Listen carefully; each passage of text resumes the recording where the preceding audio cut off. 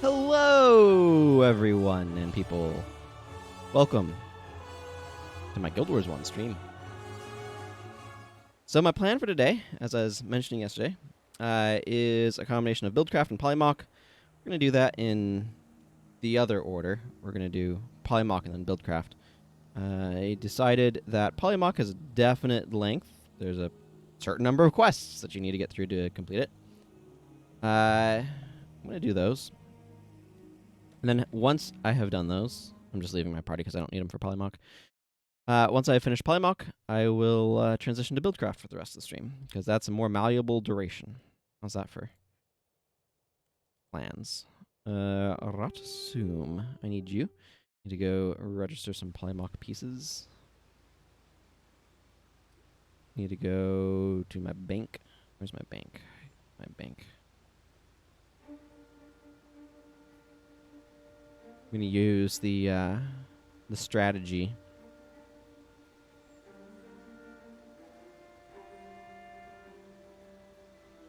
of having a bunch of Polymock pieces in my bank to make Polymock a little bit easier. Good strategy, I think.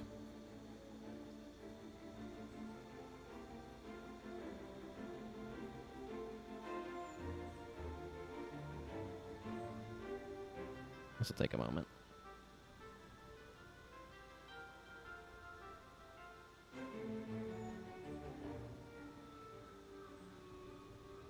Hello, Den. I'm busy. I wish to register some Polymock pieces. I'm busy. Might take a moment. Here comes trouble. Why are you bothering me?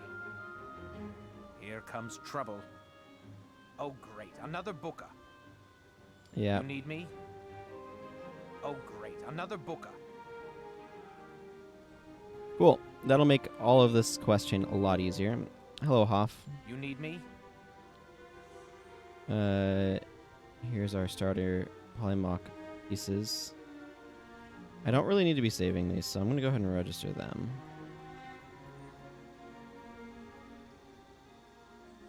I'm busy. You need me? I'm busy. I'm busy. Cool. Okay, there's the basic pieces registered as well.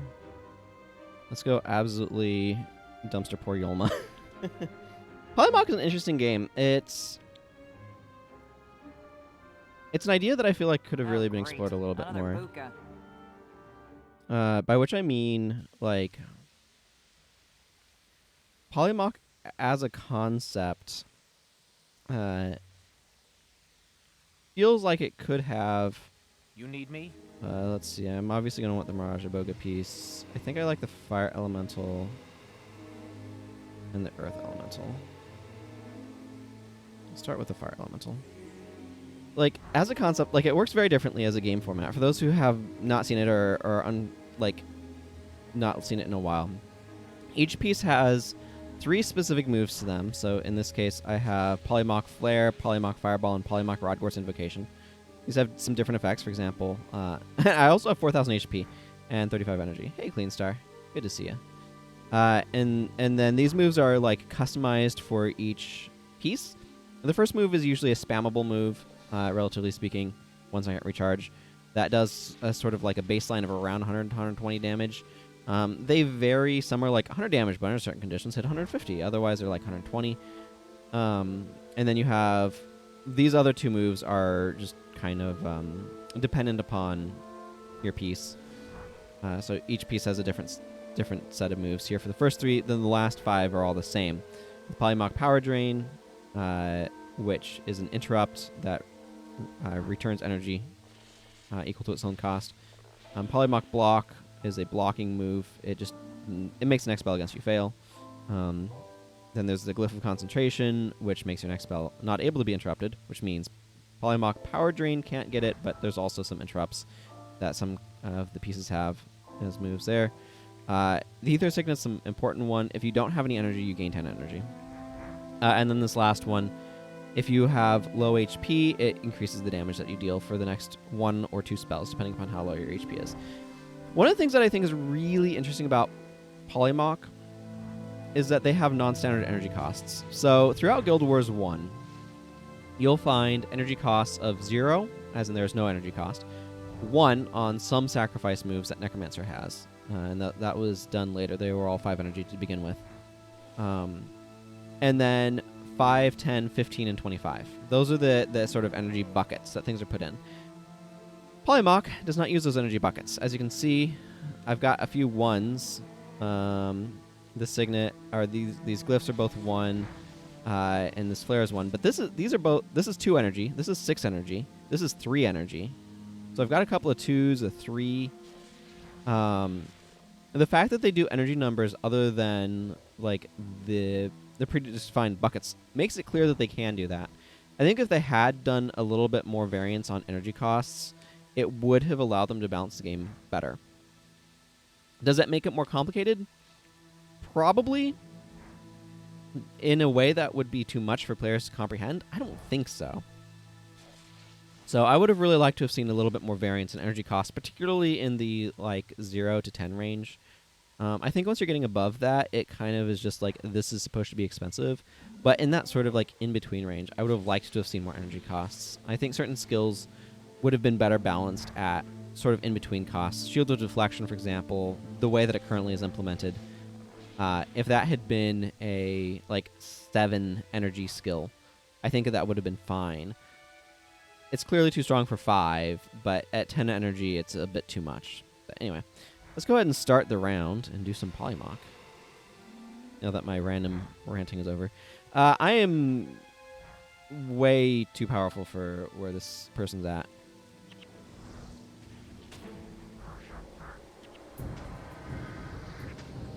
Now, it's important to note...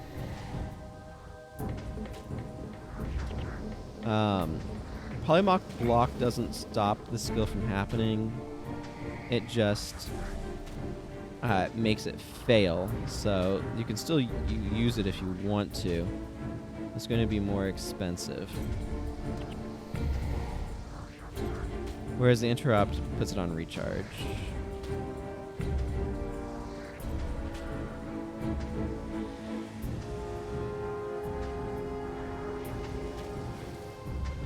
Now, because I grabbed Polymock pieces from a different character, and I'm going to transfer ones from this character back into my bank, I am stronger than I should be. You can totally get the Glyph of Concentration, by the way. Useful to be aware of.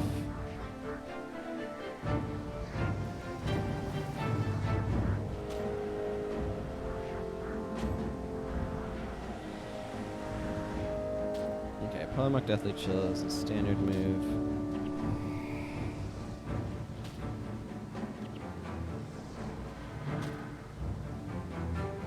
Okay, and then there's Rotting Flesh here.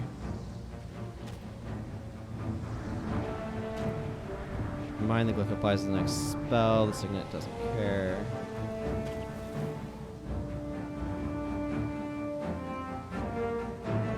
One of the disadvantages you have for winning the round is your energy is not refilled, so you start from however much energy you had.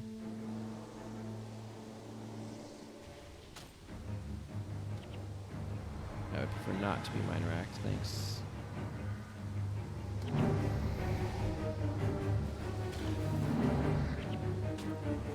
Okay, well, I'm gonna be mind racked.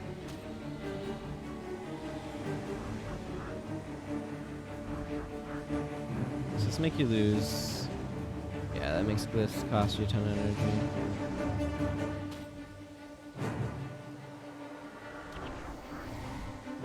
Well, my Rod Course Invocation is 2 energy. Let's go ahead and get you with that.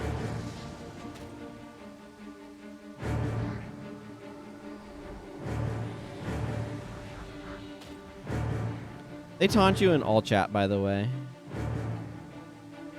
And yeah.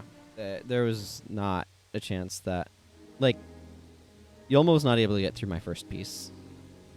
And some of that's pieces. Play skill does matter, but in Polymock, but when you're just going in there with basic pieces, it's also gonna make things difficult. I don't know, Polymock's an interesting idea. The biggest issue, frankly, that with Polymock is I feel like they just kind of have a quest chain and then they don't do anything more with it. With how much they've developed it and everything, it really feels like there should be more. But there isn't, so... it would have been nice if they had, like, put in a PvP Polymock arena or something. I understand. I think that they were a little bit concerned about fracturing the player base in PvP too much. But Polymock is such a different type of format. I don't think that would be an issue. Here comes trouble. I like the Fire Elemental, Earth Elemental, and Mirage Boga. There can be some strategy for like what their pieces can do for what you pick, but let's go ahead and start with Earth Elemental this time. Earth Elemental's neat. This is just a strong attack similar to the Fireball. This one does a lot of damage and interrupts. So.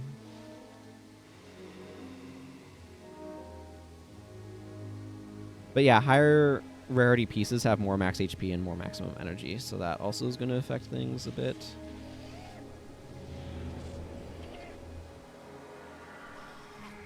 Yep, missed your interrupt.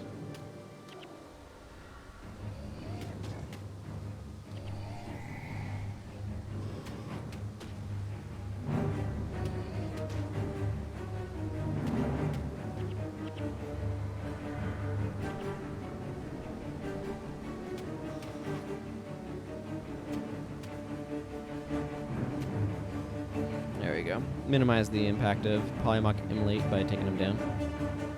It's basically like a Rod Gorse Invocation, but worse. I mean, it's a longer burning duration, but no upfront damage. Feels like it's worse to me.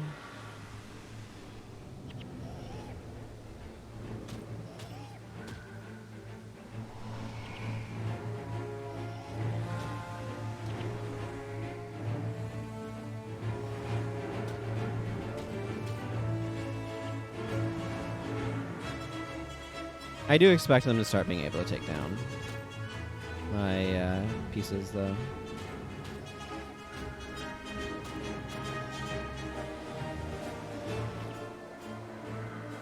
You can also use the Polymock block as a way to help protect your spells as well. It's kind of a second glyph of concentration.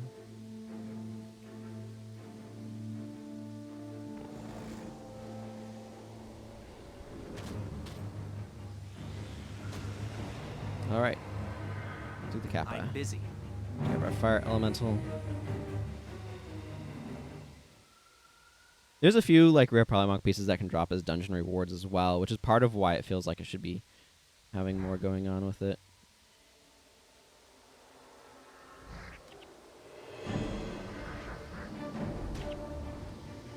Oh, okay, that's like Earthquake and interrupts.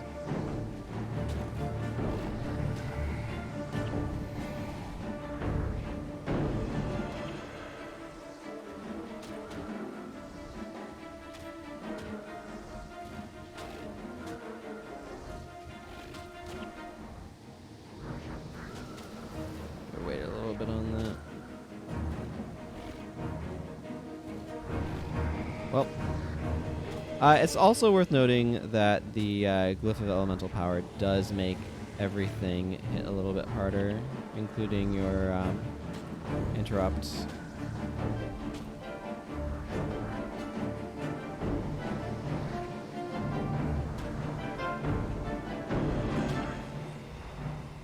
Oh man. Why are you bothering me? Having to bust out my Mirage Boga. Remember what this does. Okay, that does 800 damage over a few seconds. It's taking it, they deal more damage, but then that allows me to more easily get damage to that, yeah. Polymock calculated risk.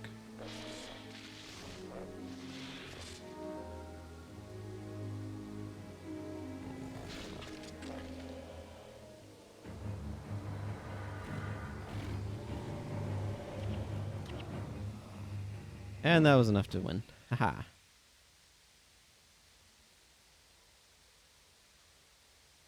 I could probably have played some of that a little bit better. Like I said, Polymock can sometimes be a very, like there is skill involved in the format. So like piece strength matters, but skill also matters. And like normally when you're doing this, you need more skill because you don't have the piece strength. You don't get the stronger pieces until you get a bit further in, so. Unless you got really lucky in a dungeon and got a rare Polymock piece dropped. And like, let's face it, that's not common at all.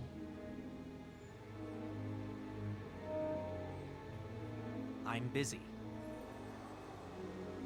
Okay, where's Blarp? Okay, Gad's encampment.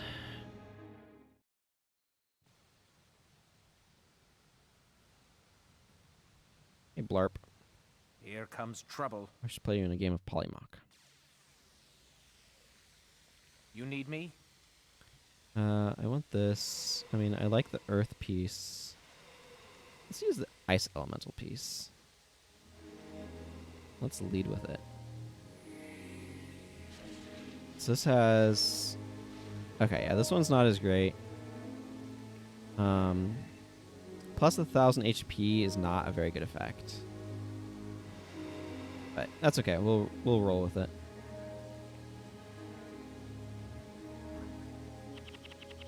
Action denied. The round has not yet begun.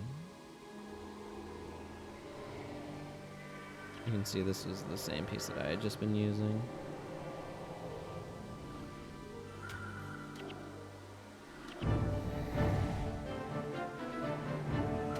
Making their signets take longer is a strong effect, for whatever that's worth.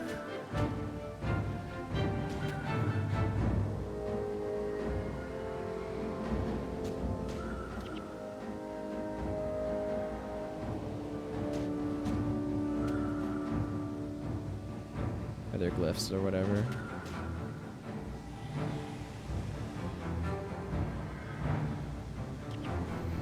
The problem that I have with the is if you don't get to keep your frozen armor up, it puts you suddenly just out a bunch of HP.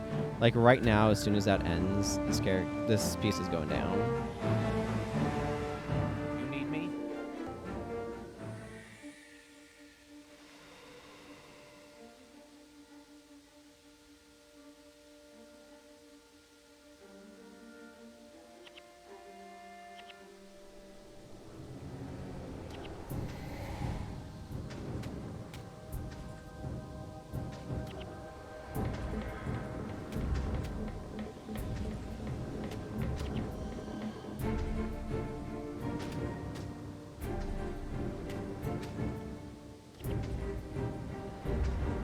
Also worth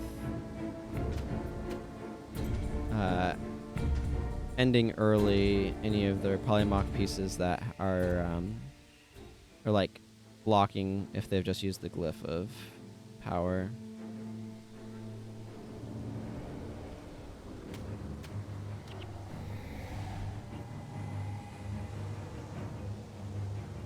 It's not going to do anything for me.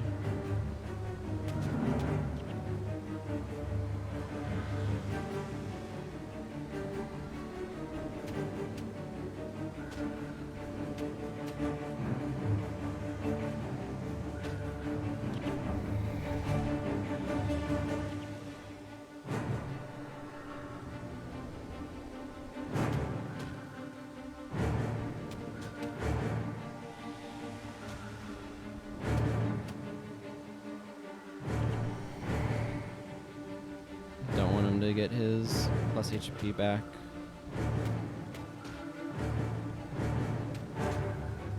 Okay, I got through that piece successfully at least without losing the earth one. I don't know, the water elemental just feels weaker to me. I have one flag.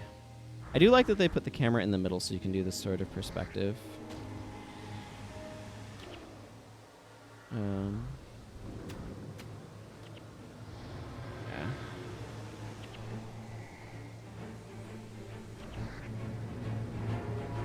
I need to not try to use pieces moves I can't use.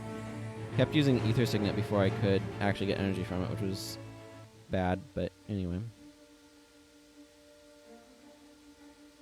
I'm fairly confident.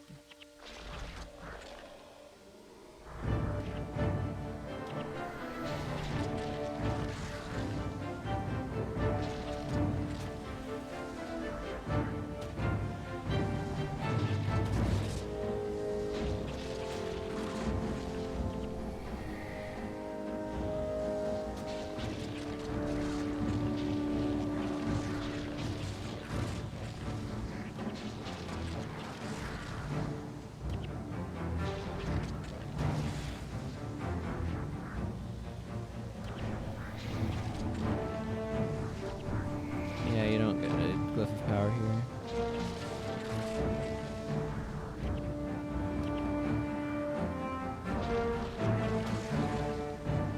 That's 6 energy.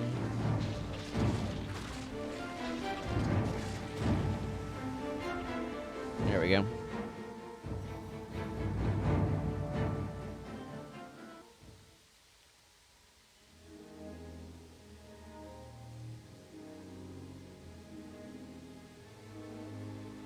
Victory was mine. It's nice to have a sunny day again today. I say as if that has any bearing on what I'm doing.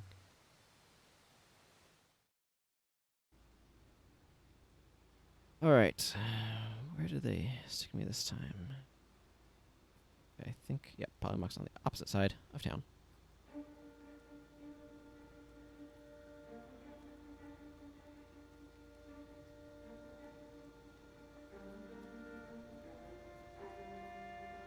I'd switch to my Asuran title, but that has no bearing on Polymock, so... I'm busy. Gunner's Hold. It's always weird to me that Gunner's Hold gets the, like, capital city icon. Right, this is the capital city of a region icon, right? Like Doomlore Shrine has, or like, Ascalon City, which this character doesn't have. I actually kind of want to do Hearts of the North and then take Kieran and Gwen on my journey back to there, because it feels appropriate somehow. But that's a different discussion for a different time. Gunner's Hold.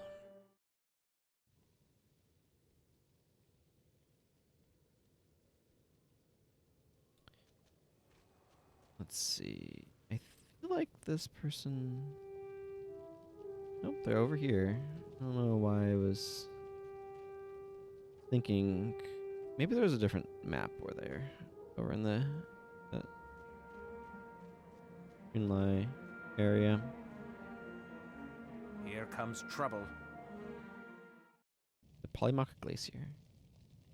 Here comes trouble. I like those two. Let's use what the Kappa does. Oh yeah, the Kappa's pretty good. He's bleeding. This is 600 damage interrupt. Wait, are you also using the Kappa? Did we just choose the same piece?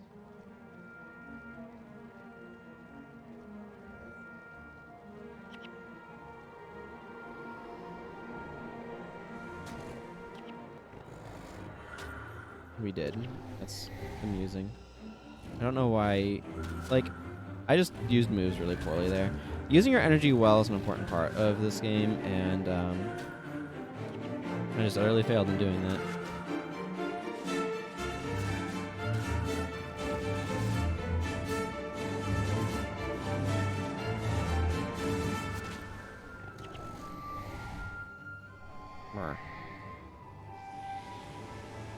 Ah, nothing like the Glyph of Concentration Polymock block.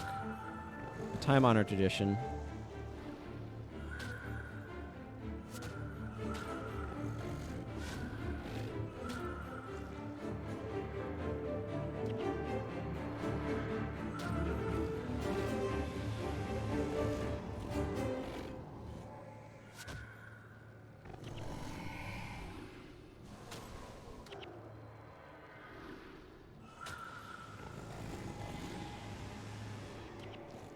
Good. I was able to get my ether signal off before the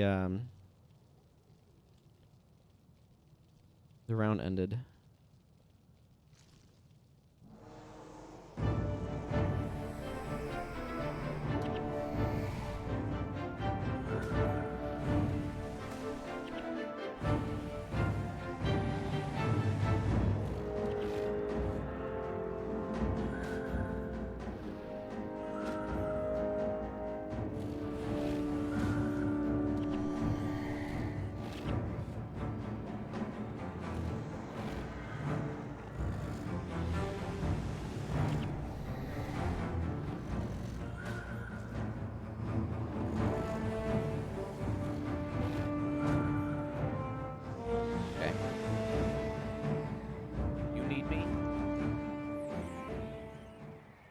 Through like more than half of this piece, so that's not bad.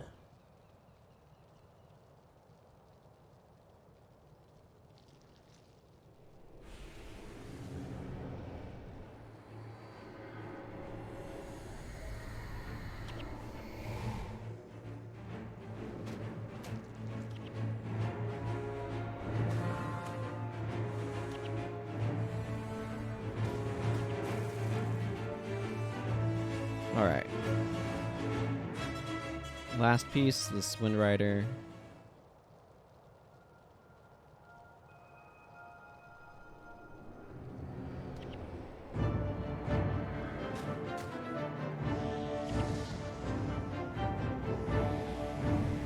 Yeah. Deal 50 damage to me every time I use this skill, and then 600. And I don't know why I just used Glyph of Power there.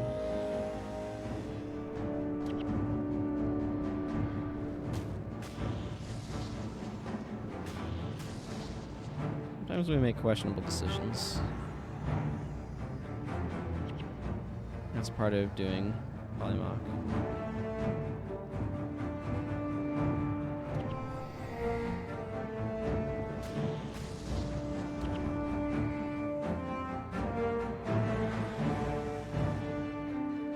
Interestingly, it would probably be fairly useful to have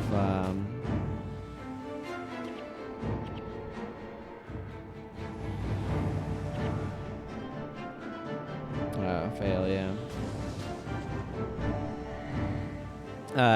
There's what they're using down where I could actually like see my skills at the same time. There we go. And you can see the Polymock piece fall down in the background when you take it out. Yeah, so the Kappa piece is pretty reasonable. It's fairly... It's not quite the same, but it's somewhat similar to the fire elemental piece. I like the earth elemental piece because it has a lot of direct damage. A lot of fast traveling back and forth all over the area here. Let's see. Have I graduated into the trio yet? That is the question. Some of those pieces are more like specialized to counter specific things that other pieces do, and I don't like those pieces much. The Aloe is a good example. I think it has a hex removal skill, which does absolutely nothing if the other target doesn't have a hex. So it's like you're down a skill. Here comes trouble. I need to go fight Grohl Hammer Silverfist. Or summon Ruby Jin in a fire elemental Polymock piece that I already have. Okay, but like, where is he?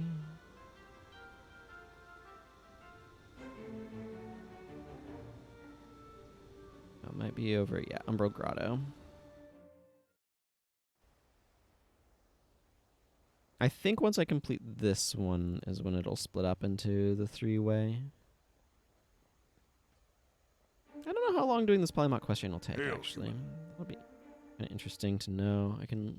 Been, what, about 20 minutes so far-ish? You need me? Roughly. With elemental... So I don't like the Aloe Seed because it's not... the Gargoyle is actually a pretty decent piece, except for the part where it's common, so it's just straight up weaker. I didn't like the Ice Elemental. Yeah, the Kappa and Fire Elemental are fairly similar feeling to me. Let's just use the Kappa.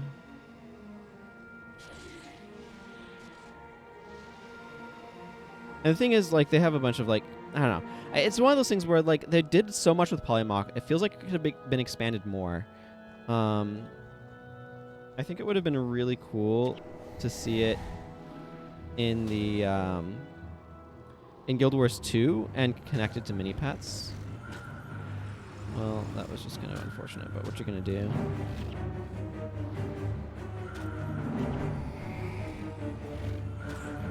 Because I think that would have been pretty neat.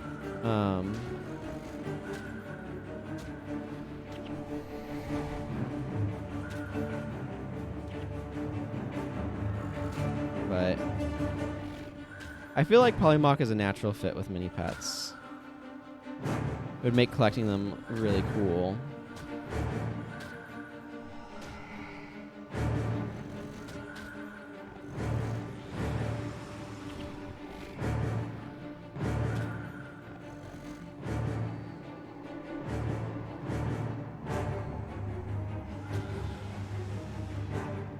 An additional 1 second activate is pretty nasty.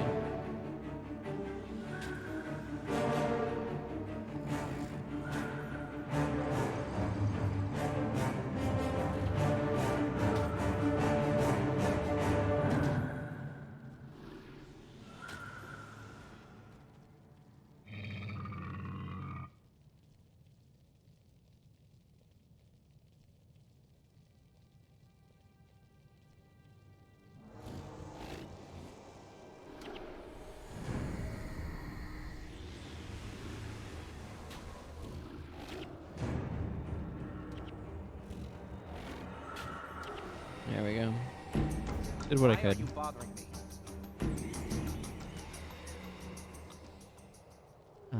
Yeah, I don't know.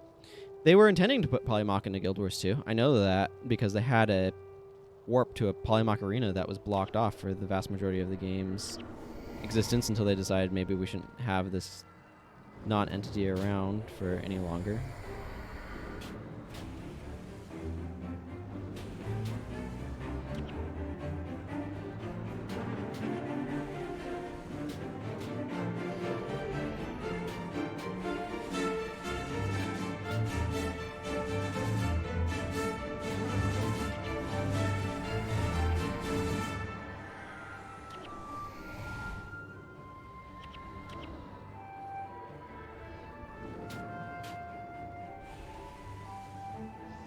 Yeah. Thought I'd used it, but I had not.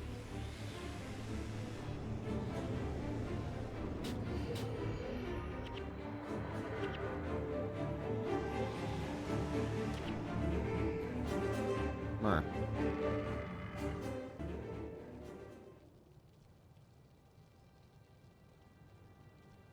It would have been interesting to see how this Polymock could have been envisioned and involved with Guild Wars 2, but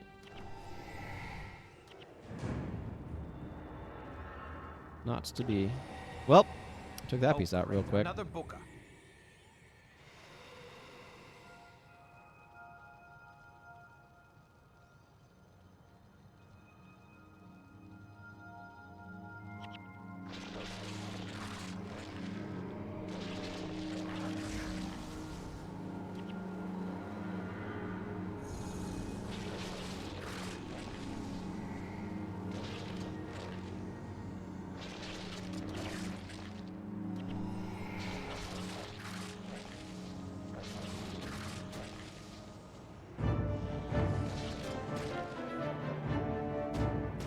It's a little hard to talk during this, by the way, just because it's pretty concentration heavy.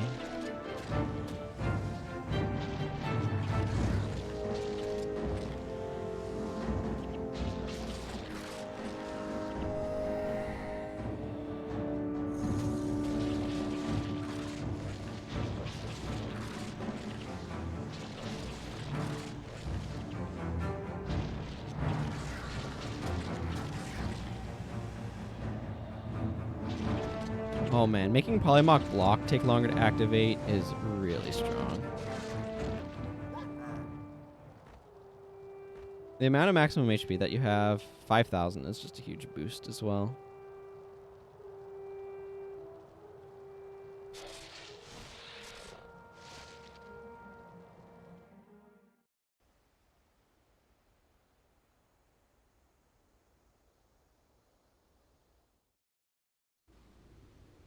Most of my characters need to go through the Polymock quest train. Hey, put me right next to Hoff. That's nice. You need me? Now I can summon a Ruby Jin, which... This is arguably the best one. It has the most DPS because of the burning from Immolate. But the other three have their pros and cons. I think the Ice Imp has Ice Spikes. So that does some AoE damage. An AoE snare. The Naga Shaman has Stoning, which works really well if you're inflicting weakness, because then it can knock stuff down. And then the Mersat one inflicts weakness with Enervating Charge, which also has some benefits at times. Oh great, another booker. Oh great, another booker.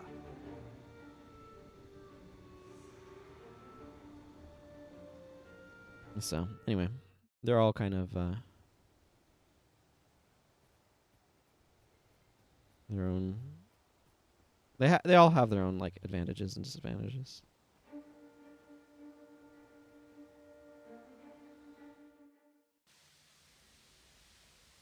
Oh great, another booker. And I think I just like the Fire and Earth Elemental the best, along with the Mirage Boga. You really want your rare.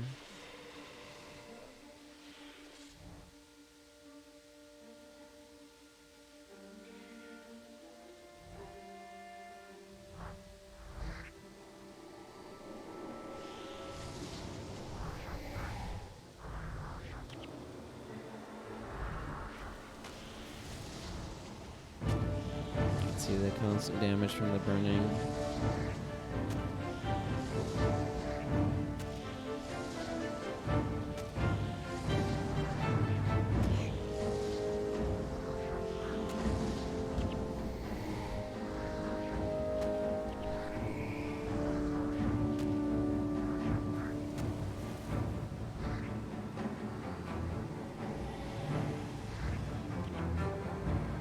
want to Polymock block that, because obviously.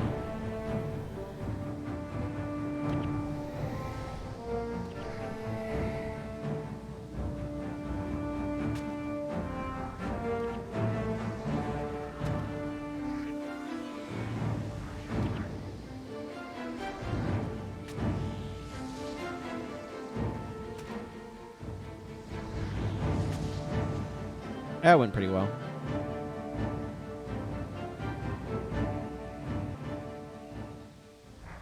Necromancer Volumindus.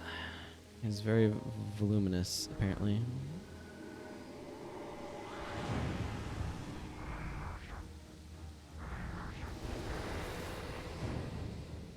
Oh, great. Another booker.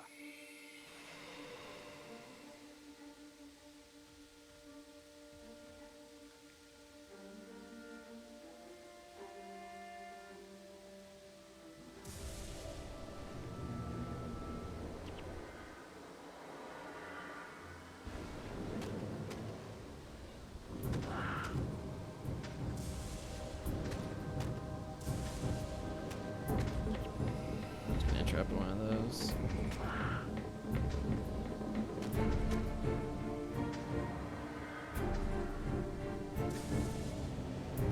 Okay.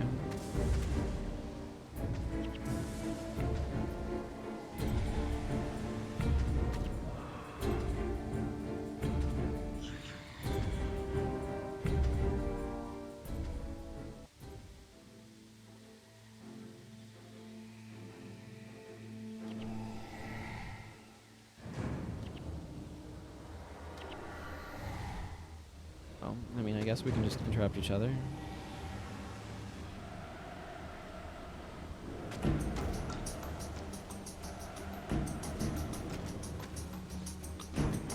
Hmm.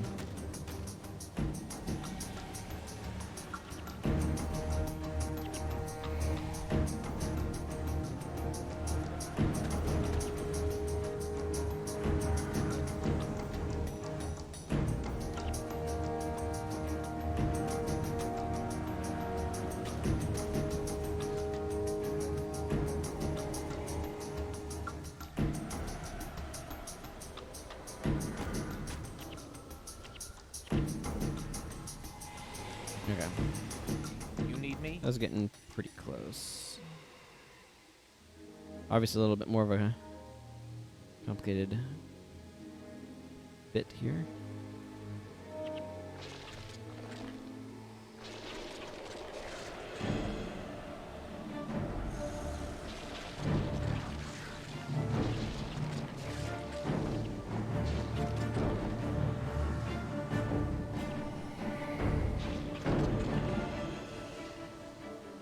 And that was the last one.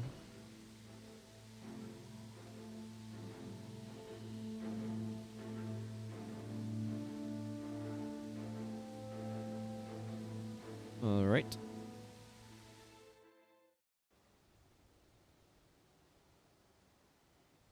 How many chests does one have to unlock to be called Advanced Treasure Hunter? I don't know.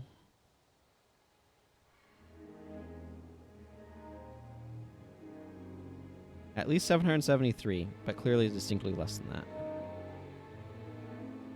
It's not that. This is like it has 10 levels. It's not that impressive. This character has Survivor? I don't know. I've gained 0 experience since death. Probably because of Polymock or something. I don't know. I didn't know I got Survivor on this guy. Huh. What do you know? Wow, he's explored so little of Ilona. It's really easy, though, to go through Nightfall and explore very little of Ilona. Actually, I should go do the other one. Dune Tear Drinker. No, not Delesio Seaboard. Zoom out. We can go to Doomlore Shrine.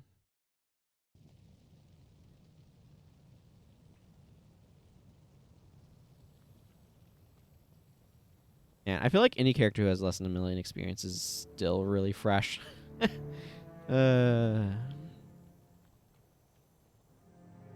know how many I have that are that way, if any. Impressed. I don't need you to be impressed. I need you to lose. This is such a beautiful arena. I love it so much.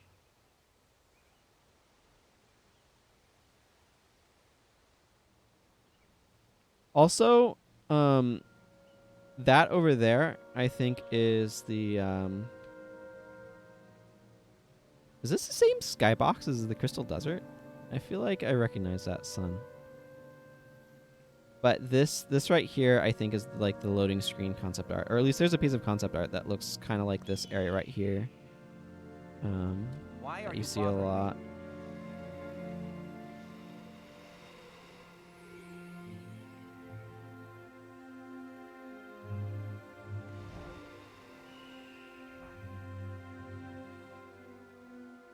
Okay, let's target Dune here.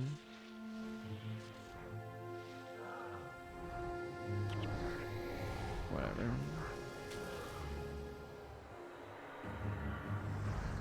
It's a bit of smiting.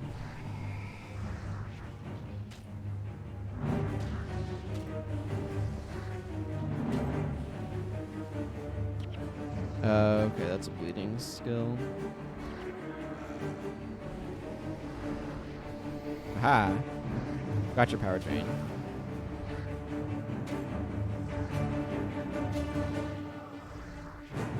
So wait, is your basic move? No. It just has a 5-second recharge? That's bizarre. That's very low.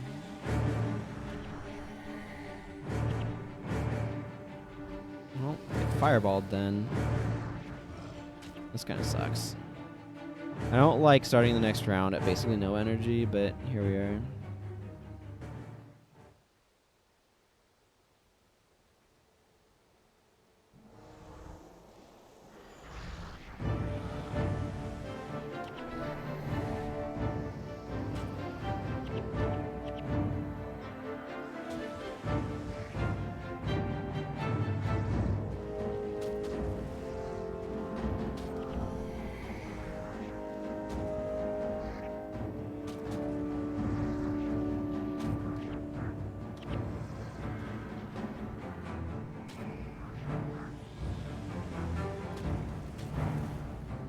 That's probably ending me. Oh, no, it didn't. Well, that guy got a lot further than I would have expected.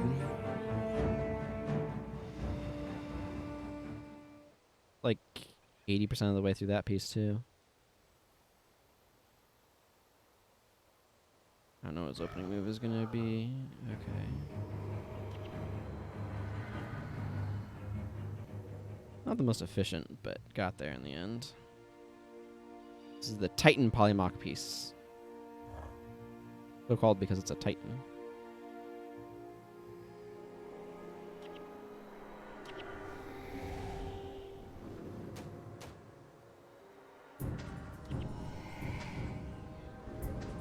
Okay, that'll just set me on fire for a while.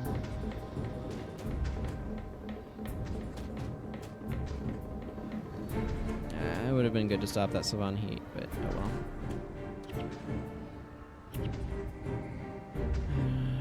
I thought I'd be lower. That's fine. No problem to have, really.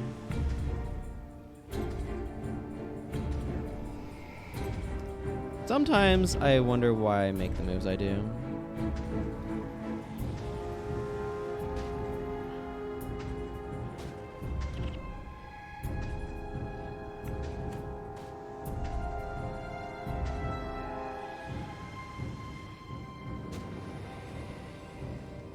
Okay, Marajaboga got this.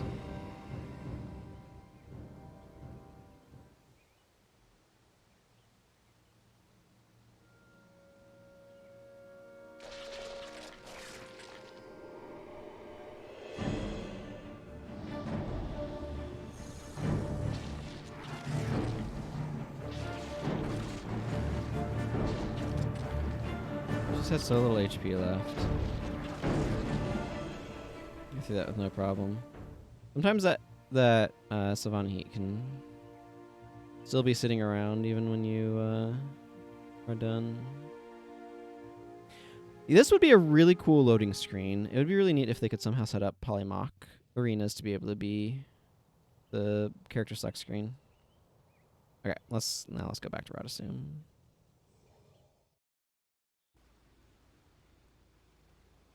The other side.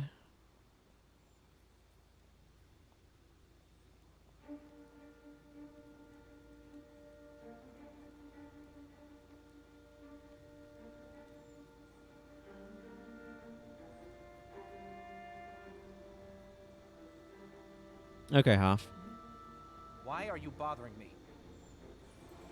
Yeah, this Naga Shaman has Stone. You need me? This Ice Imp has Ice Spikes, which is AoE. Why are you bothering me? Then there's this one. I think this is the final one, isn't it? Yeah. Prepare yourself for an old-fashioned butt-kicking, Infinity Boy. 1,000 Assyrian reputation points for doing this. Wow. You need me? Let's just defeat Hoff. This may or may not take a couple of tries. I think the arena that you fight him in is randomized as well between the possible arenas. But look, there's some really cool visuals here, and I don't know how hard it would be to like. See, so like if Guild Wars 1 were still under development, something that they could legitimately do, and something that they could have done if they had been thinking about it, is allow you to be able to like purchase character select screens.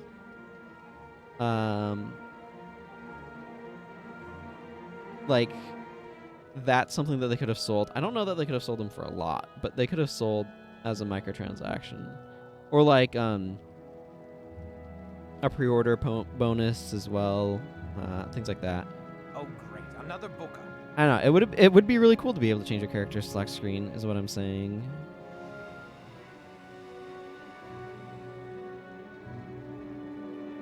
Start with Fire Elemental. I do want to spend more time making builds today, by the way, so I fully expect that to happen.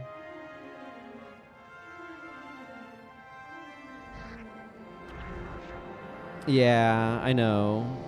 They're the character select screen is. It sounds like it's probably a hard-coded mess. Well, my understanding is that they basically gutted the previous one to make the whatever the current one is.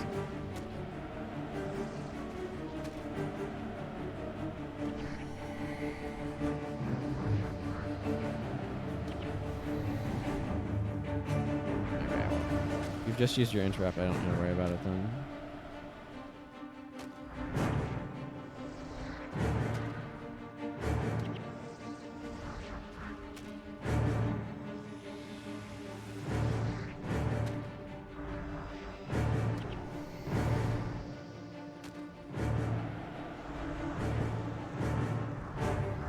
But yeah, I know they've looked into the character select screen, and it's not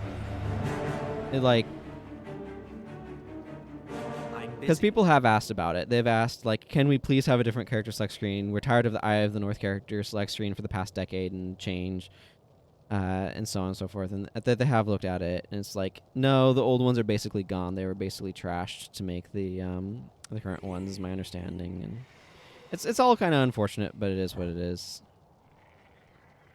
20-second recharge. Slow enough that I kind of want to just take him down.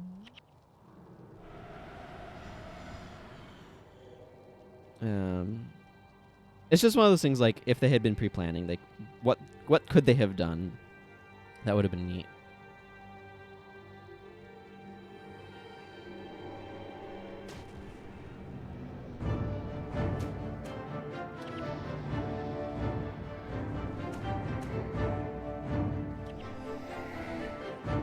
Glad to not be getting spawn heated.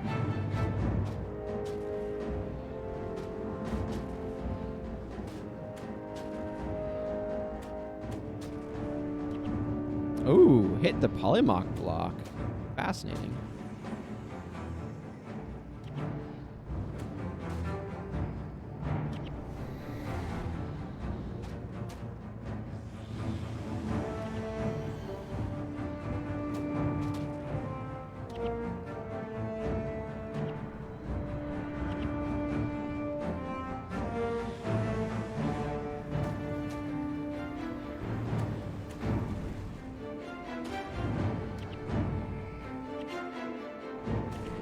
There we go.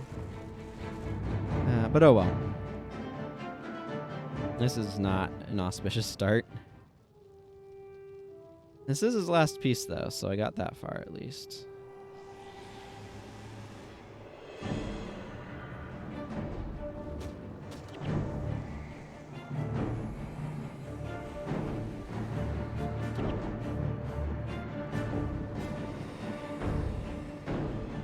I'm busy.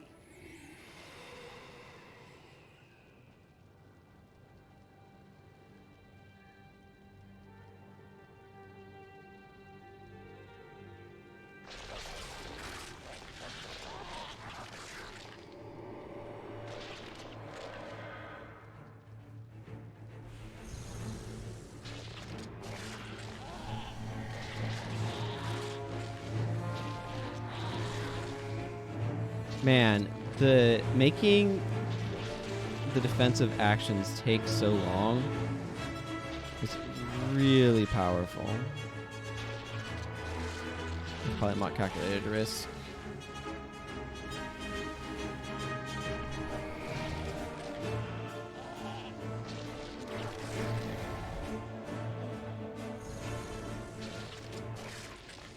Like, his power is really subtle, but very present.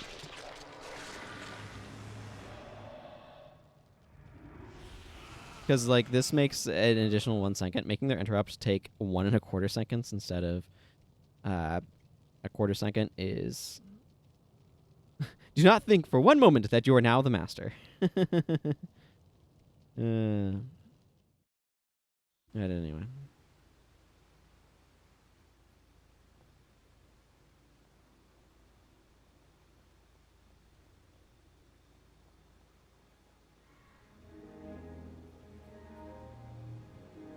Not a whole lot to say about it. I just need to walk over to this guy and get my reward. Why are you bothering me? And there's the Mirage Boga Polymock piece. Don't know why it's not a Mersat Polymock piece. Why are you bothering me? See, I can play him again in Polymock. Oh. You somehow defeated me by playing commoner rules. I'll give you that. Now let us play by tournament rules. I cannot be defeated. You'll need 1 common piece, an uncommon piece, and a rare piece to play. Interesting. I think you can probably go to everyone and do that, but you might just randomize what pieces he has. I'm not quite sure 100% how it works. But that means that I should now have all of the Eye of the North skills. Yep. 12 there, 12 there, 14 there, and 12 there. I don't know why there's 2 more for Deltramore than there are for the other ones. There just is for some reason. Very random, if you ask me. A bunch of these could use some work, like Winds, for example. I don't know if Winds is still buggy. It certainly has been. The 5-second activation time is ridiculous. I'd have no idea why it's there. It's balanced like a PvP skill. Again, like those nature rituals for PvP are... and what did that take me? Yeah, it took me about 40, 45 minutes to go through Polymock. That's not too bad, I guess.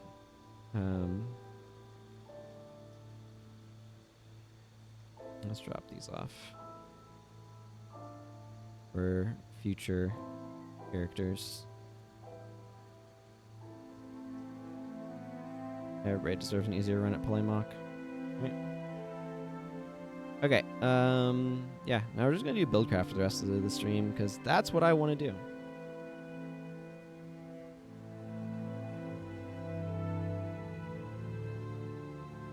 Just updating stream titles all. Let's go do that. Let's go make some builds. I was thinking actually about a... Oh, right. I don't need to keep these guys around because I finished registering all these builds in my list of builds. Go random Ritual Lord. This one actually was really impressive. I was quite pleased with that one. Okay. I'm going to grab Gorin. I want to do... I don't think I've done...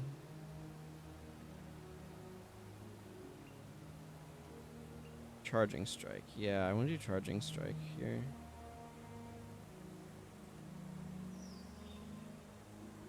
So Charging Strike, for those unfamiliar, we can go /Dervish.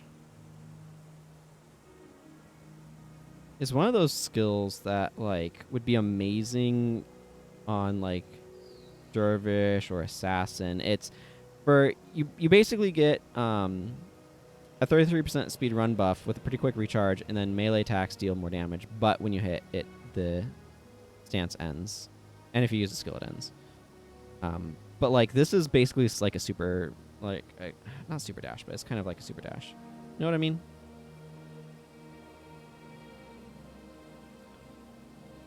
Ogden, I want to do something with you. Question is what? I could do something like tease. Looking through what some of the options are here. Cause like, oh yeah, I wanted to do Well of Power. Let's do Well of Power.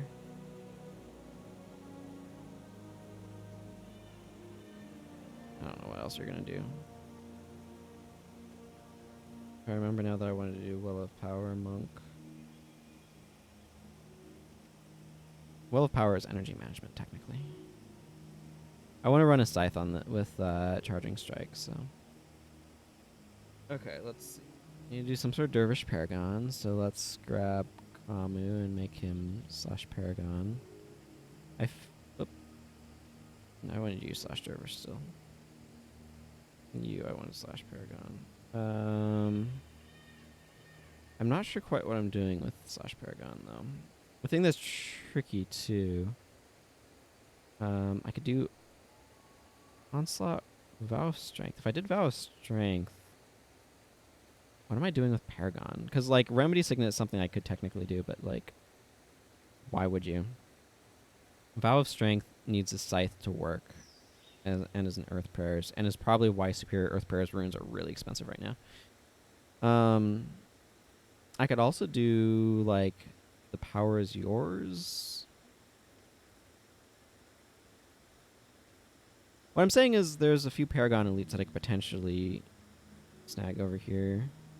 Onslaught feels like it's a little bit of wasted with a spear. You know what I'm saying? Maybe I could do some sort of... no, Arcane Zeal is just... it wants you to do stuff with spells, though. So if I did stuff with the spear, I have no idea what the rest of the bar would be. But you know what? Let's challenge myself. Let's do something with Spear Mastery.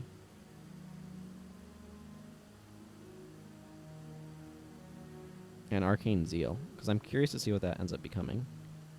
I need a couple of different things with Ritualist, so let's grab... Is Raza ruined up? No, let's grab both Raza and Zandra. That was the... whoa, I didn't mean to zoom out there. Noise. Okay, so one of them wants to be... I don't know, Dervish. Let's go Necro on you, and let's go Dervish on you.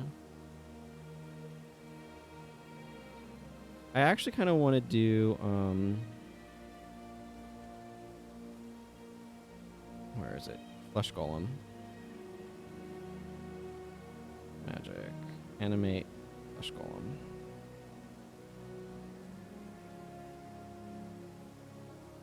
Okay, so you're going /Dervish. The real question is, okay, I can do this, but what am I taking from Dervish, right? There's a couple of different things, like Shield of Force is a decent defensive option.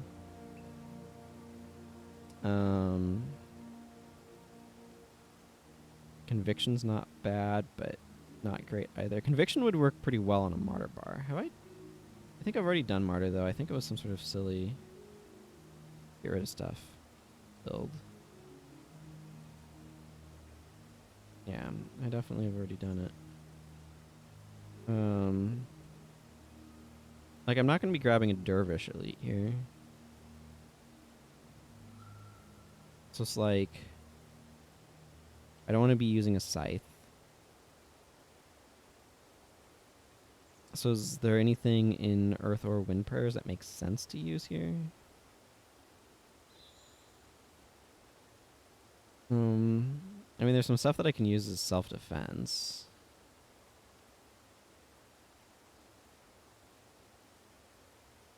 But it's like the main things that I like over here are like Mystic Healing or Dwayna's Touch.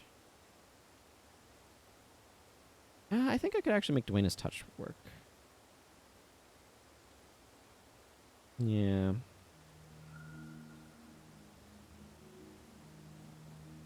Yeah, let's try that. Because I could use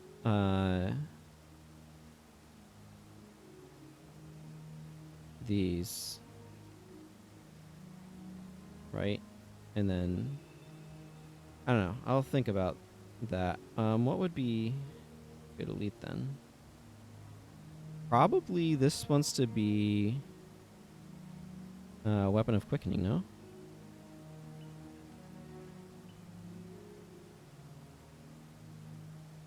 Ah, man, this doesn't feel like the right way to try to go about doing this. I mean, I could see going sort of a Weapon of Quickening route. If I'm going something like this, Weapon of Quickening, and then some Binding Rituals, I could see that. I kind of like Weapon of Quickening on a Mesmer for increased cast speed, though.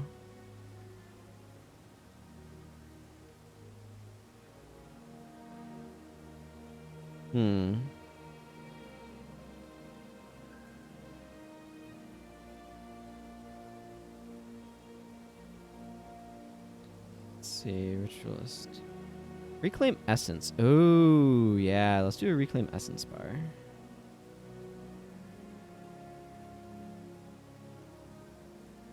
I mean, Reclaim Essence kind of wants me to go...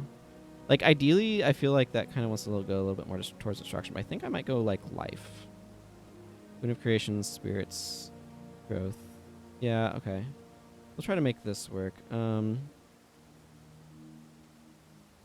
see, did I mark off Reclaim Essence? No.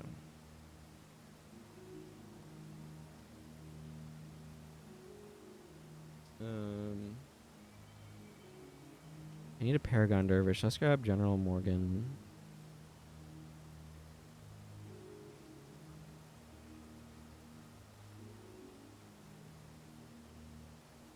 Paragon Assassin. Let's grab Assassin first.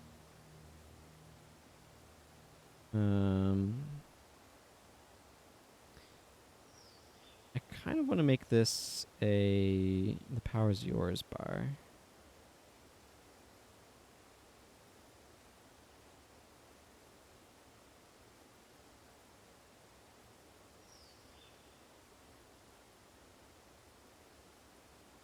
Power is yours.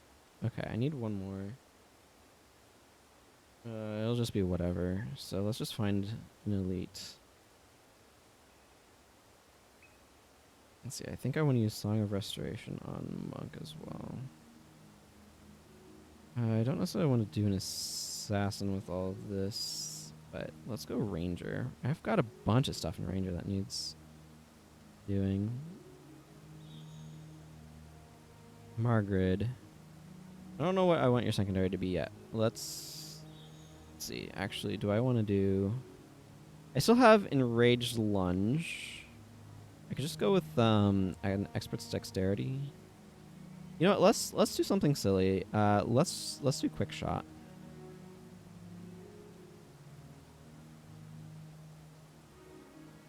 I don't know what we're doing with Quick Shot, but let's do Quick Shot. Quick Shot's one of those skills that I feel like was like elite because of the way that it worked back in the day, and then that doesn't work that way anymore, so it shouldn't be elite anymore. But I don't know. It's just shoot an arrow that moves twice as fast. That's it. It has quicker activation. I don't know. What do you want from it? It's just not great. It's just not great.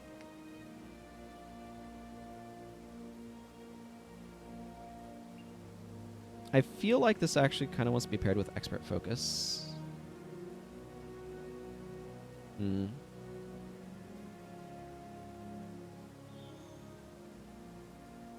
Let's see.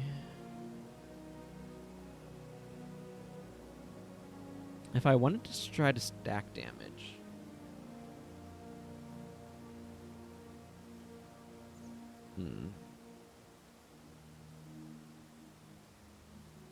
don't know what the best way of going about that would be. Okay, for the moment, I'm going this route.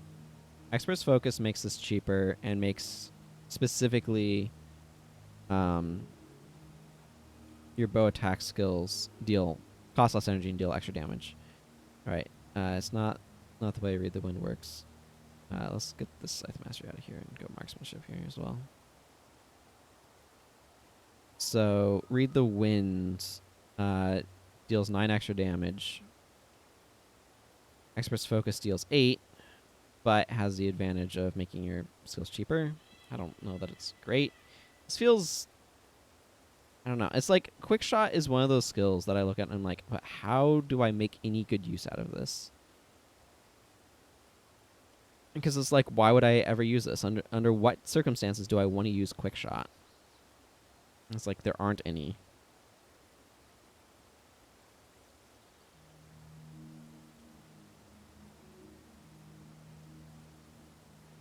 It's not like it has increased critical hit rate, so it's not like you can work it with disrupting accuracy.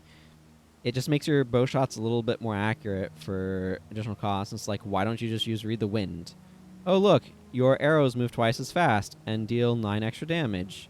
I might as well just do that instead of using an elite that makes a shot faster and deal extra damage. You know what I mean? It's like, this was basically good when you could weave it in between regular bow shots and do really fancy, like, shooting tricks.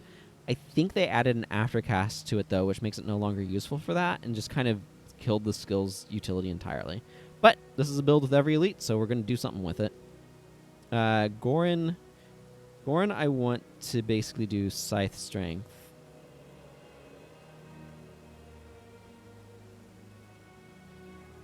I need to look at weapons here. Yeah, Gorin, you need a Scythe. Somebody who needed a spear. Yeah, it was you. Okay, Gorin.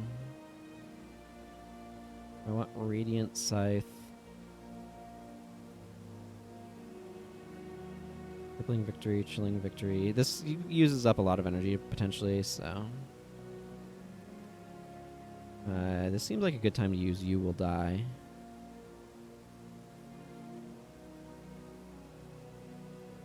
Ooh, and Bull Strike. Seems pretty spicy here.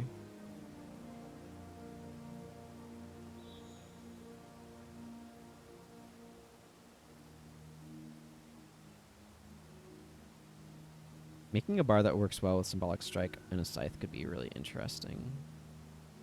That could be decent on like a Wind Dervish. Or something. Dervish does not have a whole lot of signets, unfortunately, so that makes it a little tricky. I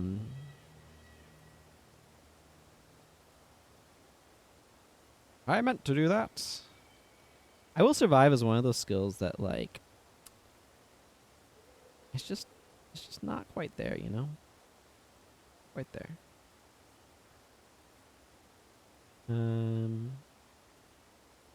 Oh yeah, Body Blow, obviously. High Strength. Body Blow is a good choice. I know, we'll go with something like this for him. Well of Power means he's going to need some Blood Magic.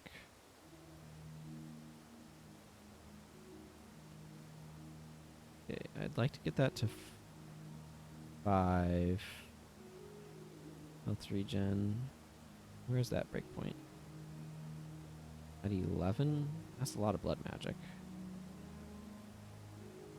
That's probably going to want to be Protection Prayers then. Because Protection Prayers is good without as much investment, if that makes sense. Good old Well of Power.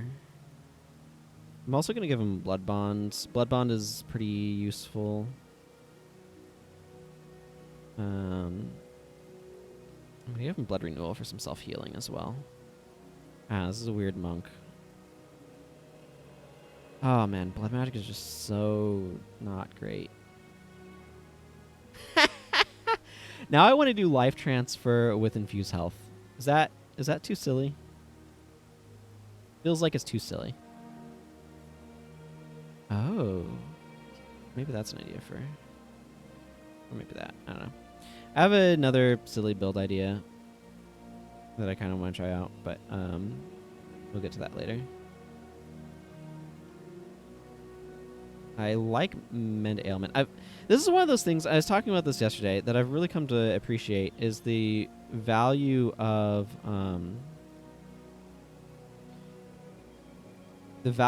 Mend Ailment over Mend Condition. Like, Mend Condition is better in areas where there's not as much stuff going on.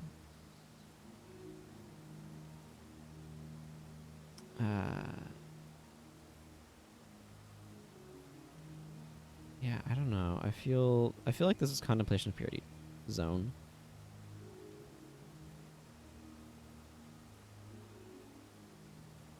Do I even bring Mend Ailment, or do I... Because, I mean, this is one of those situations where you can pop Blood Renewal off with Contemplation of Purity. And that's kind of neat.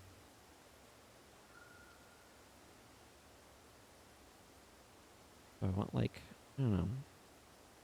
I don't know what this bar is supposed to look like. I kind of feel like it wants Reversal of Fortune.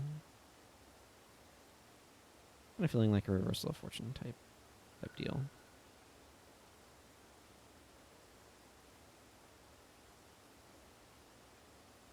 I don't know. This is a weird bar. I like it. I like it weird. But yeah, like Mend Ailment, you just... Most of the time you don't want your monk to be spamming Mend Condition quite on recharge, because then they're not attending to other things that are important, like keeping people alive. Mend Condition just doesn't heal that much, and Mend Ailment's better when you're getting pummeled. I don't know. I talked about it a bunch yesterday, so I don't feel like I need to relitigate it here. Okay, so what I'm feeling is I'm feeling some wind prayers. Let's see.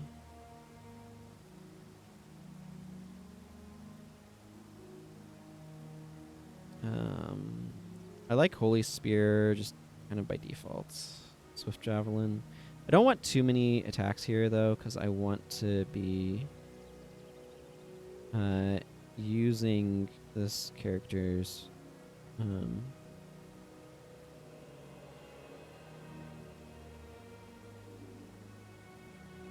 let's see. We'll do those, and then we'll do...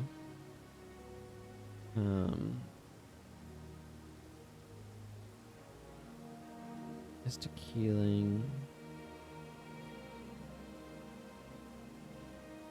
Would this be better? That's 4. Yeah, but I want the stronger stuff from here. I don't know if this is any good. Obviously, I want this to be a hard res. Let's put a few points in command and make it We Shall Return. You're really ambitious. Could have the energy for that, right? Yeah, because the spear is +5 energy.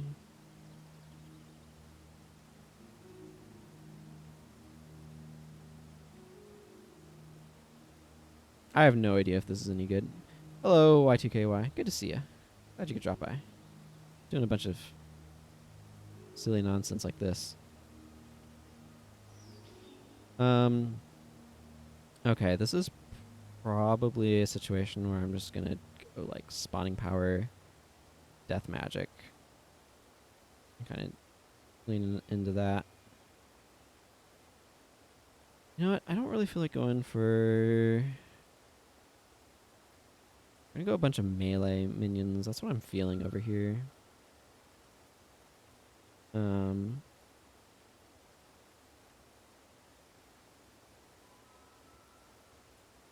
Where's Blood of the Master?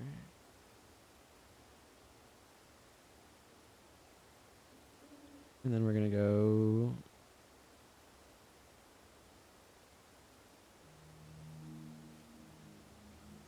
with these, I think.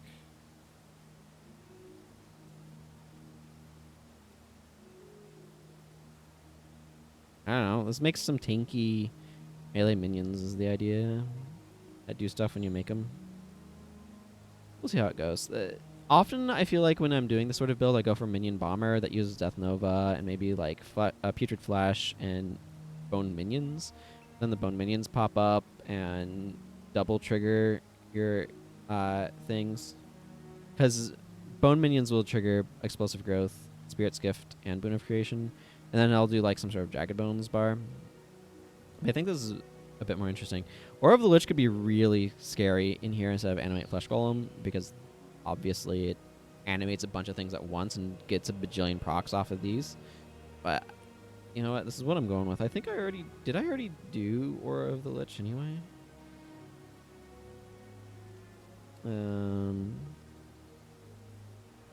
Necromancer.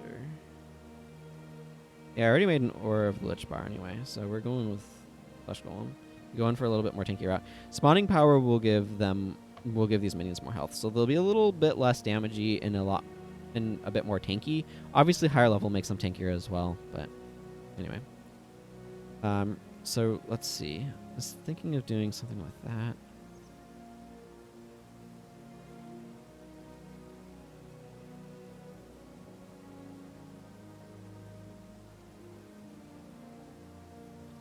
So what this does is all of your spirits die, and you gain 16 energy for all of your binding rituals. And all of your binding rituals are recharged if a spirit died in this way. So what I'm thinking of doing is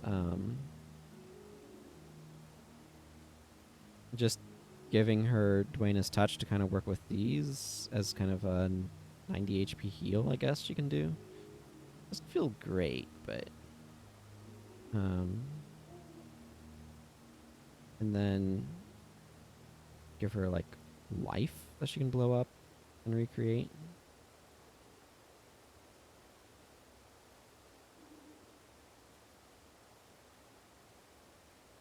This doesn't feel like it makes any sort of real bar. I'm not satisfied with how this is feeling, but...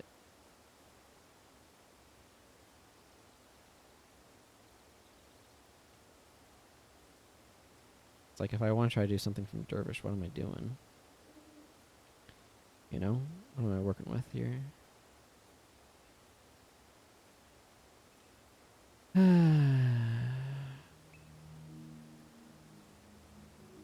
There's like just a handful of things that work well from Dervish on other professions.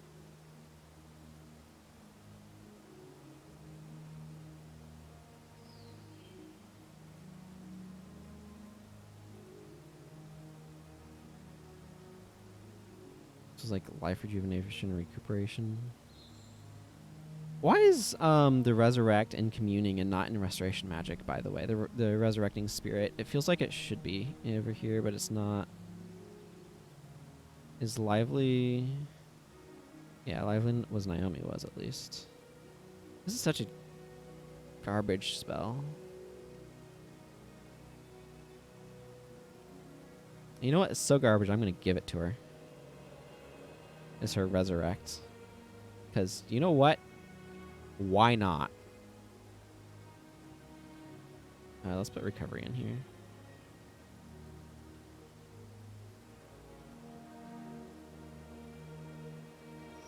Right. Okay, so what am I doing with...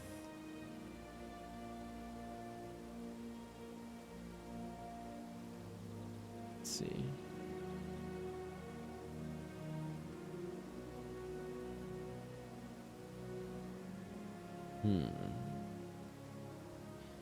Do I make him just use daggers? Question mark?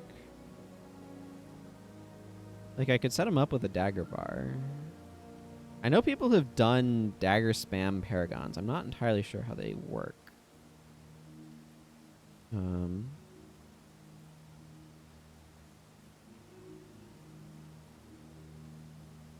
I feel like...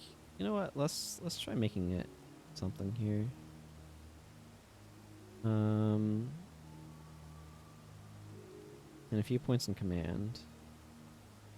I'm gonna go for the eyes here for helping with energy management.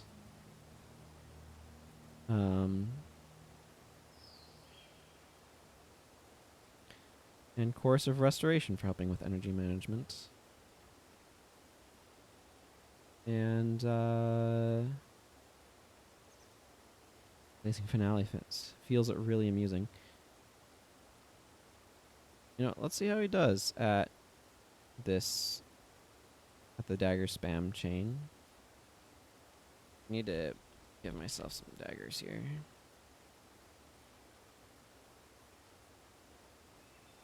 I don't need this scythe. I have a scythe floating around, thanks. What are you missing a shield? I'll give you a shield. You never know when you want a shield for somebody.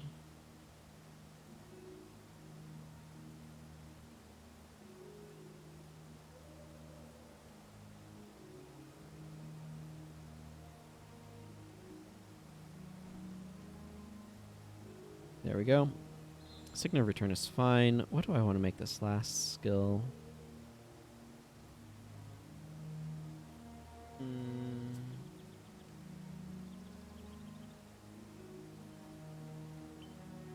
How about Hasty Refrain? That seems amusing. That seems like a good spot for Hasty Refrain. Target, let's see, target ally, so he can put this on himself, and he'll be spamming Shouts and Chants a lot, theoretically. I don't know. I want to see how that works. It seems like a potential thing, maybe? What I really want to know is what the heck am I doing with friggin' Quick Shot to make that feel like it's actually being useful? It's like, it's one of those things where what I'm wanting is something that triggers whenever you use an attack skill. Because it's an attack skill that can come off quite frequently.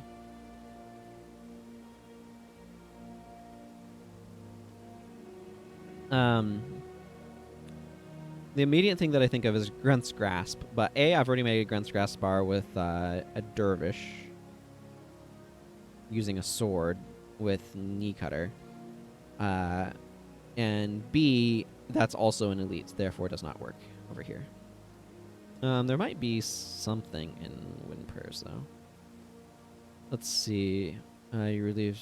Let's see. Attacks against moving foes also cripple those foes. Your next attacks can't be blocked. You move faster and attacks against moving foes do more. Some of this stuff specifically triggers off of Scythe attacks. Oh yeah, right there. Your attack skills remove enchantments from knocked down foes. That would be kind of cool if it was a knockdown bar. Signet of Pious Restraint. Okay. I really want to test something with Whirling Charge. I should do that. Okay, I'm going to interrupt this Buildcraft session to go test a skill. And then we're going to go do it again. Go back in there. Okay, you. Oh, I know why you're in Xinjiang Monastery. You don't need to be in Xinjiang Monastery. This is where I discovered that, in fact, Aegis and Shield Guardian do insta-cast with Signet Mystic Speed, by the way. So Whirling Charge says, the next time you strike a foe, all other nearby foes take damage and it ends.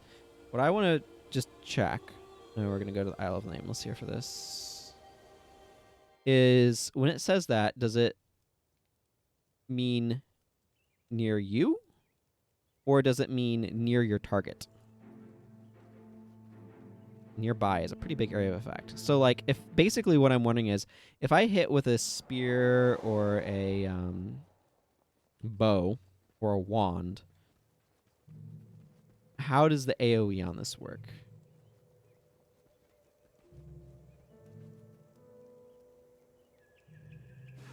Okay, that's cool to know. So you see that? Like, if I use this, it makes my attack AoE. Even when I'm with a bow.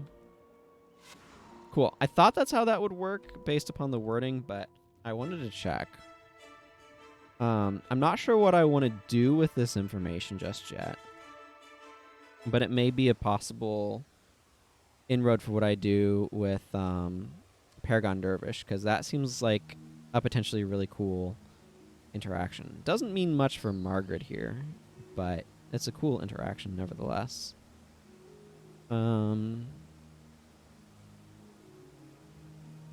So I immediately think, of course, Paragons with their anthems.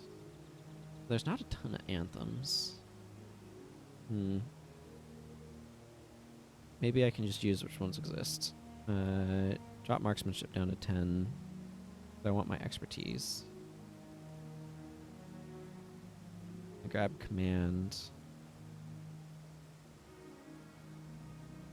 Let's see. Yeah, let's just use some anthems here.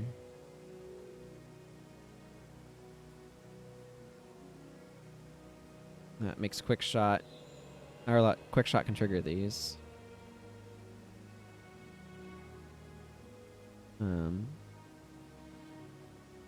Yeah, I don't know. That seems like an idea. Technically, you could use We Shall Return, but that seems dubious. I'm actually going to go with Signet of Return here, though. I feel like this is a sort of situation where even if she's not automatically able to make use of Body Shot, really should have it for help with energy. And I'm just going to include Antidote Signet here for some aid in managing energy. I don't know. We'll try this. It seems a bit weird, but I know, right? Also, hello, Willard Dog. Good to see you. Yeah, that's something that I was wondering about based on its wording, so I'm glad I could go investigate that. Okay, I feel like some of these bars are kind of mediocre. But, I mean, that's kind of what we signed up for in this absolutely ridiculous project. Some of these bars are going to be mediocre, and that's okay. We can look at them and say, well, this is the monk I got. Guess I'm using it.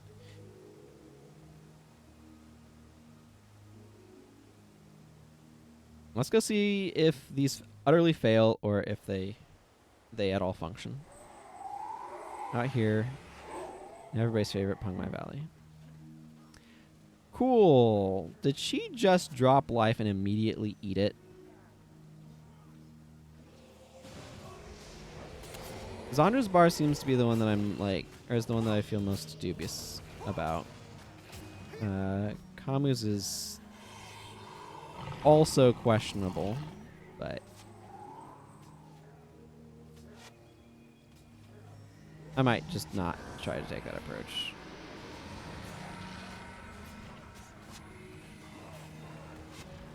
I probably should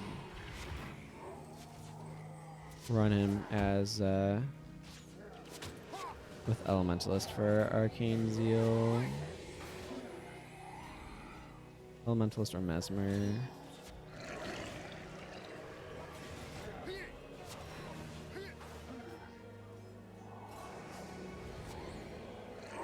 Yeah, it just feels too goofy.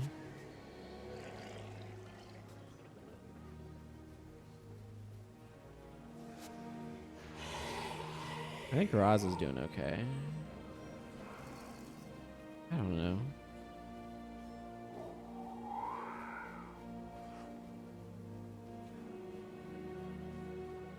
It's just like Kamu's basically like has a loot that's not really doing much for him.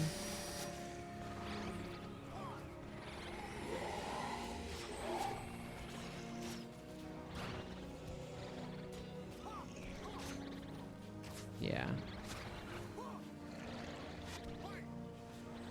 Okay, I'm gonna move Kamu over to Water Magic. It just feels proper to do that rather than whatever this nonsense is. I'm okay with where Ogden's at. Because I do need to at some point do a Dervish Paragon, but I don't think this is the way to do Dervish Paragon. We're just going to go over to Elementalist. And we're going to go, never mind, Wind Prayers. Go Mysticism, Water Magic. I'll leave the Spear on him. It doesn't really matter. Vow of Piety is kind of spicy with this sort of setup, but we'll see. What I want is I want Water Attunement, Ice Spear, and Rust. These two working together, of course, with this to do some additional damage.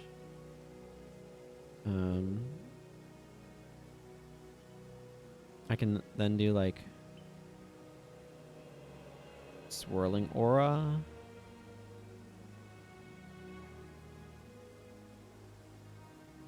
As well, that's an additional enchantment. And actually, I'm going to put on Armor of Frost. My reasoning here is not because he needs more defense, but the +1 against water magic and the additional enchantment to help with energy feels kind of good. I don't feel like he needs a whole lot else going on, so I'd rather have the bump there. This feels like a better direction to take that sort of thing. I still don't know what I think about what's going on with Zandra.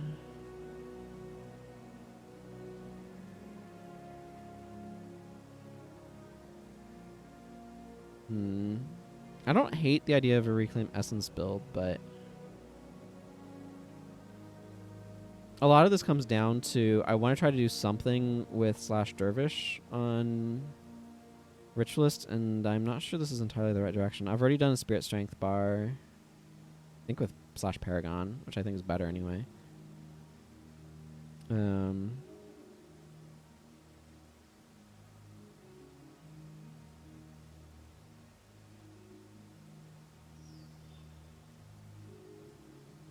Yeah, there's just not a lot to do with Earth Prayers.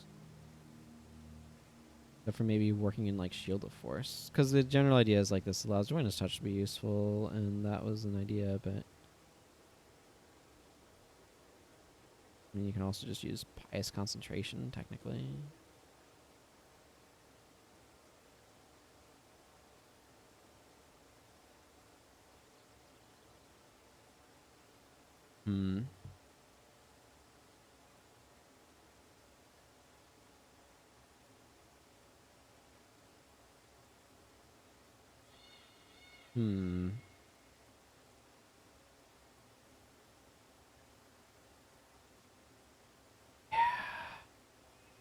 Basically, this comes down to I don't know. I don't know what I'm going to try to do with her.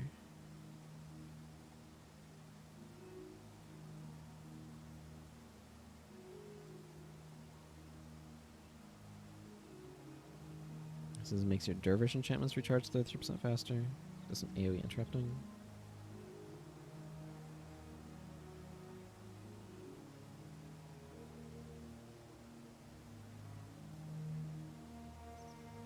I mean, again, it comes down to Dervish is more of a melee attacker support, or like an attacker support attribute, so.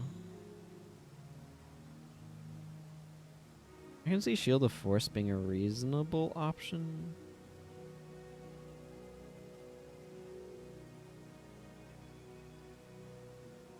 I don't know. I'll leave her as is for now.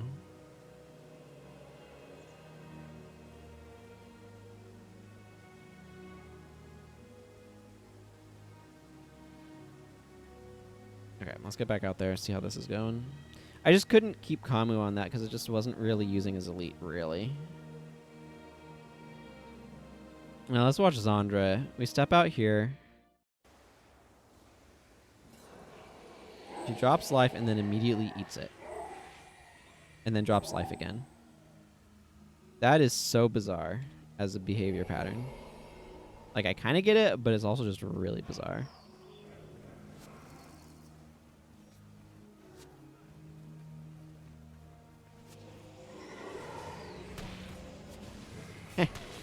Nice bull strike, Goran.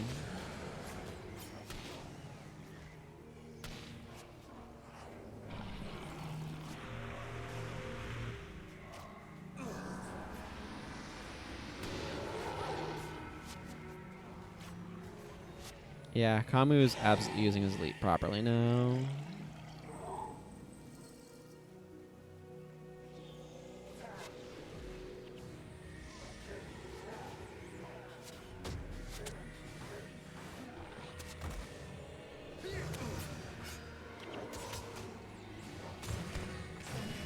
Has Goran used his at all? I haven't been paying closest attention to him. Yeah, he is using it. Okay, good. It just has a really quick recharge, so it's hard to tell. Wow. Okay, Margaret's energy is really rough. I'm not actually that terribly surprised by it, because she is using some rather high energy skills, but yeah, I might need to rethink what I'm doing with her.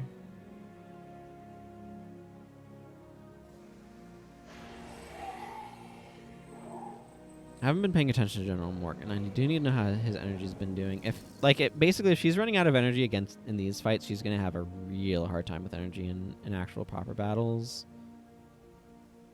So I'm probably gonna want to go a different direction with her.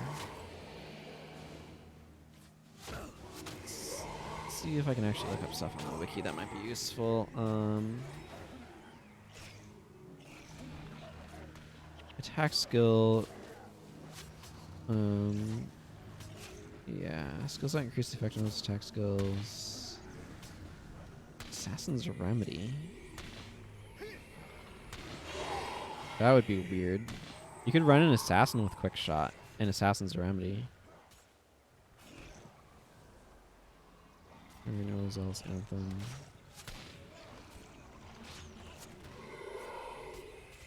Does it end if you use an attack skill?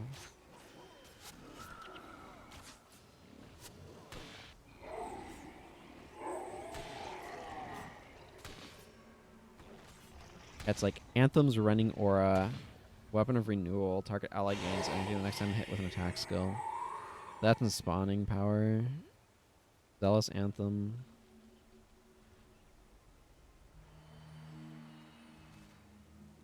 It's like Quickshot is just such an utter garbage skill that it's hard to find something good to do with it.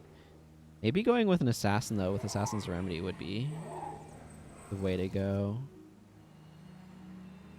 Rather than a primary ranger. Do I have a bow sitting around? I do. Let's go do it that way. Let's go grab instead of having Margaret trying to do quick shot, let's say, you know what? No, this should be used on an assassin. And let's go grab Anton. I mean, it means that I'm not getting my oh, whatever. I wasn't trying to get something specific with her anyway. That's fine. Okay, Anton, have this bow. Go / ranger. You don't need dagger mastery because you ain't using daggers. You're using critical strikes and marksmanship. I mean, this starts making some obvious choices as well.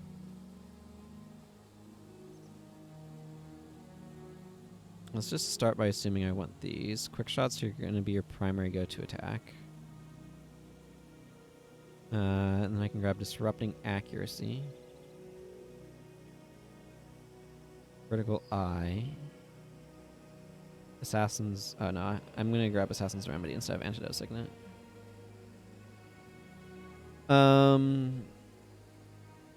Yeah. Keen Arrow, I guess. And I can always put on Body Shot. Critical Defenses feels unimportant here.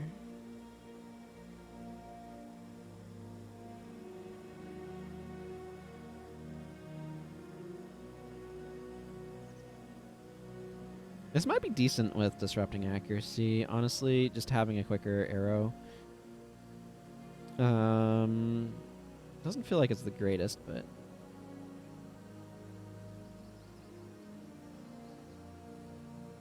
Spirit Walk. For 10 seconds, you move 25% faster. It's refreshed whenever you take elemental damage. Spicy.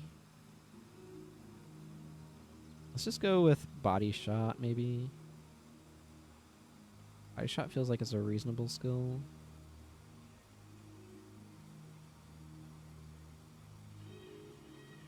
I'm just glancing through to see if there's anything else that stands out to me.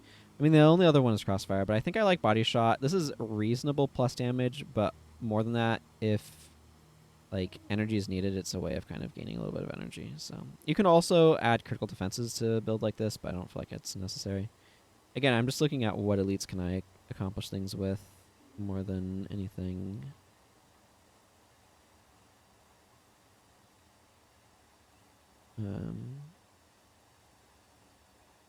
Yeah, okay. Let's go see how Anton's quick shot is looking energy-wise, just on simple battle.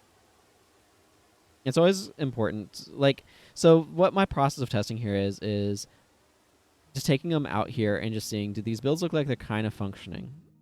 Right, that's kind of my initial starting point. And I'm going to admit, Zondra's bar is functioning real weird. She's real weird with it. Anton, have you considered your accuracy buffs? Might be a good idea. He does apply them, but apparently it takes him a moment to think maybe they should be added.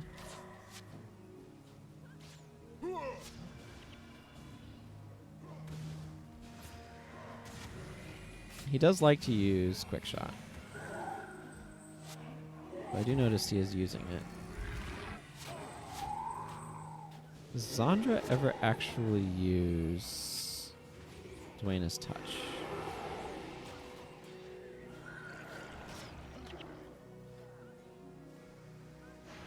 General Morgan's energy is fine. I don't know what his skill usage has been like. I'm just kind of looking at Zandra right now to see if she used Dwayne's Touch, but maybe I shouldn't right now just yet.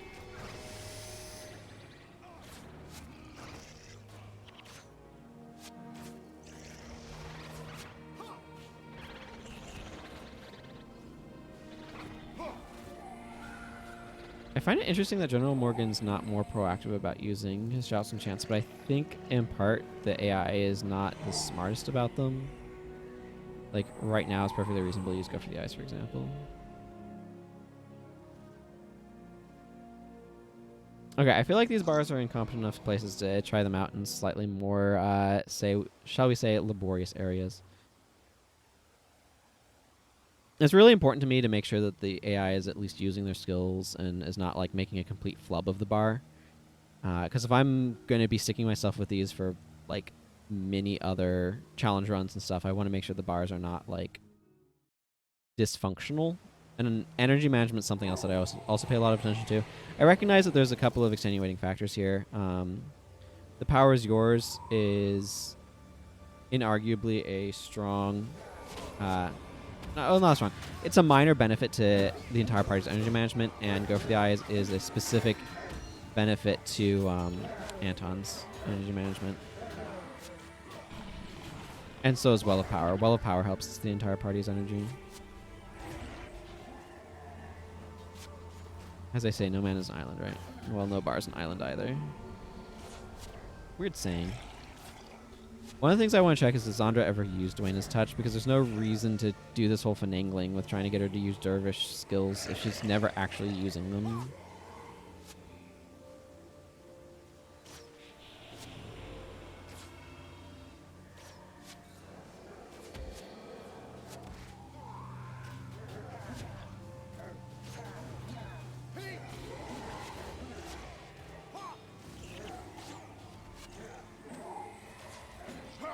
General Morgan's somewhere up there, stabbing people to death. Our healing is actually very strong because we have a lot of really distributed healing. This is another thing that's really complicated, is how good is Ogden's healing? Well, it's hard to say because one of the things that's happening... Wow, Anton's energy is also challenged. One of the things that's also happening is... Zandra just used Dwayne's Touch. Okay, so she does use it. We will cast it. She probably used it on a minion, but... Ow.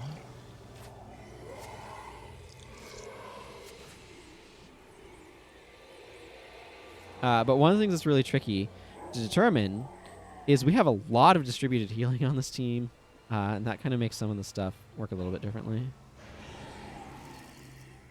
Like, Ogden doesn't have to be a great healer when swirling auras are popping out, and we have friggin' life and rejuvenation going, and... Okay, maybe we don't have a ton of distributed healing, but we certainly have some.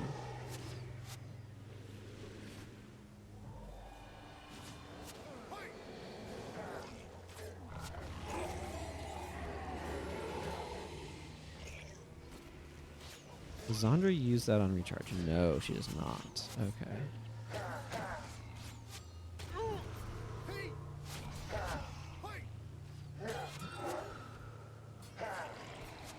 And there's a Well of Power here that Anton's standing in that's helping his energy. I think his bar's alright, though.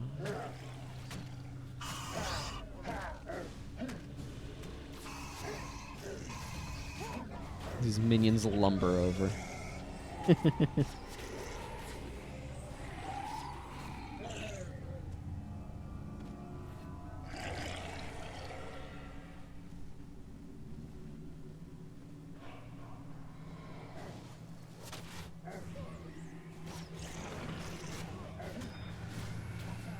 Yeah, I'm happier with Kamu's bar as well.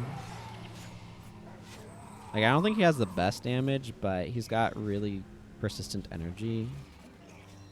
And he's doing a good job of supporting the party, so... Okay, Anton's energy can definitely be challenged. But with better runes, he's also gaining slightly more energy. And by better runes, I mean any runes. Because he'll have 13 critical strikes, giving him 4 energy on critical hits as long as he has critical eye up. But without the rune, he doesn't get that, so... I'm actually fairly happy with these bars. I don't know. They feel fine. So I'm going to call them fine and move on to another set.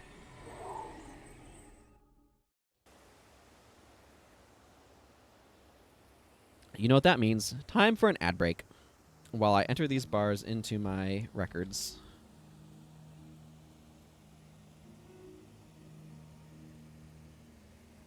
The most exciting part of the entire endeavor. Or not, as the case may be. Okay, and this is Charging Strike.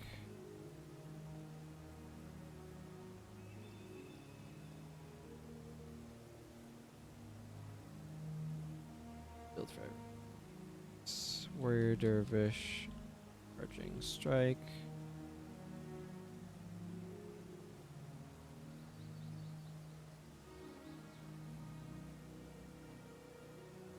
Wait, what do I have selected now?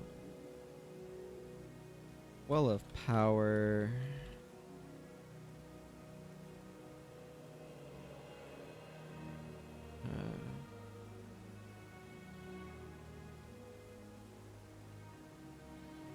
Sometimes my brain doesn't brain correctly, and I do silly things like type in every elite instead of the actual things happening. Okay, this is Arcane Zeal. I actually quite like water magic for this because of the number of enchantments you can get in water magic pretty easily.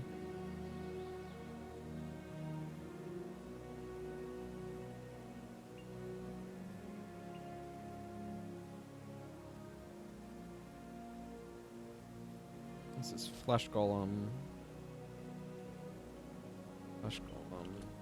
People are wondering where I'm entering these in. I have a text document that gets loaded into my program that I can do the template drafting through, because that's what these are ultimately for. And then I also save out the templates so that way I can more easily get them at that time. Reclaim Essence.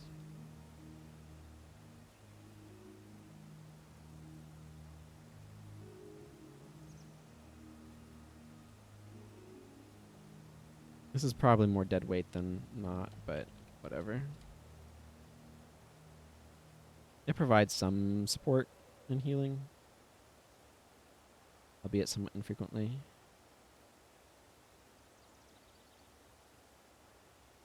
Power is yours.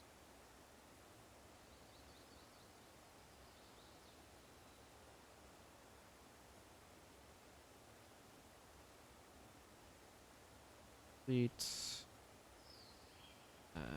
Power is yours. This is Quick Shot.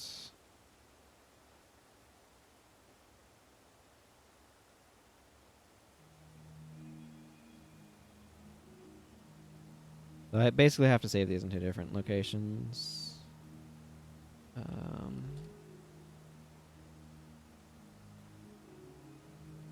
Okay, and then that finishes them. Excellent. Yeah, distributed healing is way better than people think it is. I agree with Y2KY. I like it as well.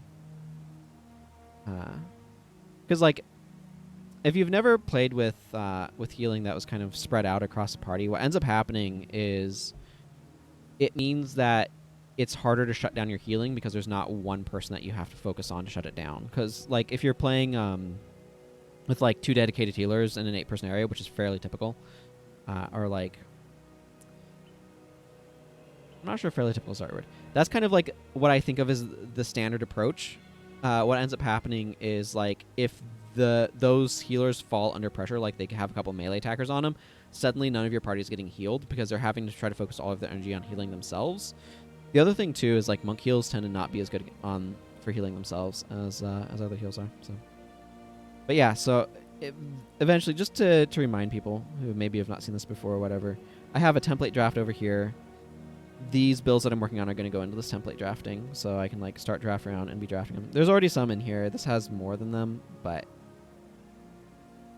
they also technically are going into this this template challenge malarkey here. I can roll selection and be like, ah yes, here's the whirling axe every elite bar. This way of perfection keen chop combo. Or the Master of Magic bar, which is kind of a weird one. Or preservation. There's other ones in this as well. But yeah, so the idea is like, oh, I am drafting some of these and whatnot. So that's what ultimately this is going into, is stuff for that. Okay, so I've gotten those bars saved off. I want to get some equipment returned to its more standard user. Who was wielding? Yeah, you were wielding. And Goran. Move you back to hammer, my friend. Okay. Drop the party again.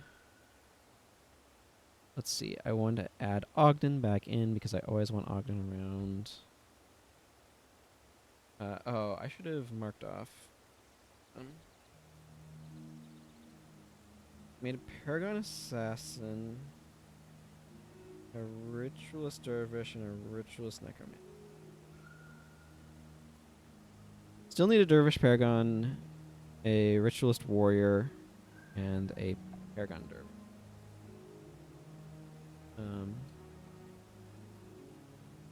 Yeah, so my plan, like once I've gotten this, once I've finished getting all of these builds made, in answer to your quandary here, once I've gotten builds made here, my plan is to do like storybook runs where I'm filling in a storybook or whatever with them, for example. Things like that. I think it would be a lot of fun and add something enjoyable. So that's kind of where my plans are with that, more long term. Let's see. So I still need to do Dervish Paragon. So let's grab Dervish. Which I mean Kamu. Helps if I scroll down to where the dervishes are, you know? So yeah, that's kind of where the long-term goal is. I might do like other build stuff in the future, but probably not as involved as this particular ridiculous project has been. Okay, let's see. I need to actually mark off Song of Restoration. Adding that. I'm down to just Vow of... Let's see, I just did Arcane Zeal. Oh, did I not properly mark off Arcane Zeal? Okay, well, I'm going to need to make sure I count the documents in this folder when I'm done, just to make sure. This is interesting.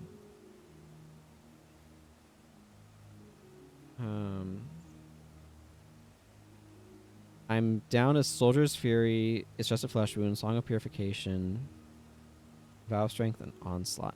Onslaught would work reasonably well with powering up some of the stuff. Let's actually do... Yeah, let's go ahead and do Onslaught here. But let's use Onslaught to fuel Hexbreaker Uria, I think.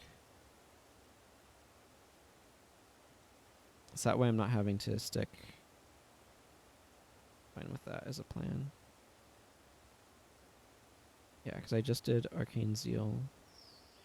I'll definitely need to do some double checking just to make sure I've gotten everything. Okay, so let's see. I need a Paragon Dervish, so let's grab General Morgan back in here.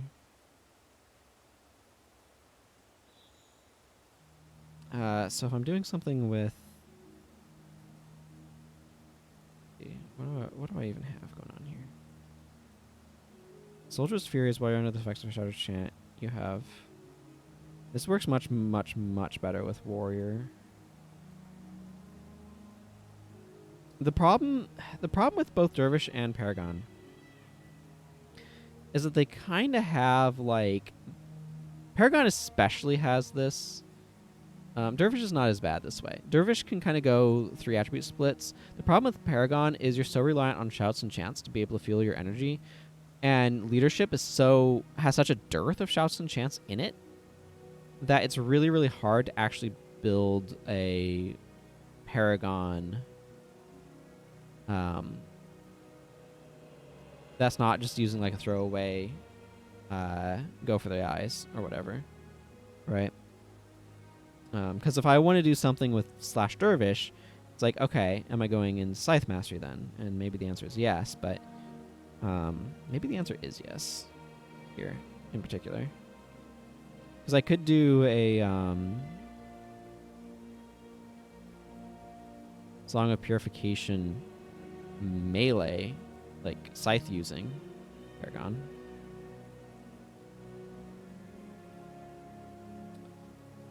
But it's just, it really stresses your attributes is what I'm getting at. Because otherwise it's like, okay, what am I doing? Am I going to Earth Prayers for something? Like, why?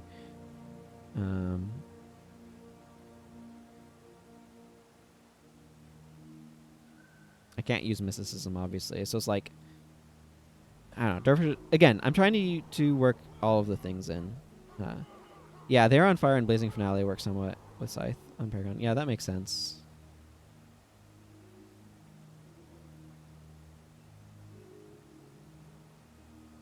-20 armor. -20 armor is kind of awkward if you're trying to send them into the front line. But maybe. You know what? Yeah, let's use use a Scythe. Let's be bold and weird. Let's go with Soldier's Fury.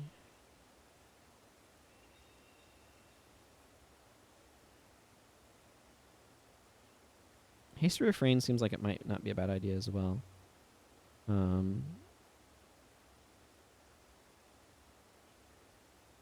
Burning Refrain. Here's what I'm thinking. I'm thinking Soldier's Fury, Haste to Refrain for move and attack speed.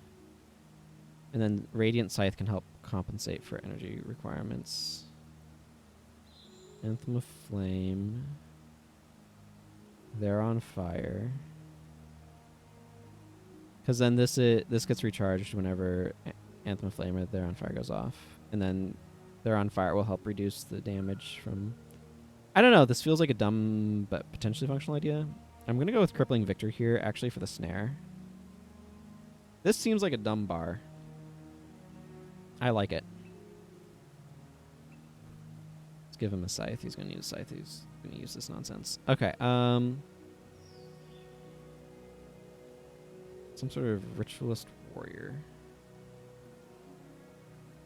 I'm actually almost done with Dervish Elites, although I might try to work some more in.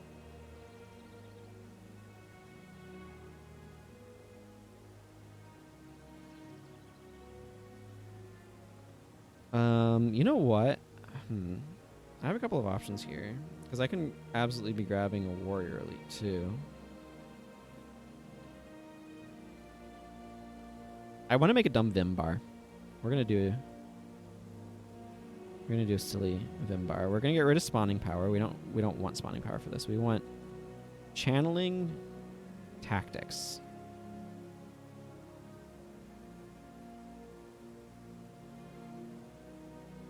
And a little bit of restoration. Part of me wants to put on restoration on some bar. with Ritualist at some point. Okay. And I want this for Flesh My Flesh. Channeling and Tactics. Yep. Gonna go with Vim. Oh man, you know what? Balanced Stance. Balanced Stance, none shall pass. Oh, this is so stupid. Destruction. Spirit Burn. Gaze from Beyond. Let's see. And maybe Cruel as Daushin? Because these are 2 conditions right here, right? So you get a good net of energy off of Victory is Mine. What a ridiculously ludicrous notion. Oh man, if I gave her a sword, I could have her use Deadly Riposte as well. I don't think that's quite worth it. But I'm real tempted to give her a sword and Deadly Riposte. You know what? We're gonna go full Redonkulous. We're gonna do that. I don't know if she's gonna wander up into melee range, drop destructions, and then Deadly Riposte and None Shall Pass things. I don't know. This is one of those ideas that's like, I like this idea. It's dumb. Okay. Did I mark Vim off? No. Victory is Mine. Hey, this used to be AoE for each foe in your shot, like sort of around you, but it's, yeah, I want to see how this works too. Okay, let's see. I marked off soldiers. I'm just double checking to make sure I'm marking stuff off. Soldier's Fury, Onslaught, and Song of Restoration. Okay, cool.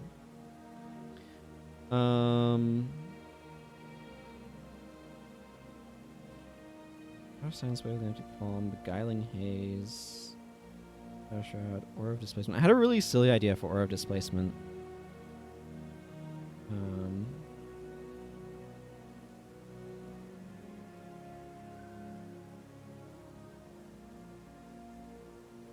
Maybe I should do a proper Ranger Bar. Let's get Margaret back in here. Let's just do not whatever this is.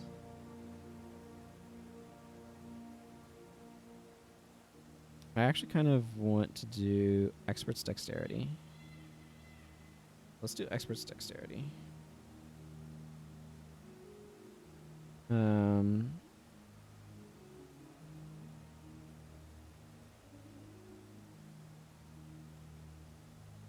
Oh, yeah, I wanted to do... Grab Serenia. Let's do Grasping's Kurong over here. I really like this bar, by the way. The Ether Prodigy Resto bar was really sweet. Surprisingly sweet.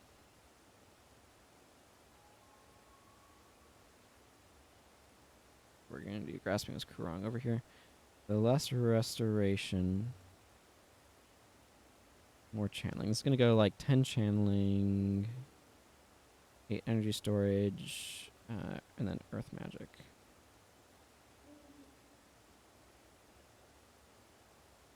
Probably some restoration magic as well. We're gonna Death Pact Signet. Go real risky now on this. Grasping is Kurong. I don't know where this is going besides this, but AoE knockdown with additional damage for that is pretty sweet.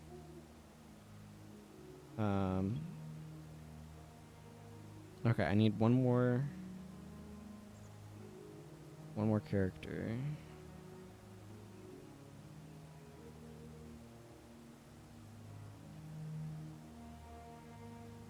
I mean, I've got a...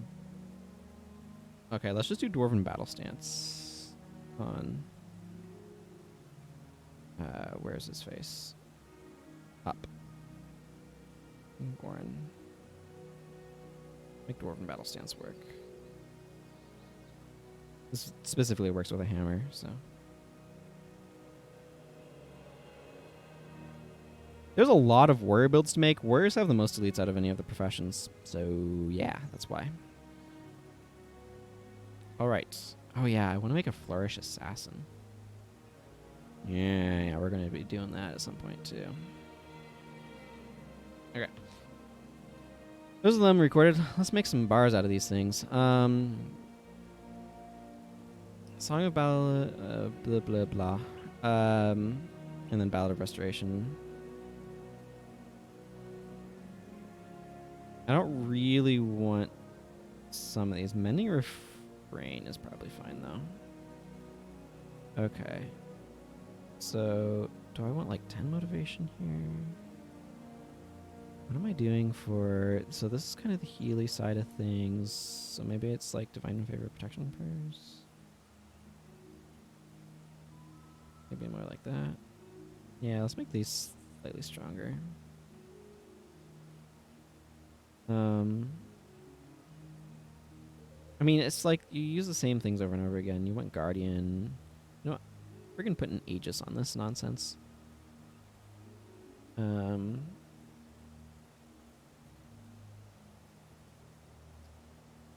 see. It's like this is one of the things that's a little frustrating to me. Is like I look at this and it's like, okay, what are my options? And it's like there's not multiple approaches to the same effect as much as there could be, in my opinion. Like Reversal of Fortune is kind of the only thing that does that. There's like a couple of different damage mitigation things between Shielding Hands and Shield of Absorption. I'm just gonna go friggin' Divine Healing. And yeah, that one. That one without a proper name.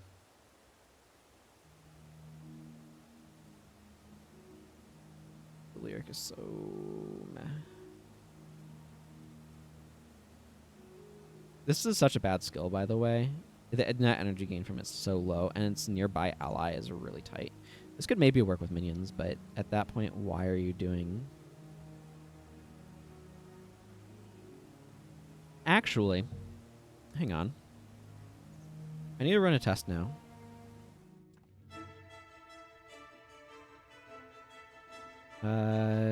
You probably have Signet of Spirits, right?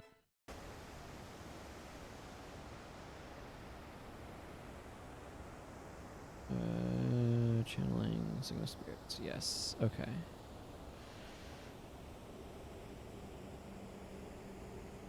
I need to figure out if because normally stuff like this I'd expect to not count spirits, so I really want to find out if this counts spirits or not.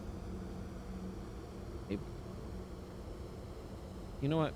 Friggin' I know why you're here.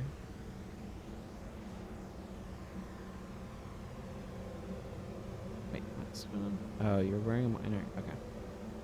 I know why you're here. Let's take you... I don't know, into the depths of madness should be fine. Because I want to see, just for science, I want to see if Looter Zeal counts spirits. If it counts spirits, then making 2 spirits off of this. Okay, let's just use some stuff to... Okay. I gained 8. Okay. Okay, that's good to know. So this counted myself and my spirits. So Leader Zeal counts spirits as allies near you.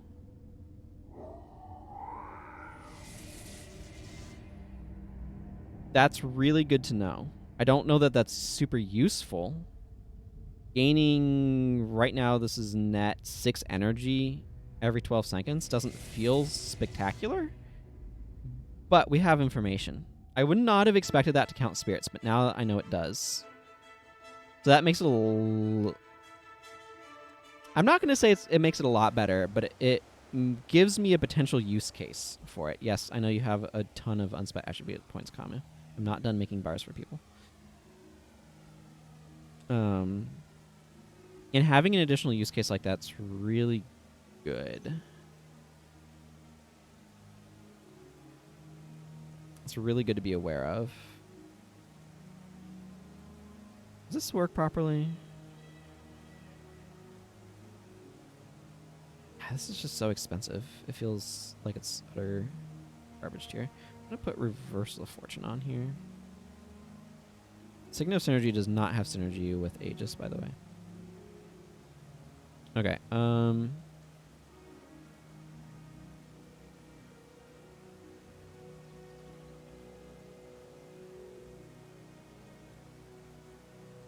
Moon Prayers gives that some good duration. I don't know. I like Grunth's Aura and Attacker's Insight here with this, so we're gonna do that and just we're gonna go pretty standard on this. I feel.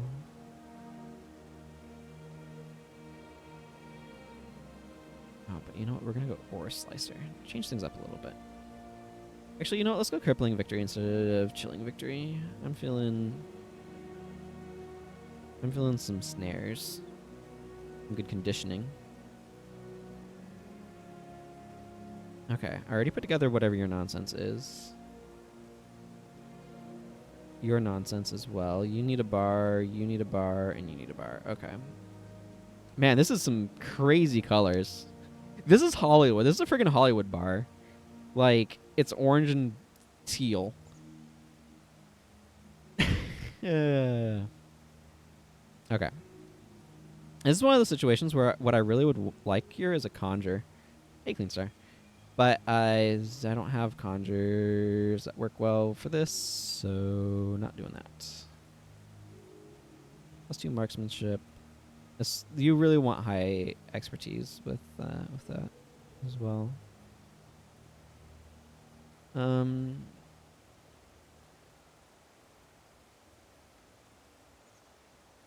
Grab Read the Wind. I really don't need Signal of Return here.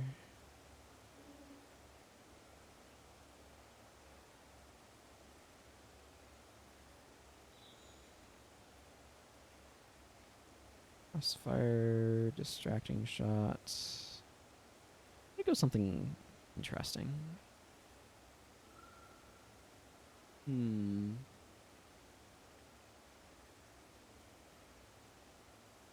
I have 8 attributes I can put in something.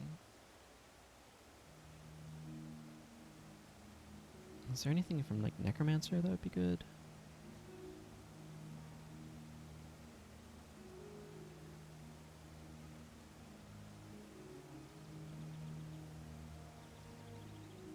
Like Elementalist, unfortunately, tends to have a lot of expensive stuff that doesn't necessarily do a whole lot of good for what this character's trying to do.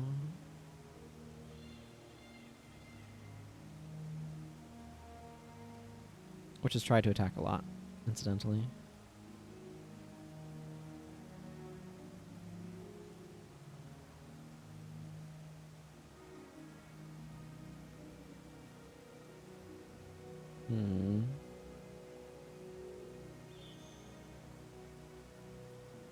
If I did something from Paragon, what would it be and why? I mean, I could bring Go for the Eyes and Keen Arrow, but that just seems like a recipe for not having that work properly. You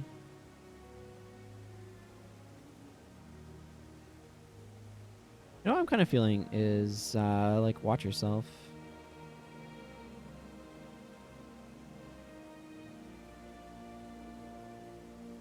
Yeah.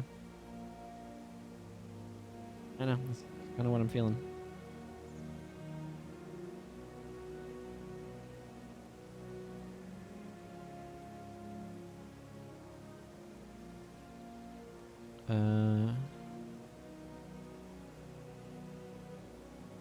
Let's go with Determined Shot. Yeah. Okay, so aside from grasping his Kurong, let's grab ourselves an Earth Attunement. I could bring like Destruction and Spirit Siphon. That would be an interesting choice. Ancestor's Rage likes your melee range, maybe. Ooh, or Spirit Rift for cracked armor. Yeah, let's do that. Be weird.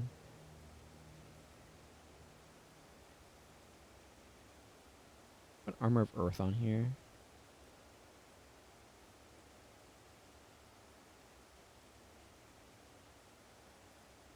Go like Glowstone Ebonhawk. That sounds a little underwhelming, but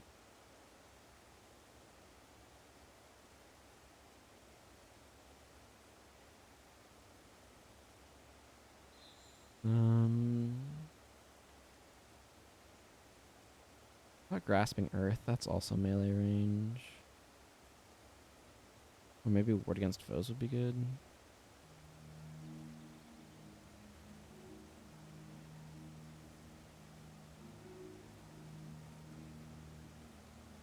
Yeah, we're gonna go with this Ward. Ward of Weariness. Glowstone.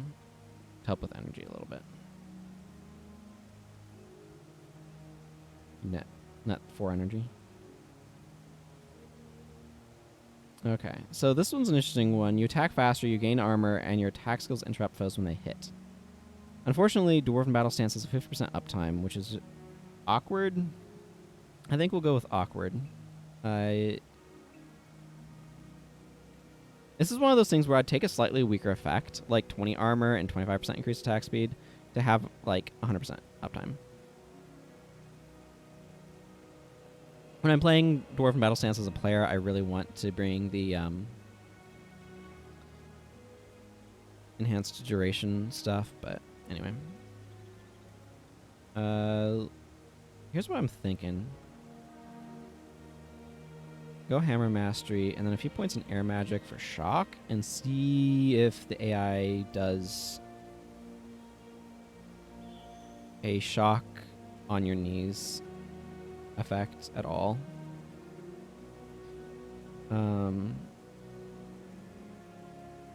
Crude Swing. Staggering Blow is really good with Dwarven Battle Stance, and so is Counterattack, actually. We're going to do something like this. See how this plays. I don't know if the AI is smart enough to do Shock on your knees or not, but if it is, cool.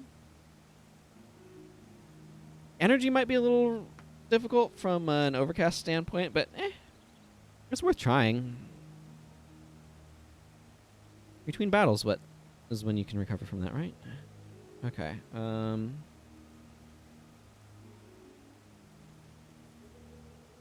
Let's go. Let's go into Pongmai Valley and see if these bars completely and utterly fail. I mean, a bunch of them are going to be fine. Kamu's bar is fine. I've run that sort of bar myself plenty of times. I'm real curious to see how Zandra's bar goes.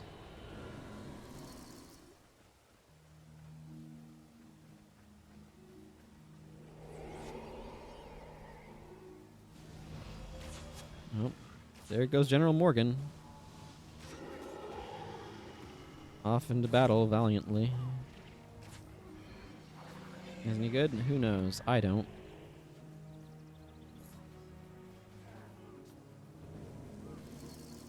Well, Goran definitely ran up and shocked somebody. He's got some Overcast to prove it.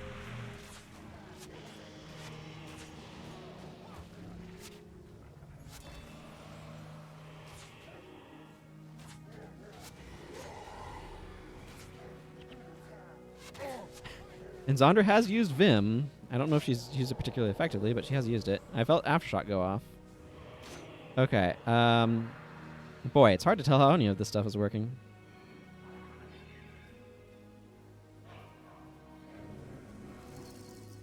Ogden's bar is also supremely strange. I don't know. I couldn't really tell anything from that. So let's go into an area where there's enough enemies that we can maybe get a protracted battle, eh? See how that goes.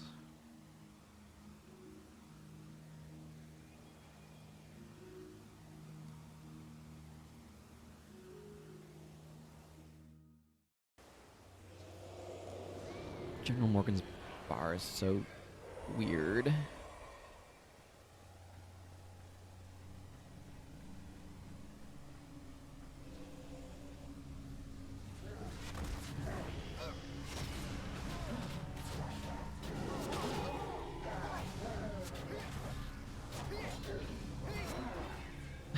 That's hilarious. Zandra is running up to melee people.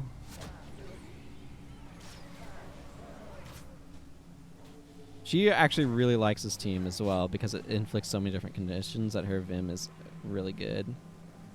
Okay, it's really hard to keep track of all these bars at once. That's why these plays take a while. I mean, General Morgan's using his skills. I'll give him that.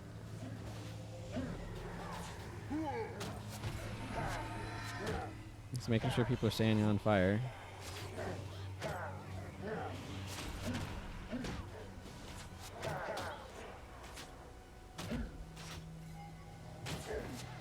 Serenia's running up and aftershocking people.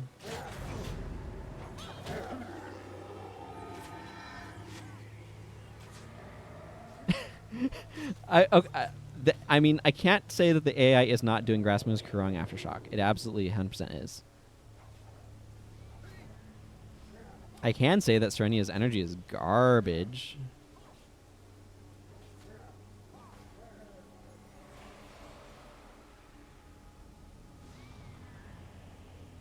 I'm going to replace Glowstone with Glyph of Lesser Energy. She needs the energy management. Zandra seems to be doing okay. She really needs to be a little bit better about when she's dropping destruction, but, you know, that's fine. I have no condition removal in this party, which sucks a little bit, but here we are.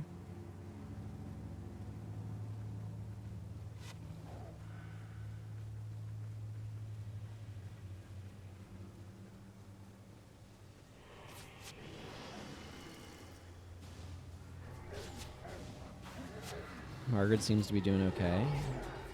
Goran doesn't know what energy is, but that's okay. He has the occasional auspicious.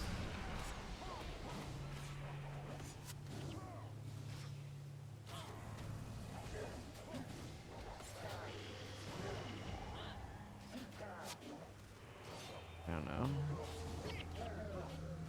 Zandra's getting her Vims off. Dropping melee range Spirit of Destructions.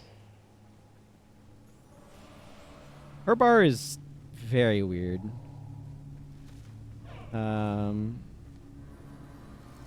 Kamu's absolutely fine. Goran does understand the idea of shocking people.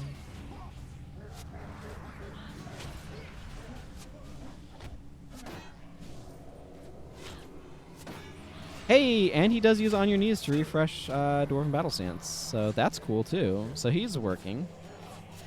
Is Zandra firing on all cylinders? Well, she's certainly doing stuff.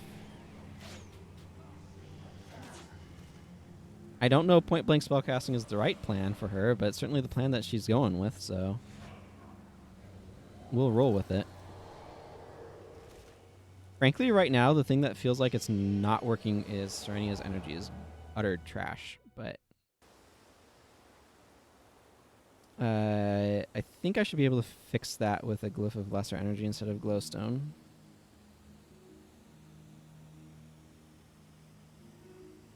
I don't even know. What do you call this bar?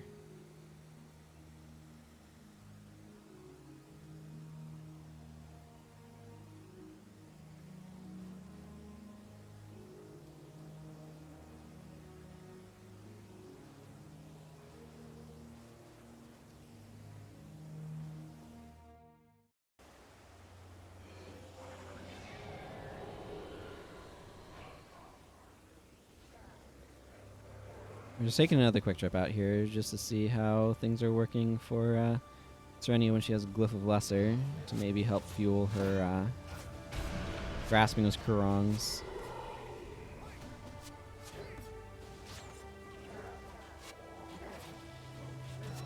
Oh man, I love that she's freaking using grasping this Kurong Aftershock combo properly. It makes me really happy. Okay, well, we don't really need Hexbreaker Area, but I appreciate the notion. I have no idea how well Zandra would do in a team that didn't have like 5 people running front line. But you know, she seems to be doing okay. I feel like dueling her would suck because she has reasonable healing and blind and energy and stuff.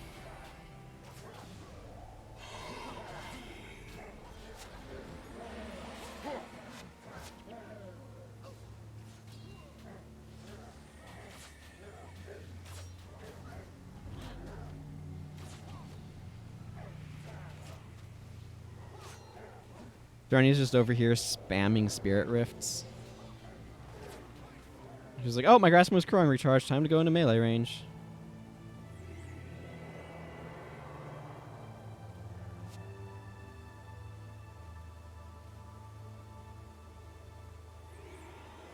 Okay, let me drop a few heals. I don't know. I'm going to call these functional. Hey, Fear. It's good to see ya. I know you've been busy lately, but I'm glad you're able to make it today. Yeah, I'm gonna call these functional now. I'm happy with where they're at. I'm gonna make another set. Okay, 10 gold cops. Time to run an ad break too while I enter these into my system. Get up here. Document. What plates go into. Okay, this is Song of Restoration.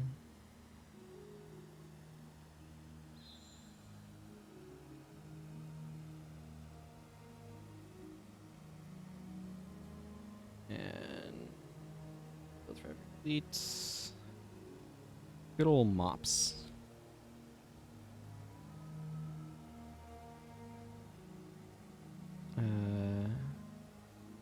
Slate code. Onslaught.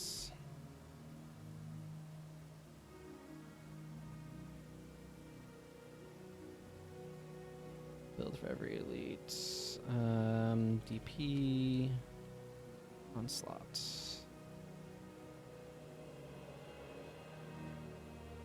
I don't even know. Okay. Soldier's Fury.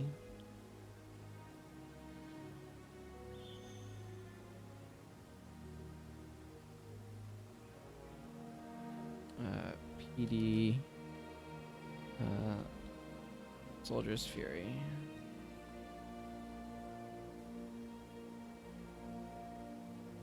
Victory is mine.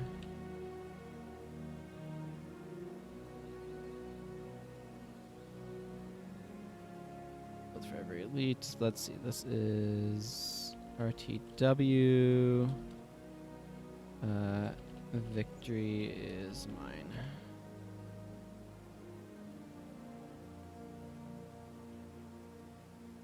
Expert's Dexterity.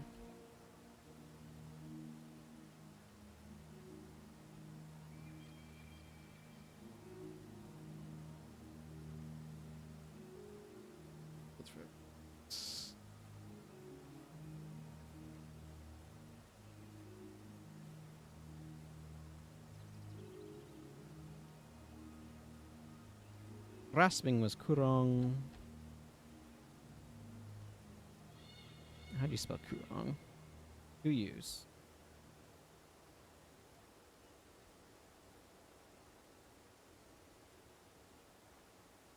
Let's see. Eat. And then this is ERT. Grasping was Kurong.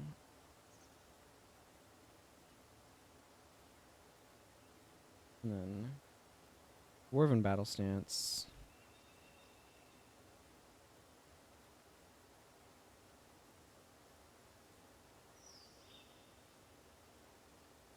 Build for every elite. WE. Dwarven Battle Stance. Excellent. Gotten all those entered. Let's see. Well, due to the fact you guys decided that Texas needs its own power grid, our data center there is kind of out of power. Ah. Yeah, I've heard that Texas is having some serious problems with weather related problems. For sure.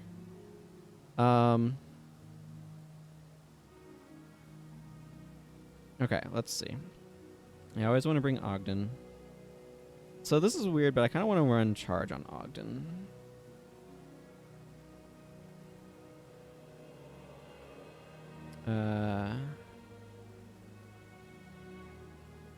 Let's see. Ogden Warrior.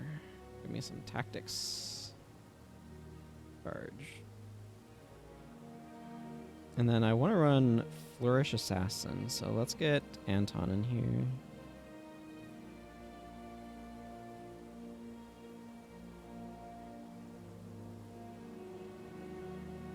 flourish.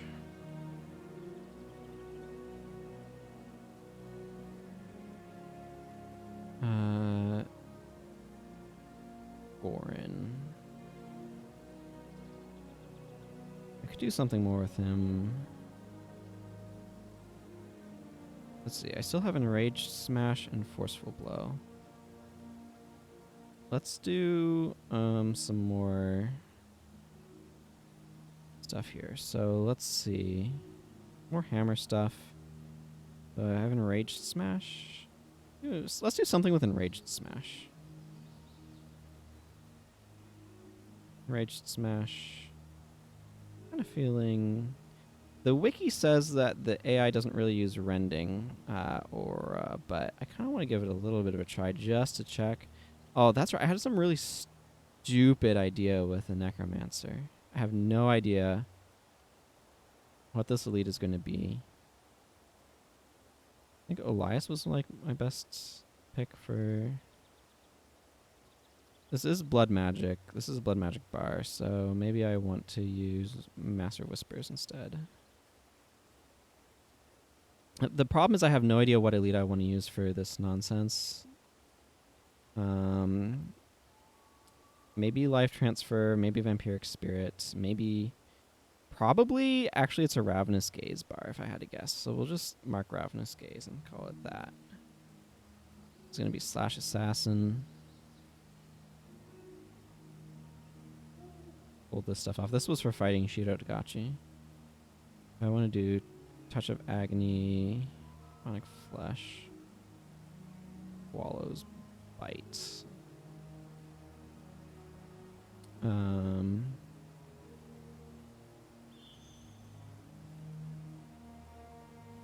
Rod of Distress, Death's Charge, and Dark Aura. This is the bar. I don't know what the attributes are for it yet. This looks really dumb, but I want to see if it works because I like the idea.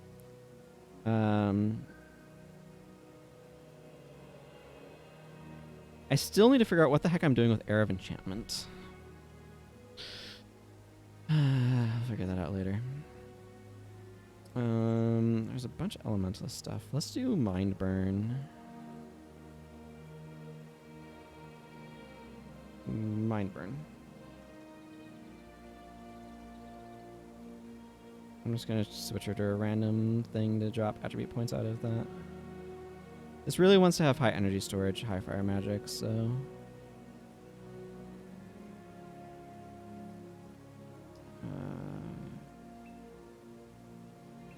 Mind Burn.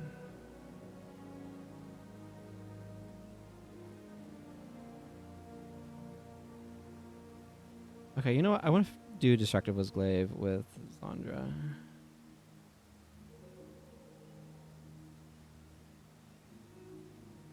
Destructive Was Glaive.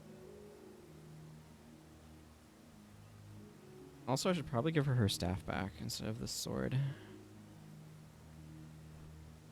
That might be a good idea. I don't know.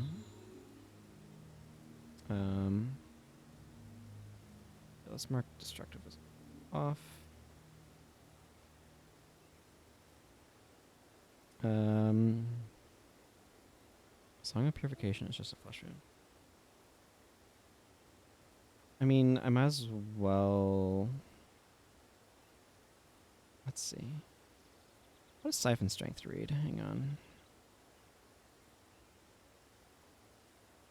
Arts. Siphon Strength. Target deals less damage with attacks, and all of your attacks against that foe have an additional chance of being a critical hit. You know what? Let's do a Siphon Strength Paragon. This doesn't have like half range or anything, does it? No. Siphon Strength.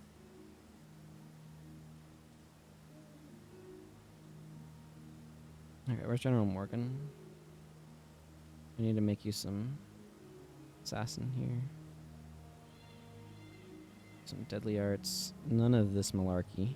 I mean, it's great malarkey, don't get me wrong, but...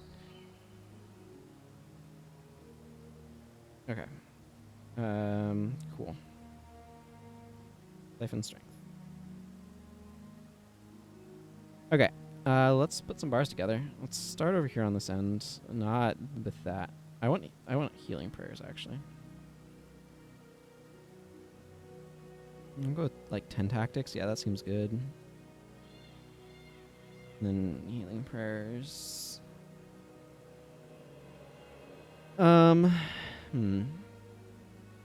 Vigor spirit. You know what? Friggin' yeah, we're gonna go mending. Blessed signet.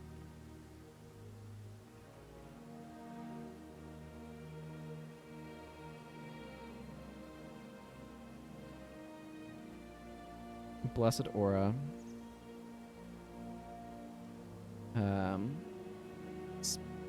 Spotless mind, spotless soul. Oh, this is so stupid. I mean, I like it, but it is an admittedly very dumb bar. You know what? Wary stance. I don't know. This doesn't look good, but I kind of want to try it because making these last 27% longer feels good. I don't know. I think I've gotten too silly. I think we've reached the point where I'm just like so tired of making the exact same basic bar over and over again that I've just hit like, okay, we're just gonna get silly now. At least that's how it's kind of feeling to me. Flourish, it just recharges all of your attack skills. It does not care what profession they belong to, so it works pretty well with. You can do some stuff with Assassin and with Ranger with it, which is pretty cool. I'm gonna go, like, Twisting Fangs type direction here.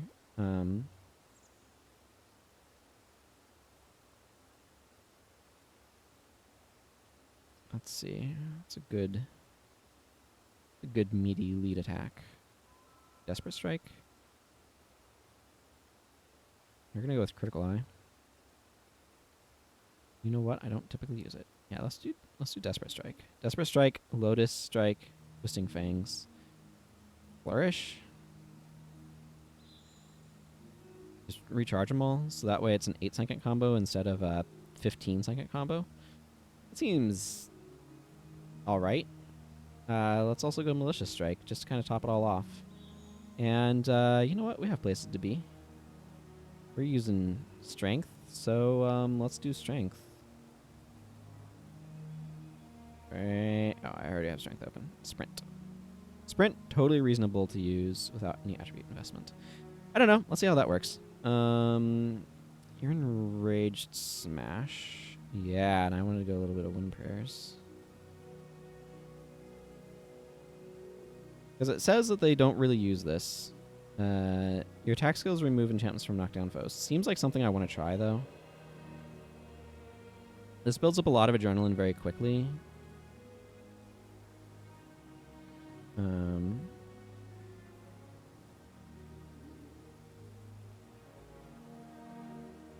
The idea of being able to potentially get some Rending Aura seems worth giving a shot to, you know? And slot in Rush.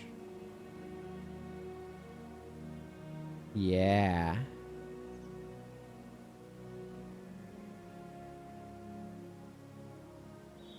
We're going Harrier's Grasp too.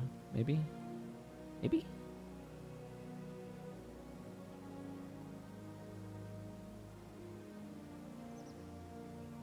I don't like it. Maybe Test of Faith is better? Actually, yeah, let's do Test of Faith. I don't know. This is some weird hammer bar, and I'm here for weird bars. Okay, this is a spot where I need to figure out what the heck my attributes are. Let's... Hey, Sanji, I'm guessing? Welcome. Thank you for the follow. I appreciate it. Let me know if I pronounce your name at all okay. Let's see. Go 11. Let's do an 11, 10, 10 split. You put 1 point in Soul Reaping. Who needs Soul Reaping when you're this spectacular and using a bunch of 1 energy skills? Shadow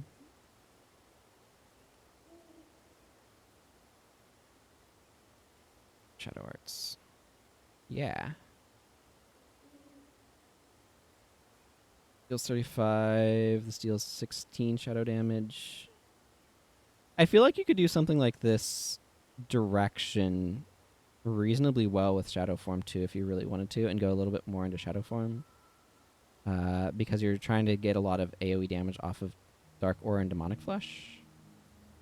The basic, you could also do this sort of thing with Earth Prayers and Mystic Regen and stuff to give defense rather than Shadow of Distress. But I want the Shadow Step, so we'll see how this goes. It used to be that there was an elite to go with these, and it was Aura of the Lich back when it made you have like half HP and take half damage. All right, Mind Burn. Usually went Glowing Gaze with that. Let's try to pick otherwise mostly stuff that likes being overcast.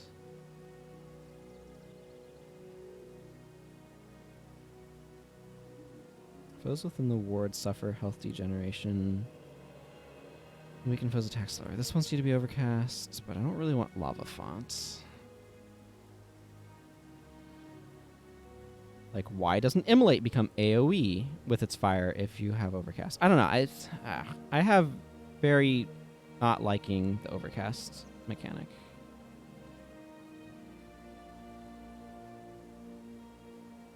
I've talked about that plenty of times, but it remains accurate. I don't really think you need Glyph of Lesser with this. Oh. I mean, I could put Antidote Signet on. I wasn't really thinking about that. I just selected Ranger at random to remove attribute points.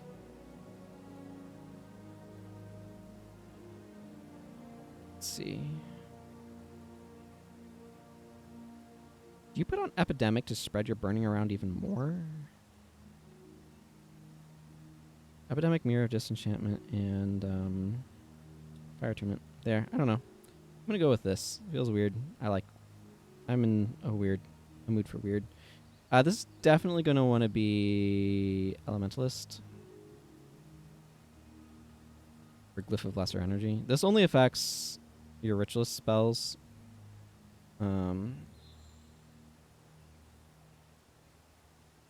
But I'm definitely going to want Glyph of Lesser Energy here, because this is very energy intensive otherwise. Spirit Burn is pretty good. Let's bring Agony.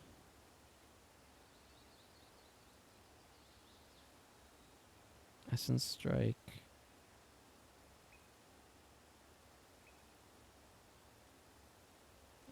Very strong Resurrects. This is literally a one attribute bar, because you don't need... There's nothing that Spawning Power does that helps with this. That's not true. Spawning Power makes Agony last longer. Okay, you know what? Yeah, sure. We'll go 8 Restoration Magic just to get a stronger Flesh of My Flesh. Actually, you know what? This is going to be a Death Pact Signet bar. That's what I've decided. And then I want Gaze of Fury. Yeah, okay, we'll do this.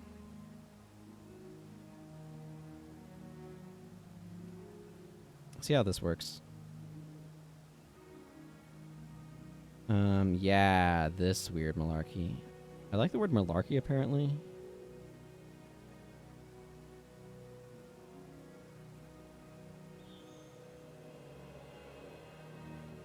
Let's see. Spear Mastery.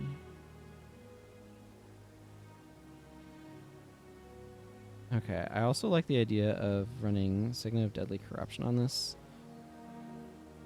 Because,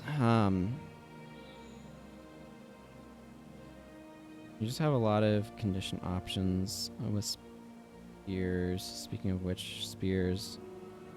I also want Vicious Throw. Where's Vicious? There's a Vicious Attack. Maiming Spear. There, that's like 4 different conditions. So that could get 100 damage out of this, potentially, which is pretty cool.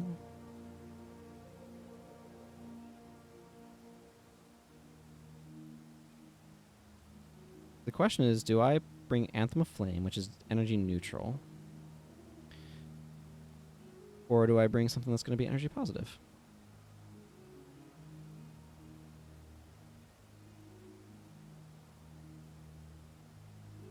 Isn't that a good question?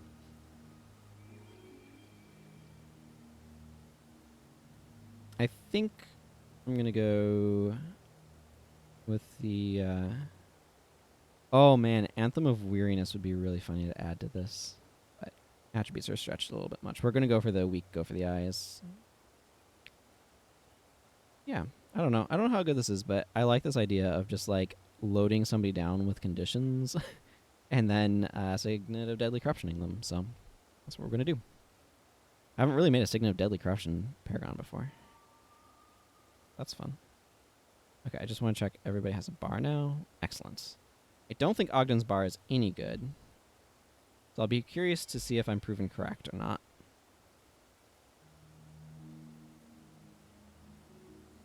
Again, it's just one of those things where I just pretty sure I just hit the point where I'm like really tired of making the same monk bar over and over and over and over and over again. So I'm just like, you know what? You're putting mending on people. That's your goal in life, is to just mending everybody.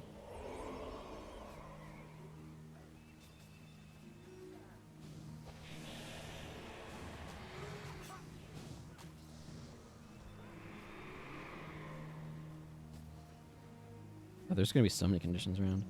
Oh yeah, Master of Whispers bar.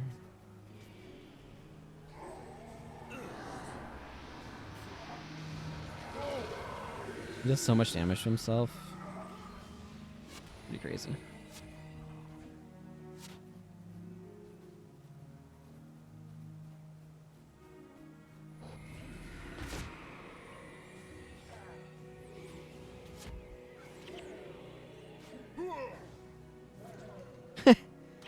Yeah, I mean, Ogden's maintaining mending on a bunch of people.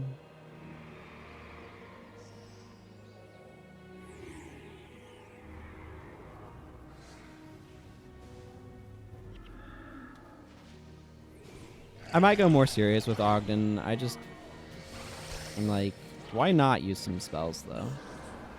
You know?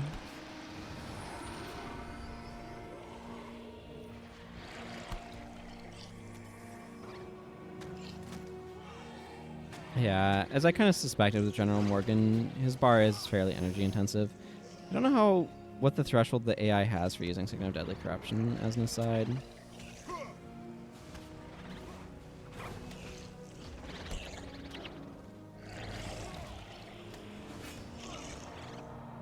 Zondra's having a really hard time using some of her spells just because the targets are dying before she can actually get them off.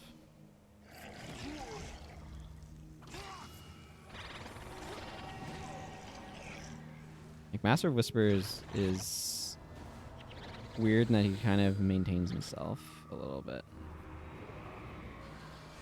I don't know if Goran's ever used Rending Aura, but...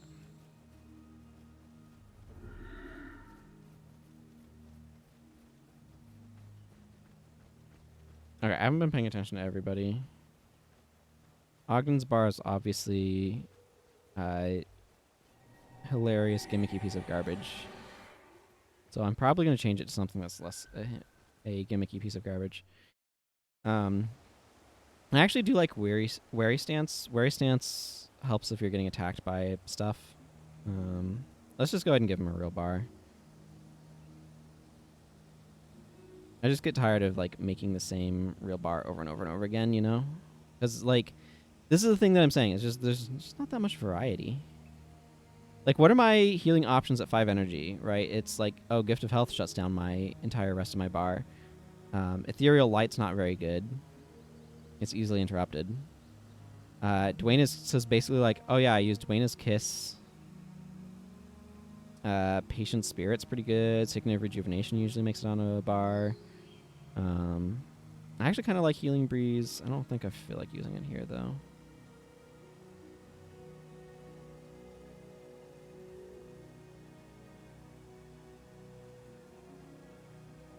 You know what? We're going to just straight up put on Heal Party. See how that impacts the AI's energy.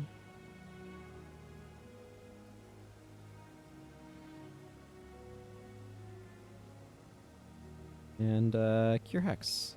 Let's go with some Hex removal. There's Cure Hex. There it is.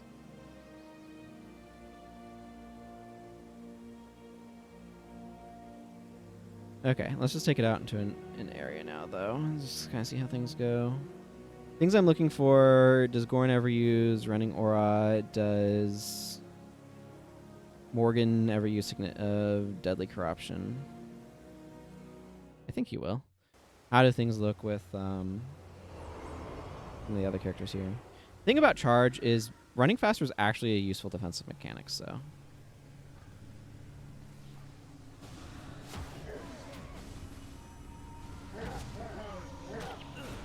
must be another source of bleeding going on. Oh my goodness, Anton is a freaking... Okay.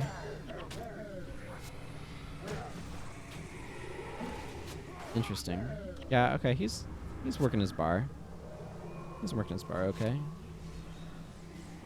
Ogden needs some energy, but that's alright.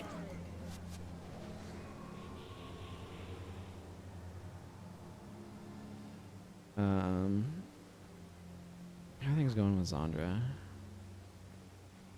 Blowing up any random spirits. The energy costs associated with General Morgan's bar are definitely a concern.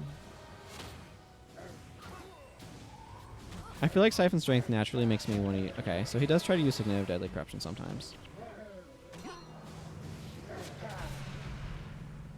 He at least attempted to use it. Even if he didn't succeed... Oh, well, I wasn't paying attention to let Anton die. Ogden's bar is not really a good solo monkeying bar. He doesn't have any energy management. I suspect Heal Party probably needs to come off in favor of something less expensive.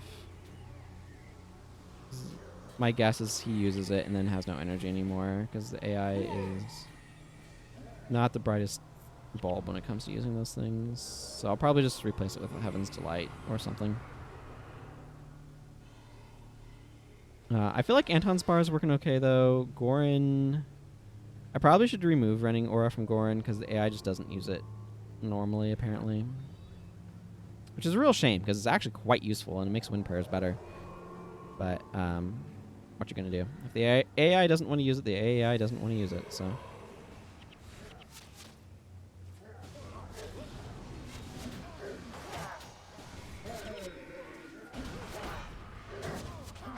Zandra, how do you use Glaive?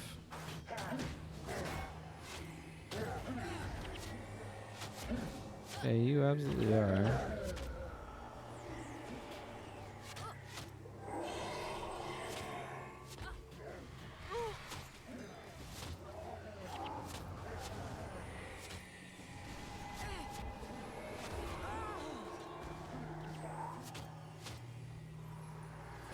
Yeah, I need to change Ogden's bar. His energy is very bad.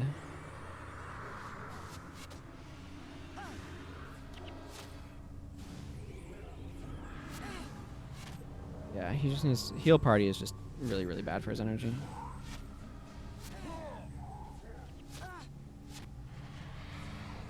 Yeah, and Serenia's gonna have a hard time recovering hers. That's okay. I think Master of Whisper's bar is doing really well, though. Relatively speaking. I think it probably has good AoE damage. Okay. A few tweaks. Let's see. So I feel like Anton's bar is actually working decently well. Ogden cannot have Heal Party. He just ends himself with it.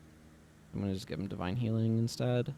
This is still a party heal. It just doesn't eat his energy quite as much. You know what? I'm just going to give him Healing Whisper instead of Duena's Kiss. Duena's Kiss is one of those spells that, like, if there's not enough enchantments going around the party or enough hexes in the area, is actually kind of garbage. And, like, he puts Vigorous Spirit on people, so Duena's Kiss is more likely than not getting the additional almost 30 HP, so that's going to be like a 76-point heal. It's better in Oris in most cases, but he can't heal himself with it. He also can't heal himself with Healing Whisper for what it's worth. With Patient Spirit, he can heal himself with it, so that's fine. But Healing Whisper is just a base stronger heal, and it's more available. So with some of the other stuff he's got going on, I think that's probably a bit better. Goran's never going to use Rending Aura. It's just a bug in the AI. It's a really cool idea with a bar that's able to have as much knockdown as he's able to have. But unfortunately, if the AI is never going to use it, it doesn't really matter how cool of an idea it is. I might give him like Guiding Hands instead. Or Harrier's Grasp. For 13 seconds, attacks against moving foes also cripple those foes for 6 seconds. When you cast this enchantment, you're relieved of cripple on another condition. Ends after you apply cripple 2 times. That one's decent. This one's also pretty decent. I think because this is already a knockdown potential, I think I like Guiding Hands better. I really like having Test of Faith with the Adrenaline gain of Enraged Smash, because this is gaining 4 strikes of Adrenaline when it hits, right? So that can build up to some strong enchantment removal. I think I like that. His bar I'm pretty happy with. Her bar is fine. I'm not quite sure on Zondra. Part of the problem is Zondra's just not being smart enough about keeping Glaive up. This is one of those things where, like, if you could kind of configure how the AI did things, it'd be really helpful. Like, her bar also wants to hold Glaive more than, like, spam drop it, but his bar is also energy intensive. That could potentially be alleviated by saying, Vicious Attack, maybe I don't need that. And Siphon Strength. Like, I'm bringing Vicious Attack because of its synergy with Siphon Strength. Maybe this should be an AP using a spear instead, though. With critical strikes and Siphon Strength, rather than a PA doing it. I think there's a strong argument for that. Do I have...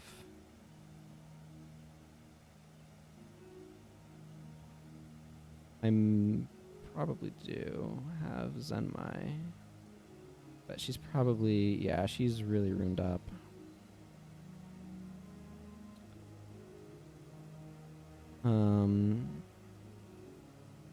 Tell you what I'm going to do, actually, here. Not Prius. General Morgan.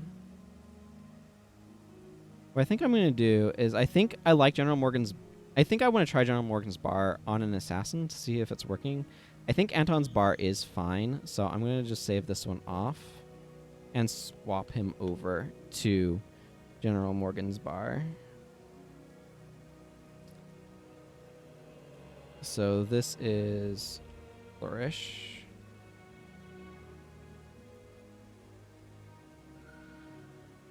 Flourish. And then save. Every elite. AW. Flourish. Because like I said, I think this one is working, so I'm going to drop... Or I'm going to swap him around.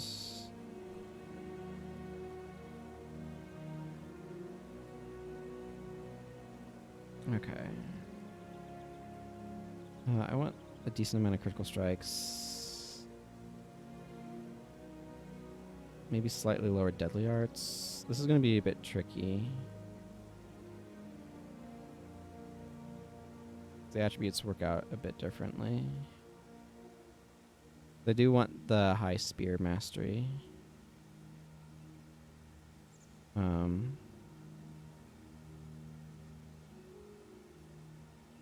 Yeah, I can he would potentially be able to rune up a little bit higher. Except instead of go for the eyes, Way of the Master is a lot better here.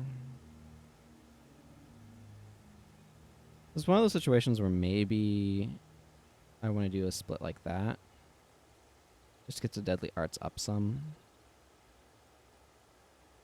And then Maiming Spear, Barbed, Blazing. Nah, I need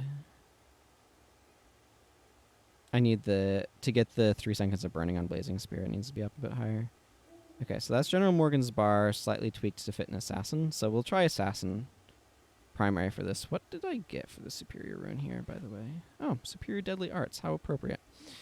Okay, so that means General Morgan's bar can be replaced with something else, something new. I do want to give everybody else a little bit more time, by which I mean I don't want to think about other bars at this exact moment except for replacement for General Morgan. So General Morgan, I could go with the Song of Purification, or it's just a flesh wound. I think I might go with Song of Purification on him, actually.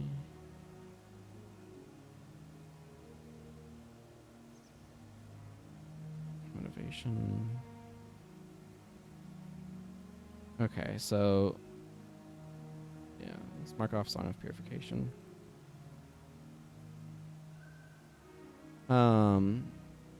The real trick here is I want to know what breakpoint the Song of Purification has for becoming... Okay, it does need to be 12 motivation.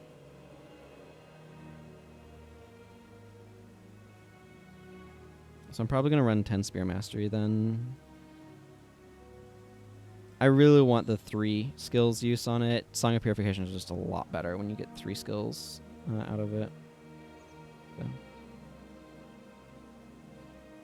Let's go Spear of Lightning. Energizing Chorus. Chorus of Restoration. Signal of Synergy. Lyric of Zeal. Actually, instead of Energizing Chorus, let's go... I think it's... Yeah, Lyric of Zeal.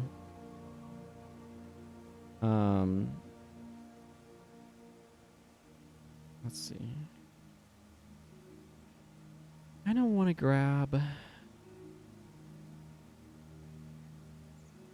kind of want to grab Remove Hex here.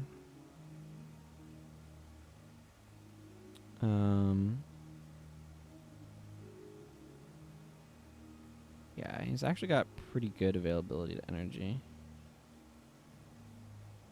This is a spot where I could potentially try to run Purge Signet, but I don't think that's a great idea. I think actually with the number of things that I'm using here, Finale of Restoration makes sense. So I'm going to roll with this, see how that goes. Give a little bit more time to these other ones, particularly Ogden. I've done several tweaks, so I think Serenia I'm okay with where she's at. I think Master of Whispers is in a good spot. Goran, I think, is probably a little bit better with those tweaks I just made to him. Obviously, this is not going to come in too handy here, but there's a lot of areas where it will.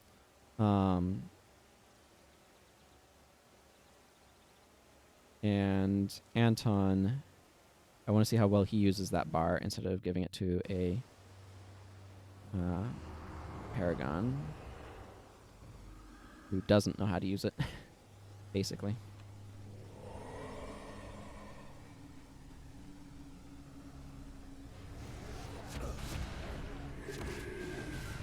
Well, he's a lot more aggressive about Signet of Deadly Corruption, apparently. Saw that burning fly everywhere.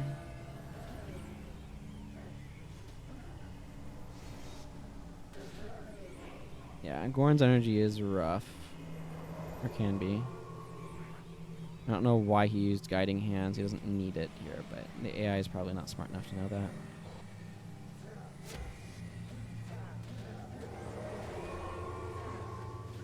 Well, Master of Whispers just got himself dumpstered.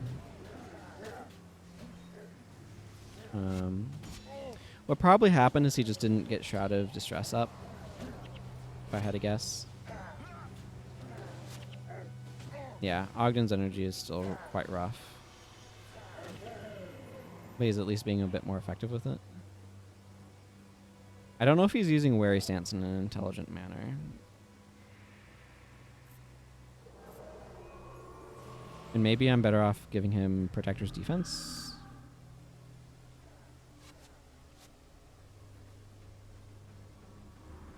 I feel like Anton's doing okay.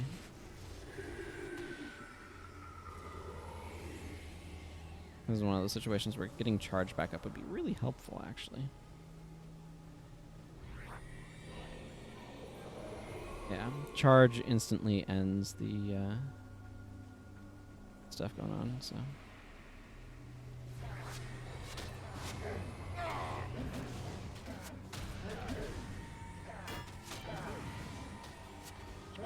Yeah, see, one of the problems with Master of Whispers is going on right now is he's not applying Shroud of Distress.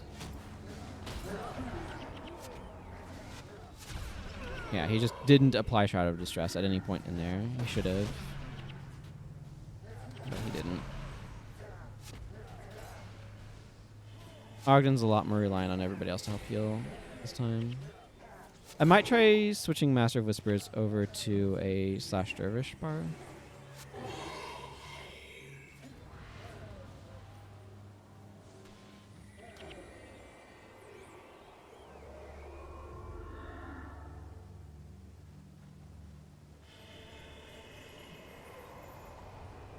And I think I'm going to replace Wary Stance over there because I don't think that's doing much.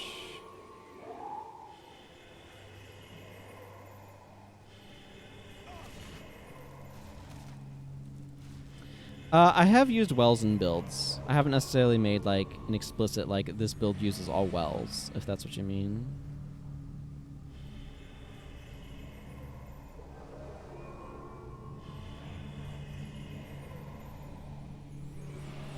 Okay, yeah, let's go do some modifications here. I like Master of Whispers having the Shadow Step to get in, but if he's not going to be using Shroud of Distress when he really needs it to be up, his bar's not working properly. So I'm actually going to swap him over to / Dervish for Earth Prayers. Because then I can give him Mystic Regen and potentially Mirage Cloak.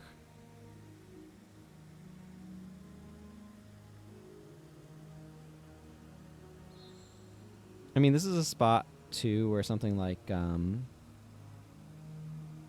some of the other defensive options might be good, but I feel like this is the one that I'm going to want.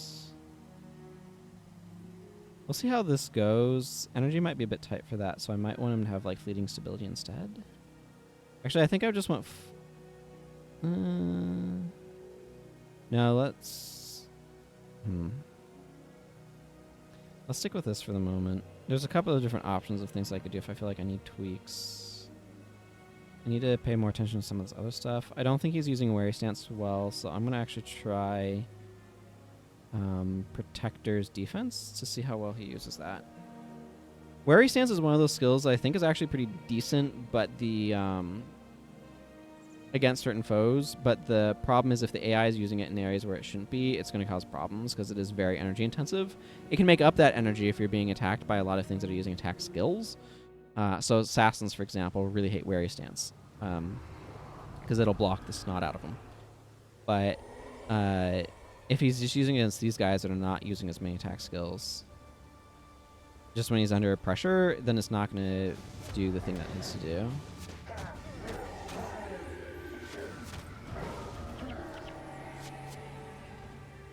So this change in bar for Master of Whispers, the big thing that I'm looking for is how does his energy look? Because he has a few fairly energy-intensive enchantments that he's using on the regular, or theoretically will be. I think General Morgan's bar is doing a fine job of things, though.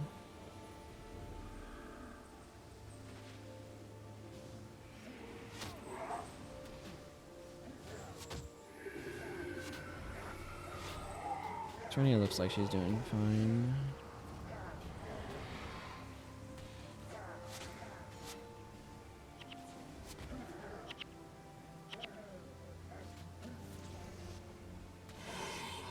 Yeah, I think General Morgan's doing alright with what he's up to.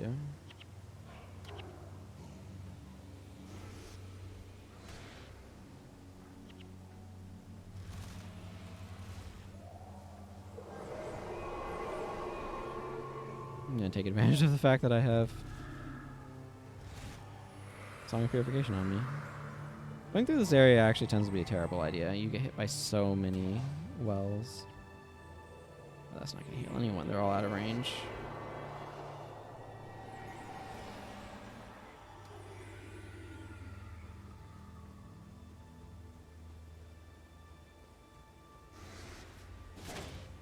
I will probably need to help out on some healing here.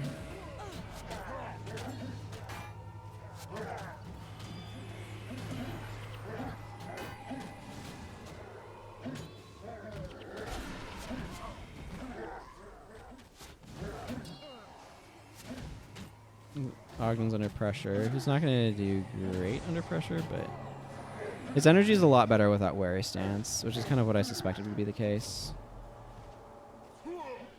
Anton's certainly using his bar. I don't know if he's using it to great effect or not, but...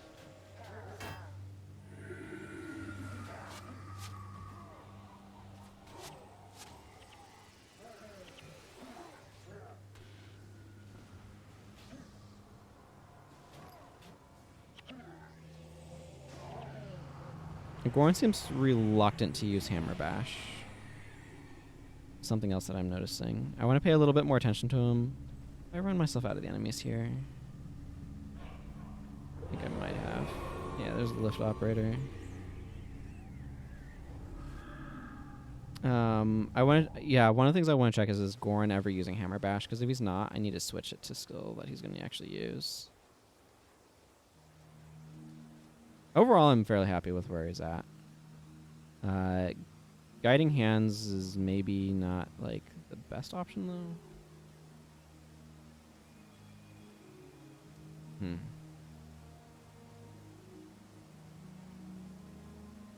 Like, what I want there is I want Running Aura, but he doesn't know how to use Running Aura, so never mind that malarkey.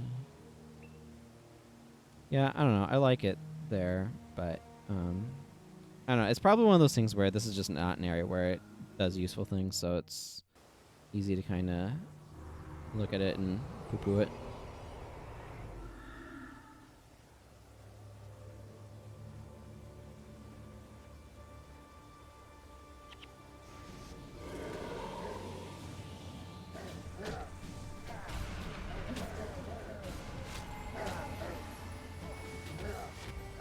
Auspicious blows.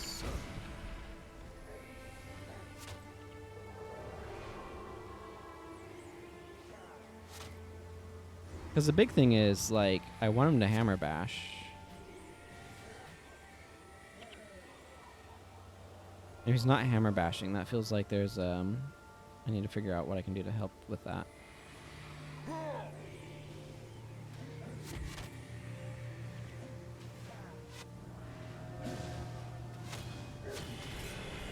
He likes to test a faith, people. I'll give him points for that, I guess.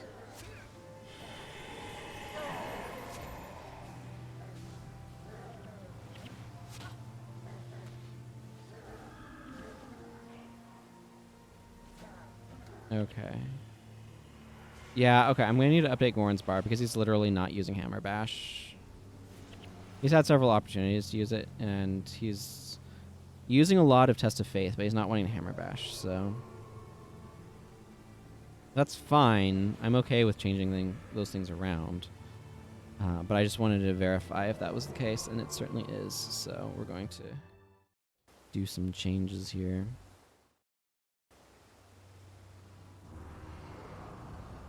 Oh yeah, there's a weird bug. If you zone in through there, it just pops you back out instead of putting in Tanglewood Copse. I have no idea why. Another thing that I'm wondering is, do I drop Test of Faith and Guiding Hands and go into Earth Prayers for something? I kind of like the idea of Shield of Force. Let's try that alteration.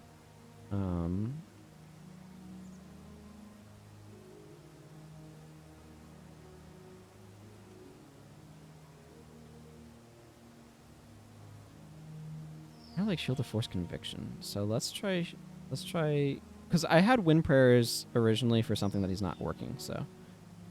No,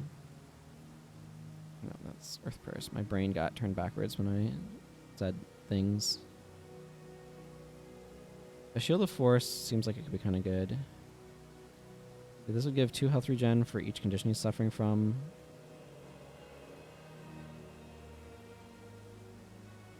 Ends your curative 2. I feel like I like that on him. Could be a little stronger, but I think I might just leave the bar as is now, and see if he starts using Hammer Bash now that he no longer has Test of Faith to spam on things. Yeah, that's where we're going with this. Seeing how that works. I mean, at this point, I could probably switch out everybody else, but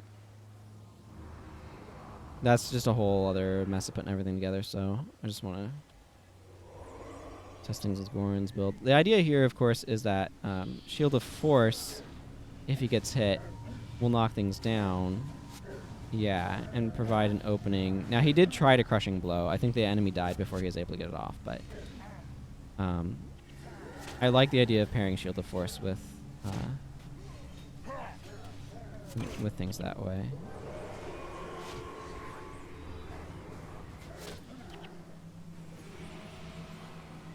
Alright. Still, he's not had a great opportunity to use. Energy is actually surprisingly difficult for him to come by, so...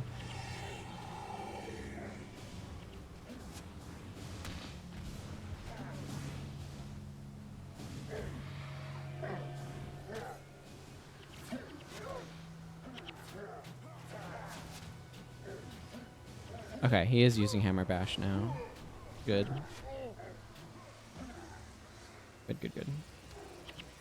I think his energy is maybe a little rough, but...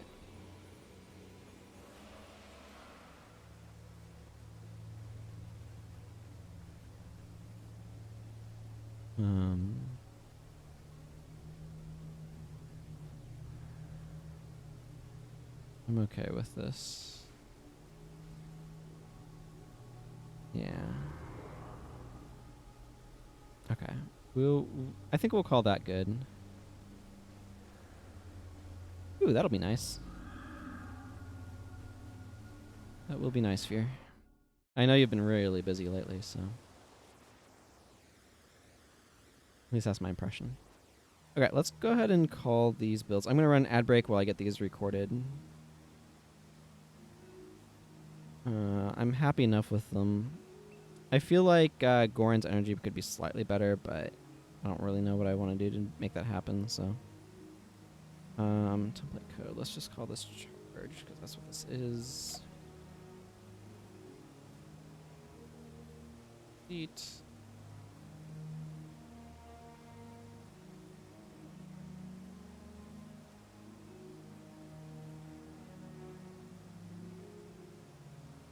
This is Siphon Strength.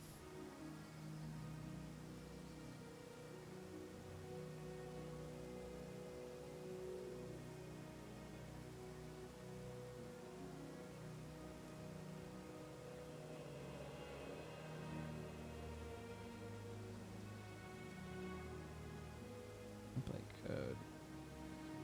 Enraged Smash.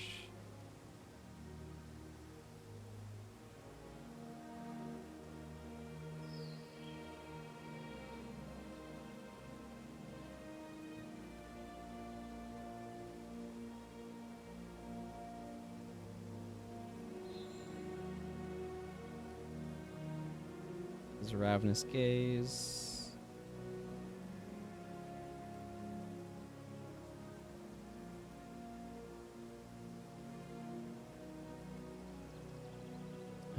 Let's see. This is Indie Ravenous Gaze. This is Mind Burn.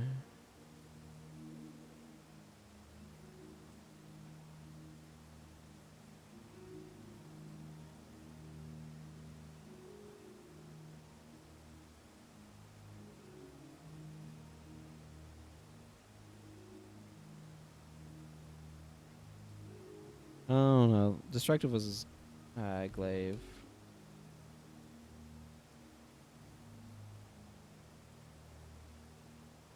I don't think this is the, like...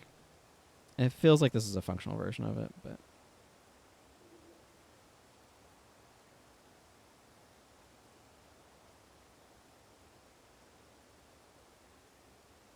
And then Song of Purification.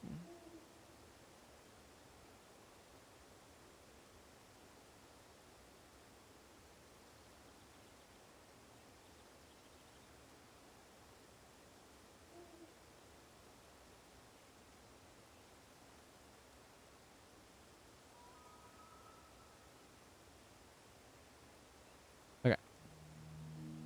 Got some bars together. Justin seems raving at night.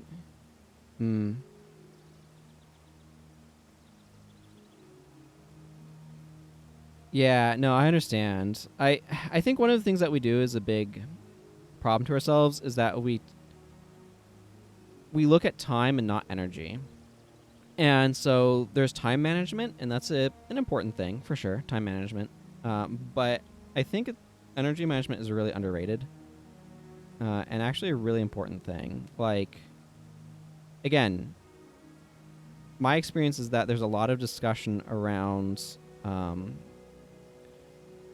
around time management, and people are like, how can you manage your time better, and how can you fit more stuff in your day? It's like, I have plenty of time to do all sorts of things throughout the day. The problem is I don't have energy for everything that I would theoretically want to get done. And so it's like, we need a certain amount of rest. We need a certain amount of downtime. We don't have unlimited mental willpower.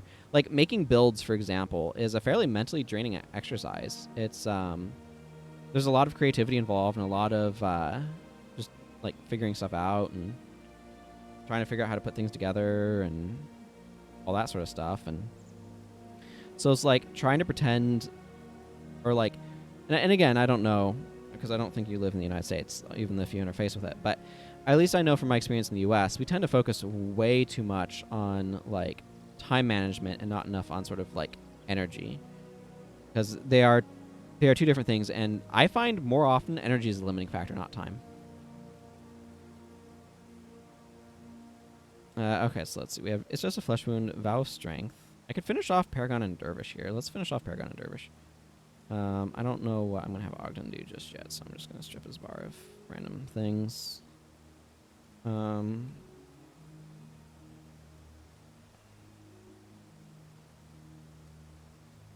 see. Vow of Strength. Let's see this Kamu. Oh, Morgan.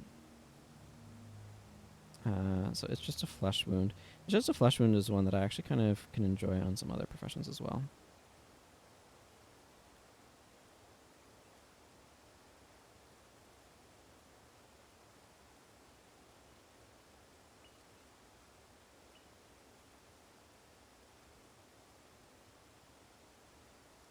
Okay. Vow of Strength.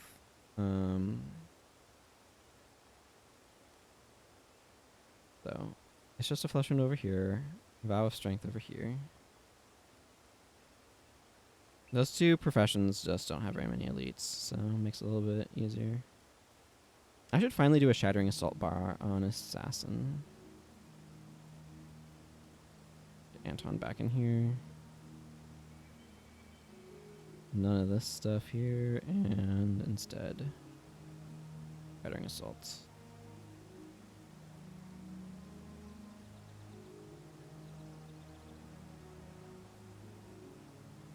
Mm-hmm. Huge difference. From my own personal experience, I can attest to that.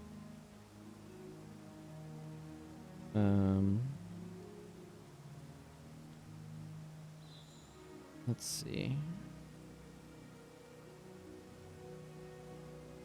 Let's make a Glass Arrows bar on Ranger. You know what? I feel like it.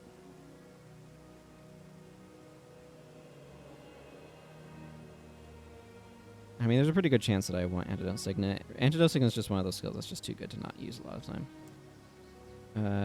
Glass Arrows.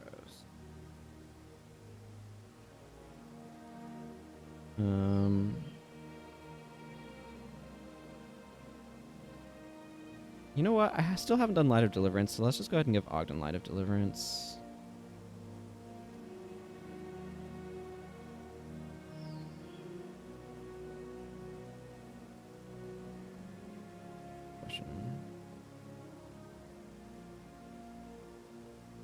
Mm-hmm. Yeah. So what I was thinking was Germany. I think you had said that before. That's not how I wanted to navigate this. You know what? Maybe I should just do Lingering Curse. This bar was actually halfway decent. There's Lingering Curse.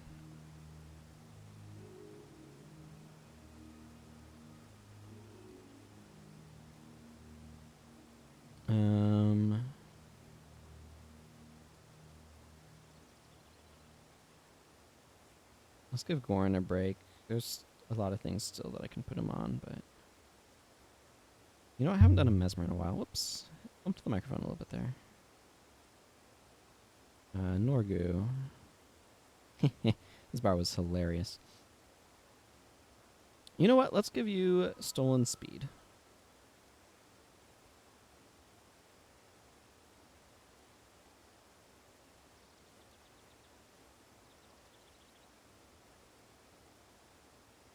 There we go.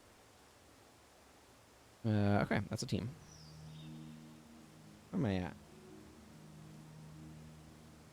Well, this will be 29 builds today. Once I finish this, it'll be 10% of this whole process. A little over. There's a lot of elites in this game. A surprising number of them are not very good.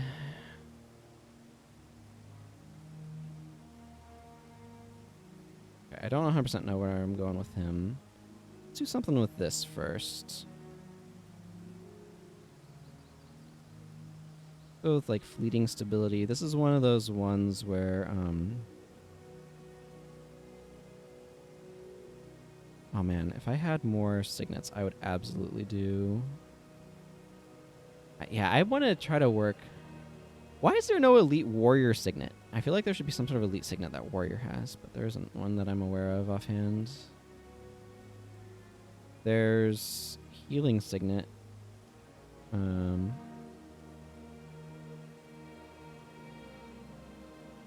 Strength has a couple of signets that are questionable. Dolyak signet, for example.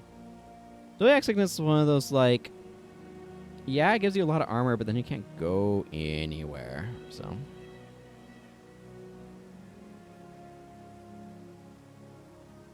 You know what? Yeah, we can go with a distracting blow here. This actually seems good.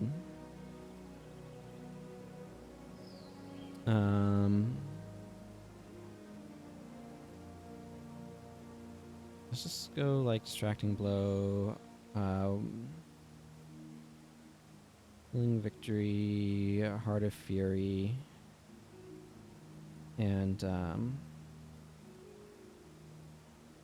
I mean, the one that you use is use Ermites, but I don't want to give Ermites to the AI because I don't think the AI is going to use it in any sort of appropriate way. I think the AI is going to use it and immediately eat Vow of Strength, which is not great. Actually can support some more energy than this, so maybe a Victorious Sweep would be good. You are enchanted. Any skill you interrupt is disabled. Yeah, I'm okay with Victorious Sweep. Just see how that goes. Okay, it's just a flesh wound is extremely versatile, so I can actually do quite a bit here. I'm not sure what I want to do. Lyric of Purification is so ridiculous. Like, why does it have a 20-second recharge? I feel like... You know what? Let's check. Sort by type. Let's look at chance. Answer up, not down. So, okay. Already, kind of a little bit theory broken. But if their motivation... Do all of the motivation chants that aren't adrenaline have 20-second recharges? 2, 3.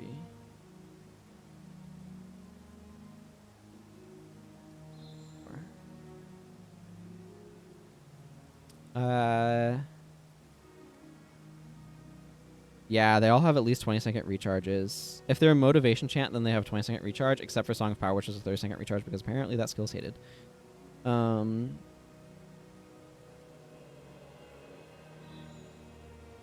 know what? Let's put Song of Power on this one, because I feel like doing a goofy thing here. I'm actually not surprised by that. They really needed to rework the Paragon. Their idea of how to balance the profession was dramatically challenged by the actual functionality of the profession.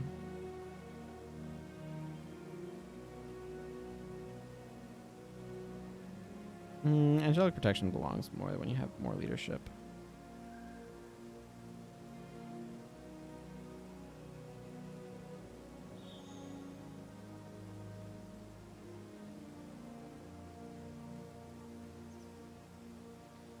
I feel like you kind of almost want to remedy signet on this.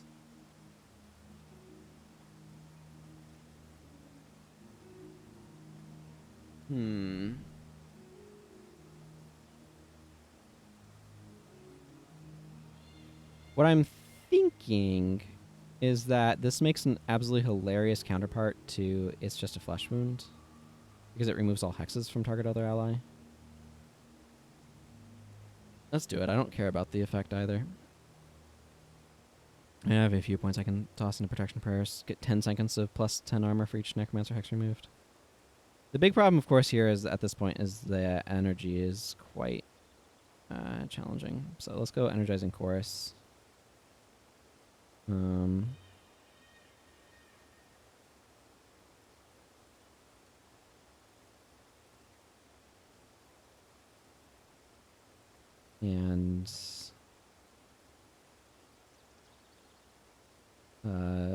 you know what?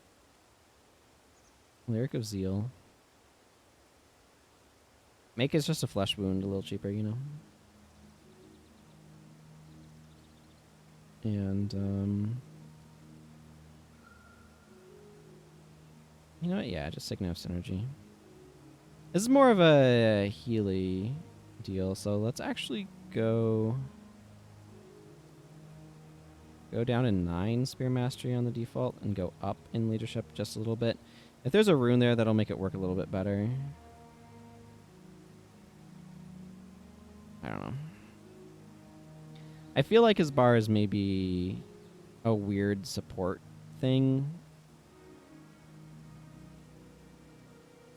We'll see how well it works. I feel like I'm just getting really goofy with some of these, but anyway. That's gonna just be Critical Strikes, Dagger Mastery. I'm gonna make him just slash Ranger and give him Antidote Signet. That's what I'm feeling here. I do want to do a silly Ritualist thing, though. Live in Finland, you know. You two know the feeling of being too tired to play? Yeah. That's a pretty long shift. 10 to 12 hours is a very long shift.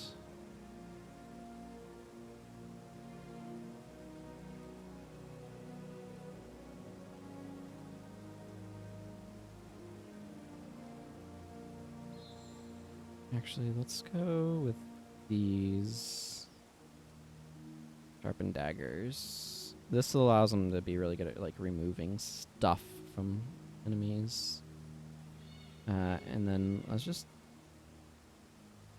throw Critical Strikes in there. Artist. I need to draw another skill that shows a dagger stabbing at somebody? Yeah, that's gonna definitely impact sleeping for sure. Babies are not known for their kindly sleep habits, I always say. Okay, glass arrows. I want to include body shot because we're gonna go a couple of things to kind of try to make glass arrows hit a little bit more.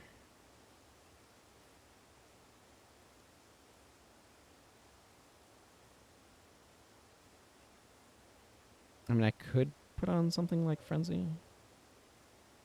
Put on something like Frenzy. That's not a terrible idea at all, somehow. Right?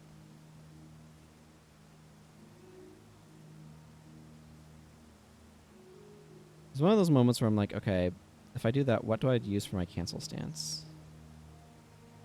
Because I feel like it's a terrible idea to bring Frenzy without a cancel stance.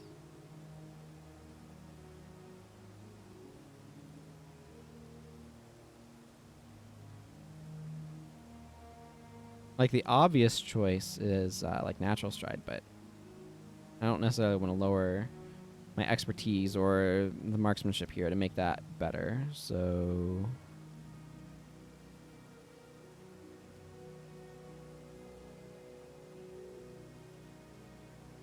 maybe it's dodge. Maybe it's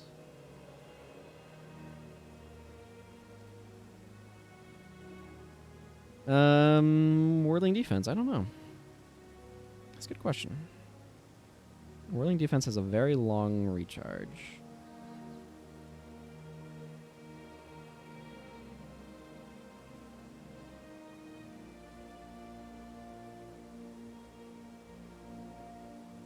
Maybe it's deflect arrows.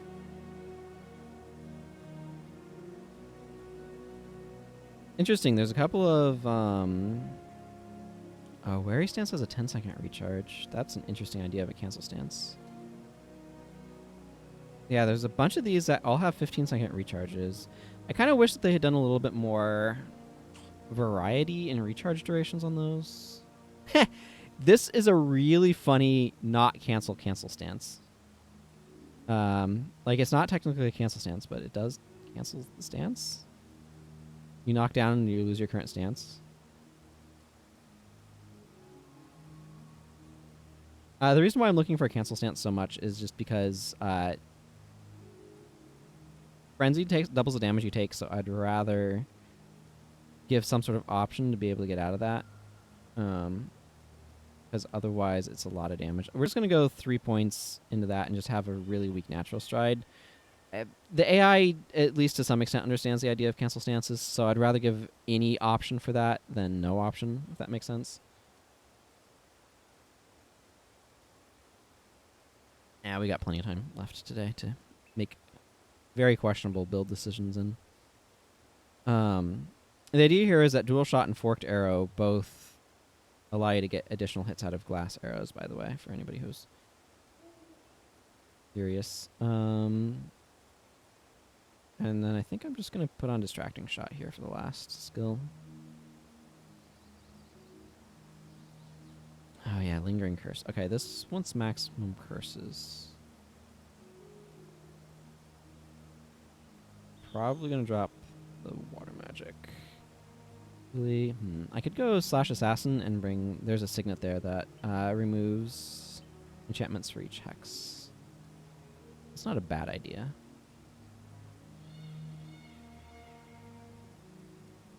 Yeah. Because the other thing that I kind of want is I kind of want some blood magic. For Awaken the Blood.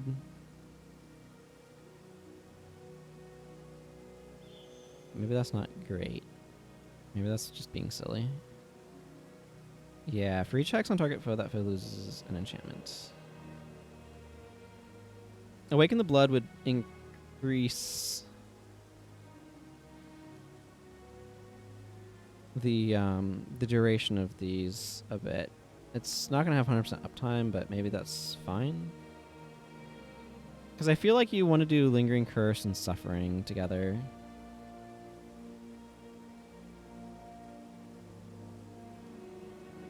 For reasons.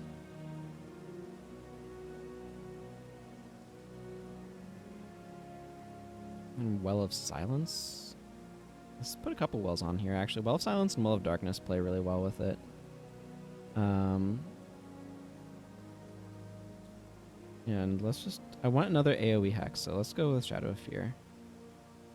So this is just going to make the enemy's lives miserable. The thing that's important to know about Suffering and Lingering Curse is that they have -3 degen at 13 curses, which Awaken the Blood gets you to. You really want at least a minor curses rune, though, for this sort of bar. But this will help out a little bit when you don't have it. Oh yeah, this is gonna go... This is an interesting question. I want to go slash Elementalist. Stolen Speed plays nicely with Elementalist stuff.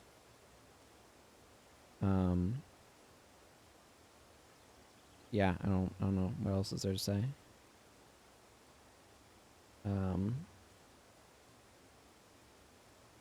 I missed Elementalist and hit Necromancer. That's interesting.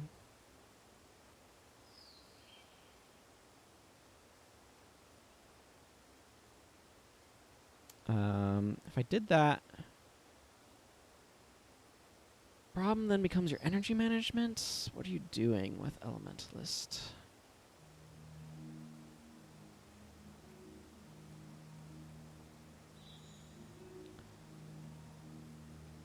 Let's see. Cast by target foe and all adjacent foes take twice as long to cast. Spells targeting those foes that are cast by you or your allies take half time to cast. I mean, I feel like I could do some fire magic stuff.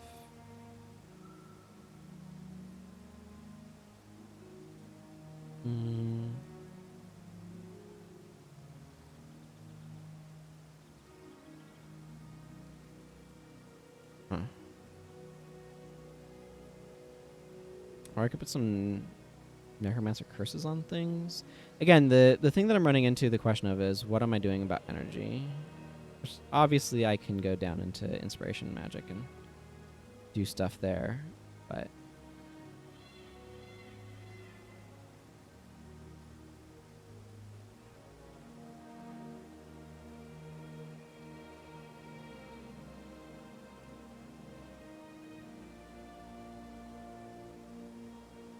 like getting faster casted maelstroms and stuff doesn't really matter if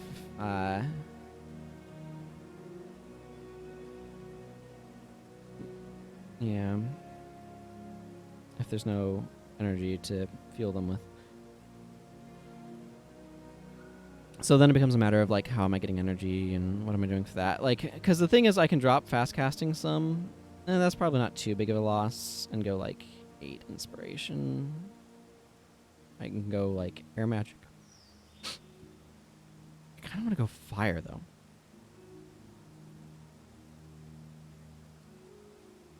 I kind of want to go like, oh, fast casted meteor shower.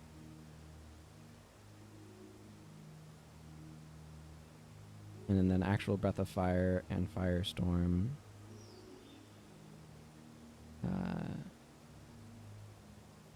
Psychic instability would be really funny with Bed of Coals, but there's our attunements. I mean, I could just go all out fast casting and then Glyph of Lesser. That's also an option. Is energy tap or waste not, one not better? This is 12 energy. This is 11. This is substantially lower recharge, but more finicky. This is stolen speed. It slows the cast time of foes and speeds up cast time of allies on those foes. So it plays really nicely with elementalist stuff that has longer cast times, which is why I'm doing whatever this nonsense is.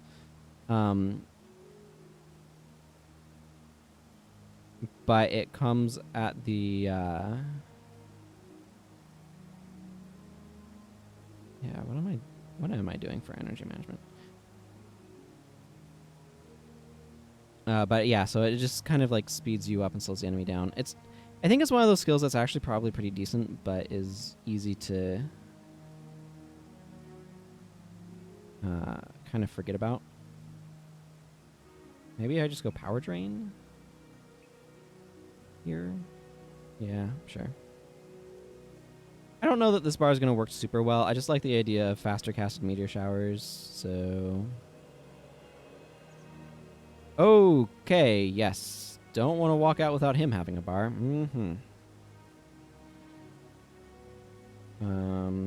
Okay, Light of Deliverance is fine. I mean, I usually use Signet of Rejuvenation. Put on Healing Breeze.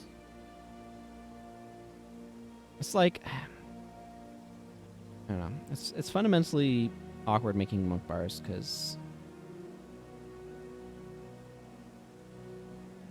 Watchful Healing is just like... For Norgu, yep, absolutely, 100% expect it. But I want to see how it looks first. One of the things that's a little bit... Like, this is a 60-second recharge. The recharges are a little bit long on a lot of these, except Breath of Fire, so there might be some energy problems from Breath of Fire. We'll see.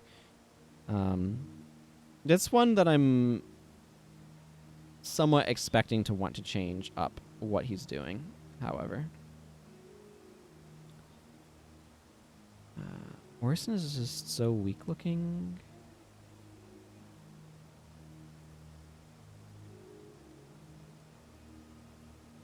Ethereal Light feels like it's bad without help. I don't know when you're supposed to use Holy Haste. This enchantment ends if you cast another enchantment. Like, just doesn't look that good to me.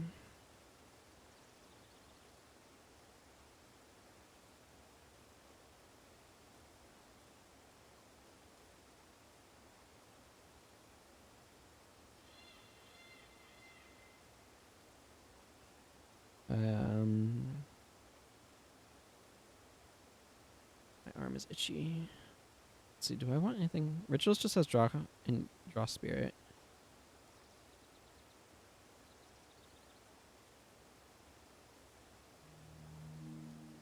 I mean, this is one of those things where I can give him something like Storm's Embrace for no particular reason. But I'm not going to do that because that'd be Storm's Embrace for no particular reason.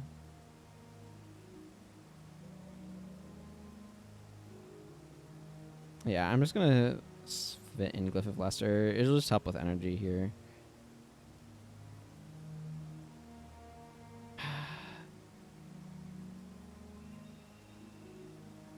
I'm tired of Cure Hex. We're not going to put Cure Hex on here.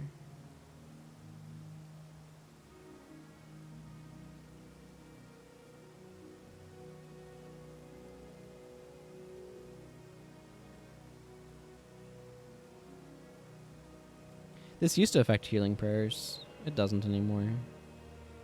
On Divine Intervention. You know what?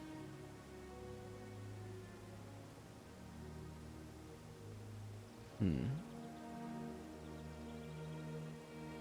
don't want Watchful Healing. Go a little bit more enchantment heavy. Okay, well, a lot of these are probably kind of not great. I actually think we'll test these out in just a moment. I need a short break. So I'll be back in a couple of minutes. Please stick around for seeing how these bars work. And I don't know why I waved there. I meant to dance. Habit. Sorry, weird. But we'll test out these bars in a moment. I want to go take a short break, and I will be back momentarily. Please stick around.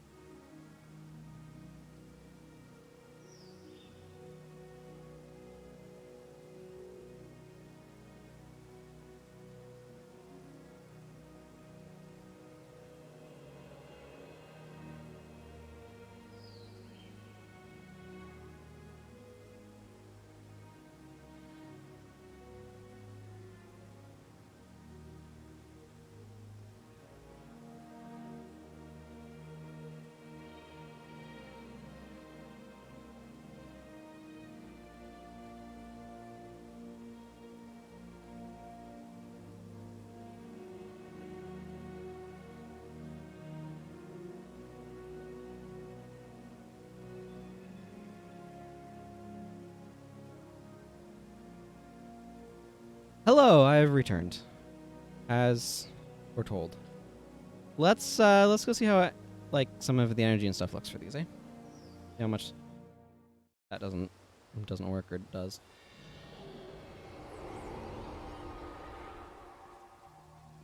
I also have energy concerns about Elias's bar. It's very energy heavy. Fortunately, a couple of the skills, the wells, do like he does get an opportunity to get energy first, but. General Morgan decided to open with Song of Power in a bold move. So that was exciting for a moment there. I mean, I'm still getting the energy from it.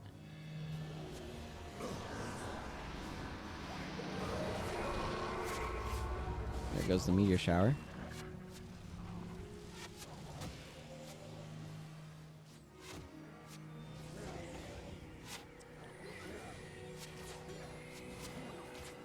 Yeah, that's actually kind of what I was expecting over here. If we look at Norgu, you'll see one of the things that I was kind of anticipating would be the case.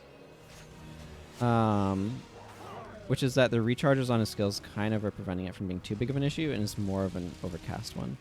Have I ever done much with smiting? I've done a little bit of smiting. The problem with smiting prayers is it's kind of garbage. It's got a lot of uncertainty about what it's trying to do and be. And that just makes it really hard to do much with it. You've just got so much like situational nonsense. So I will sometimes sprinkle some smiting prayers into certain builds. But by and large, I don't tend to do a whole lot with it.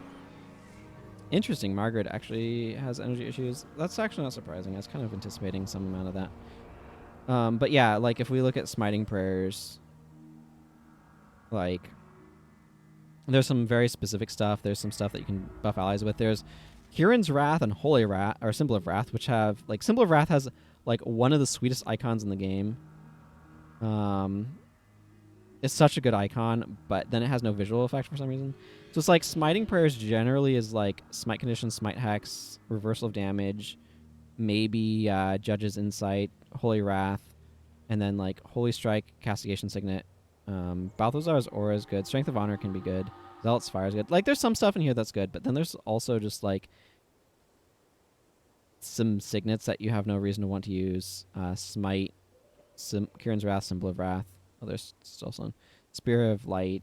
I don't really like Retribution much. I don't really use these Scourge ones. I could try using them. I don't know. Judge's Intervention seems like hot garbage. So, it's just, like... There's a bunch of stuff here that you can kind of like piecemeal use for some stuff that's decent and fine, but for the most part, it's just deeply unexciting. Although I could absolutely see using Scourge Enchantment and Scourge Healing on a Mesmer.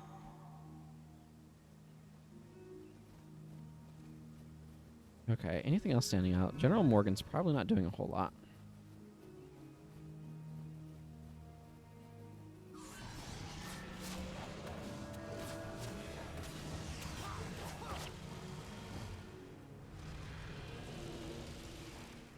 These are what?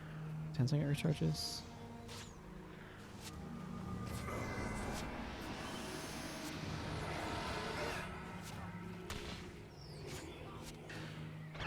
This would be a really good time to use Light of Deliverance Ogden. Did you think about that? No, you're too busy not using Light of Deliverance.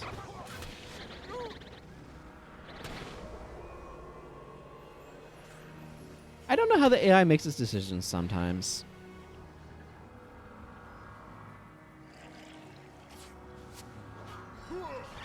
Can be effective. Player Monk with melee heroes. Condition, Hex, Smiting are good with PvE skills. Grave Judgment with Air of Supremacy can be good. It's RNG though. Yeah. Air of Superiority. Yeah, I know the skill you're talking about. As I expected, Elias's energy is certainly awkward. Margaret's energy is pretty rough as well. I'm not super surprised by that, but maybe I should try going for something slightly different with her. Try to help with that. I might drop Forked Arrow because it's unreliable in favor of something a little bit more energy efficient. One of the secrets that I found for building for heroes is you really need to keep an eye on how their energy management's actually working out. Okay, let's go in there and do some tweaks. I don't like it when I'm like getting that far and like they're both having energy problems. I think I'm gonna drop Awaken the Blood. I think it's a little bit ambitious here. And I'm gonna switch over to Glyph of Lost Souls. Maybe? Yeah. Your corpse has a dead pet. Lingering Curse and Suffering are just not going to be quite as good without it, but that's okay.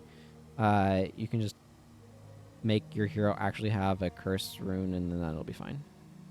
He needs the energy. For her, like I said, I'm going to drop Forked Arrow. It's less reliable, and I want something with a longer recharge and lower energy costs. Determined Shot might be a reasonable option here. See, this is one of the problems that I run into of like, okay, what am I doing as a 5 energy skill? Keen Arrow is fine. 6-second recharge. Arcing Shot is fine. Like, I want something about an 8-second recharge. I mean, I've got Body Shot already. Sloth Thunder Shot is too much energy. Splinter Shot's not a very good skill. If it's blocked, all foes adjacent to your target take 53 damage. The problem with something like Splinter Shot is all of its reward is in the negative condition, right? It's just weaker damage if it hits, so your brain goes to, like, how often is this going to come through for me? Like, Splinter Shot just reads really badly.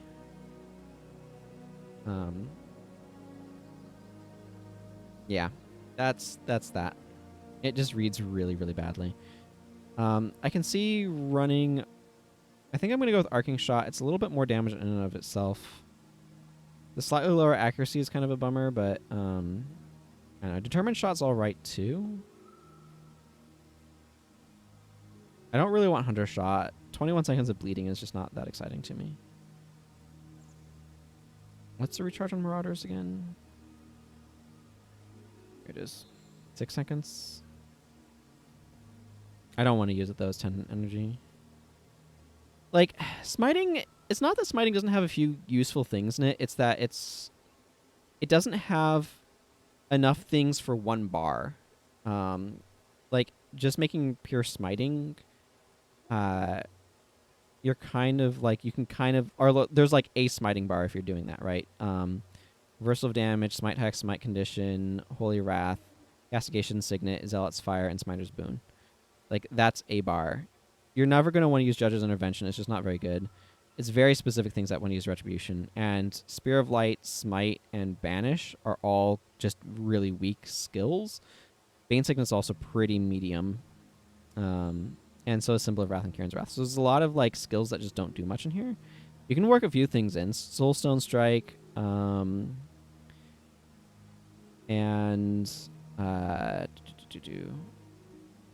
Holy Strike are both pretty reasonable if you have a knockdown that you're doing, but if you don't have a knockdown that you're doing, they're not very good.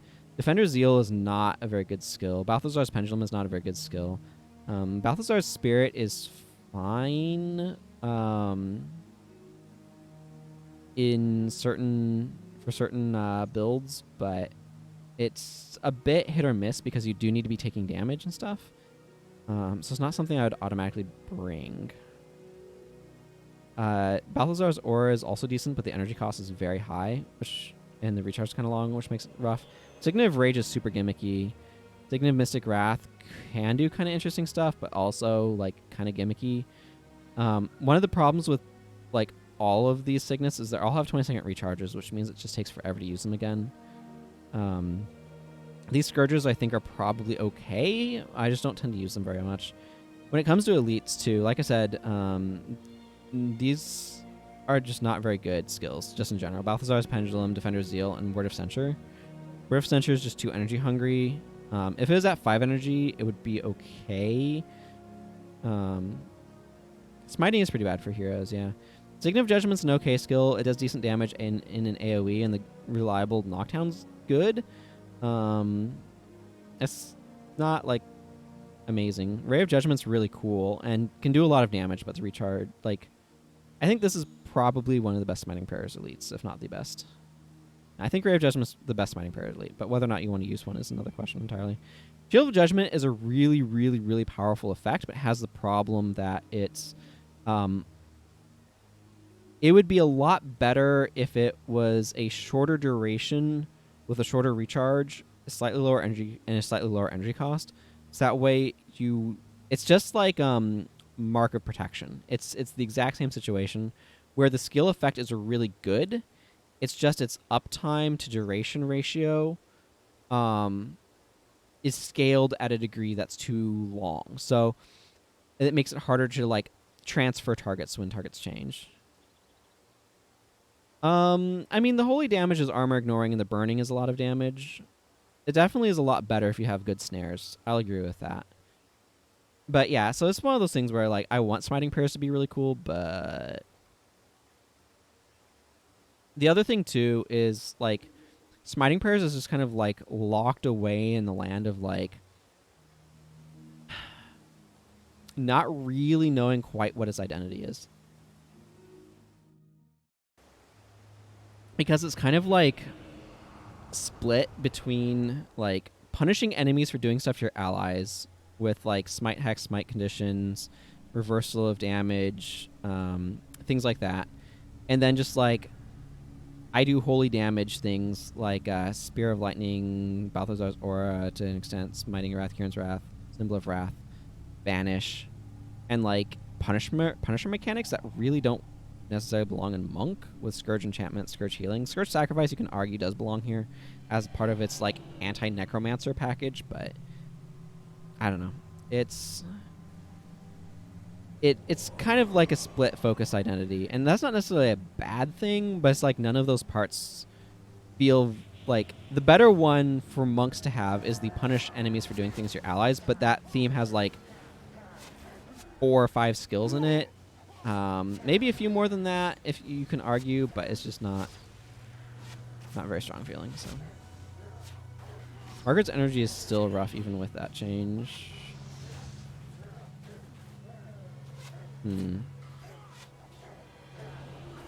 Elias's looks like it's better though, so that's good.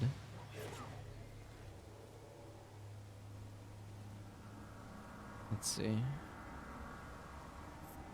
That's telling me is I might want to on Margaret. Yeah. I mean, the thing is, it doesn't even have to be the case. Like, yes, I agree with you that, like, balancing around PvP is part of the reason. Because they don't want monks to be good at dealing in damage and healing at the same time, and then they made ritualists, so... I think that there's things that they could do to try to help with that, even if they weren't worried about PvP balance as much. I think the biggest thing that they could do with Smiting Prayers, quite frankly, is to cut out the Punisher, or like, yeah, cut out the sort of like Punisher mechanics and the sort of offensive ones and make them defensive Punishers. I think focusing on things like Smite Hex, Smite Condition, Reversal of Damage, to extent Judge's Intervention, Holy Wrath, Retribution, those sorts of effects are really good ideas. And then things that buff allies like Balthazar's Aura and Strength of Honor and stuff like that, Balthazar's Spirit. Cut out the things like Signet of Rage, the Scourges, Spear of Light and Smite. Like, Smite is a really evocative name. I think I would probably change Smite from a spell to, like, an attack, potentially. And, like, Banish is a really good Smiting Prayer skill name. I would just make it, like, more effective at its job. And basically make it kind of like a holy version of Consume Soul or Spiritual Pain. Right? Where it's, like, deals some holy damage to target foe, and then deals a larger amount of holy damage to all summoned creatures in the area of that foe. I think that that would be a lot better. And then rework Consume Soul while you're at it. Defender's Zeal is such a mess skill. Balthazar's Pendulum, too. I mean, those are just some of my thoughts. Again, I think splitting the game a little bit more aggressively between PvP and PvE might not be the worst plan either, for what that's worth.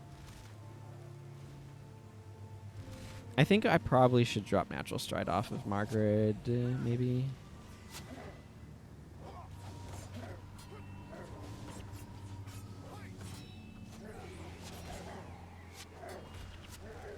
I want to know if she's irresponsibly using Natural Stride. I think I saw a comment out of the corner of my eye. I'll take a look in a moment. I'm just kind of paying attention to Margaret's energy bar.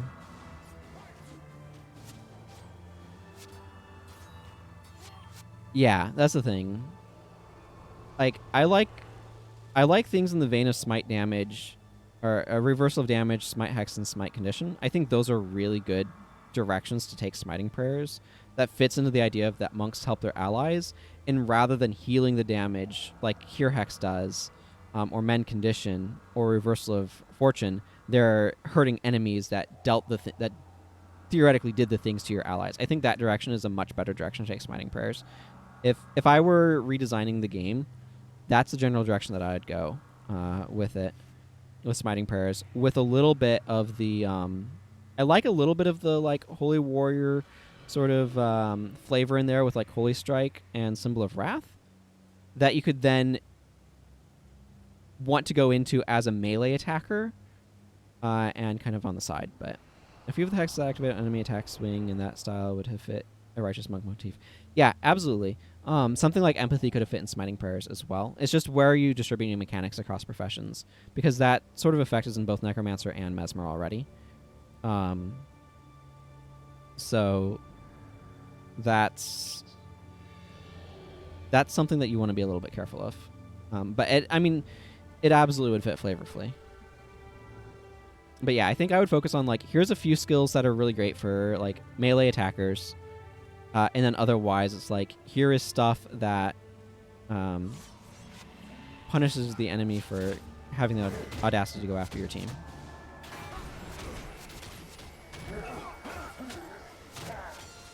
Oh, well, thank you, Ogden.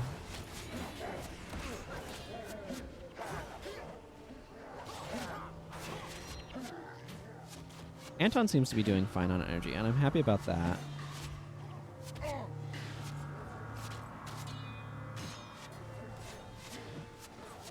I feel like General Morgan's getting to do a lot of work here, but that's largely based on the fact that it's just a flesh wound is really handy in this area. That's interesting too. Song of Power is one of those skills that's not like great, but because he doesn't have a whole lot else to do, the occasional chance for him to give the party a bunch of energy is actually not bad. And Norgu's energy is actually doing all right. I feel like the main issue for Norgu, I like Breath of Fire, but I think I want to swap out Searing Heat for something a little bit more usable. Do they still do that thing where if you hover a cursor over it and interrupt, they refuse to cast anything? Oh, I have absolutely no idea. I assume you're talking about like the AI's thoughts on doing stuff. So I think Anton's bar is working well. I think Kamu's is probably just fine. I haven't noticed any energy problems from him. Ogden seems to be functioning okay overall. Elias is doing a lot better. I want to swap out Searing Heat and give Norgu something else to do.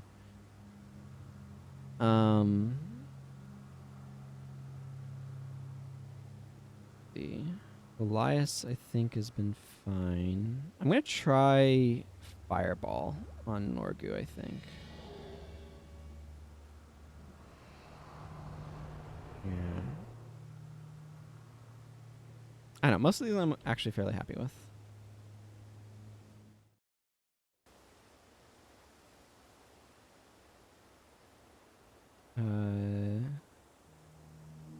Norgu. Searing Heat's just relatively low uptime compared to its 25-second recharge.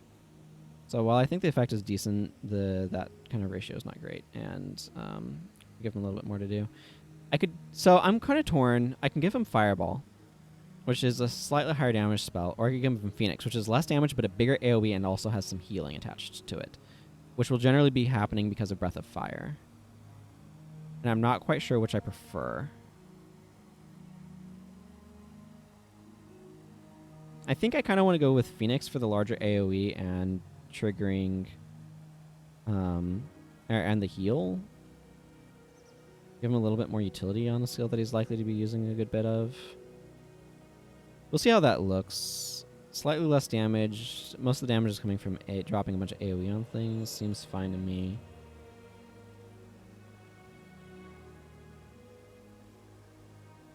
Let's see.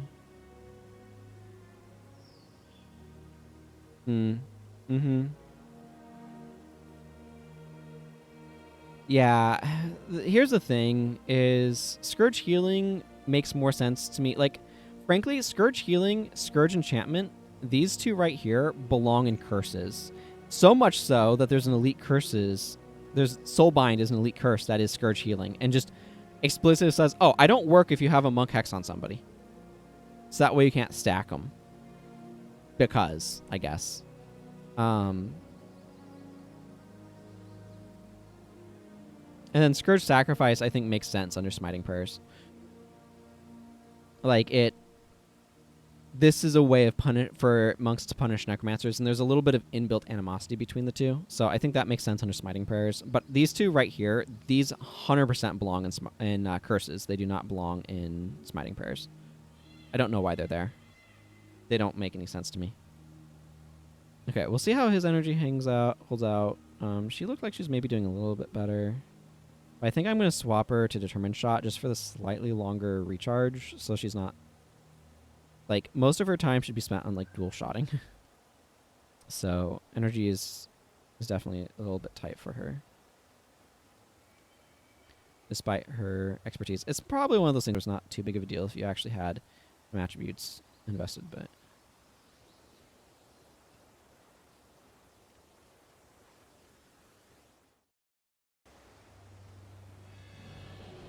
Okay, let's see how things look. Again, I want these bars to generally work without runes. So that way you don't have to, like, use specific runes to make them function. And then they just become better if you do have runes. Huh, interesting that Margaret was just not doing anything for a while there.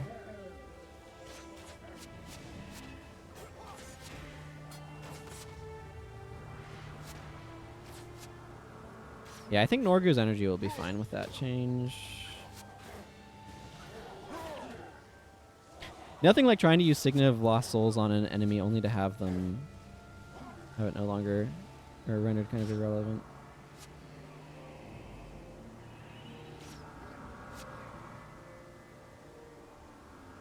I think Song of Power is actually a lot better than I give it credit for. Particularly for recovering your party post-battle. Okay, I think I'm fairly happy with where these bars are at this point. So I'm going to go ahead and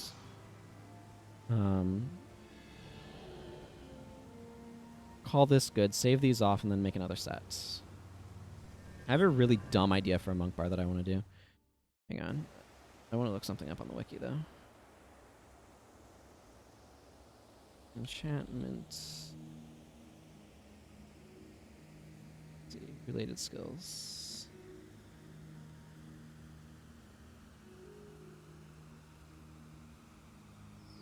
There's an entire thing.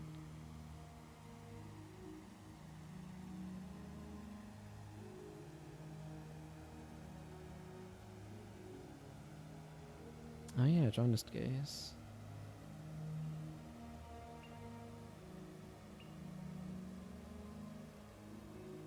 Alright, Shadow Walk was...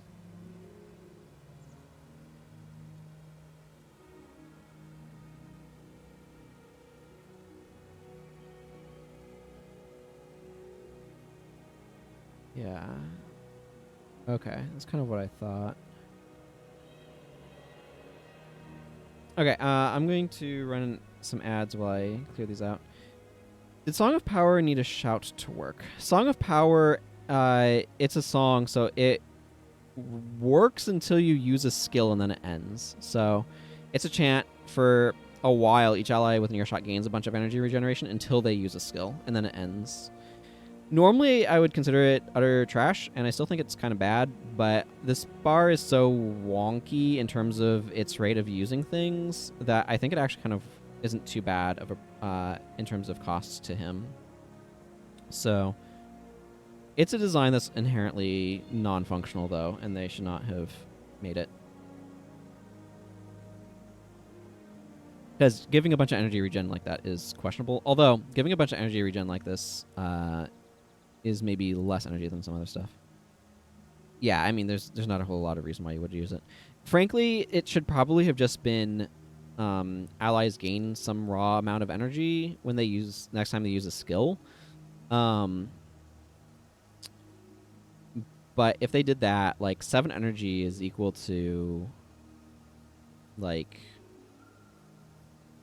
what, 3 pips of energy regeneration for 7 seconds. They could have calibrated to kind of work under that sort of design, but they set it up to energy stuff that gives this much energy is really, really, really inherently strong. So they wanted to kind of be careful with it. Anyway, like I said, I'm going to run some ad breaks while I record these, and then we'll make some more bars.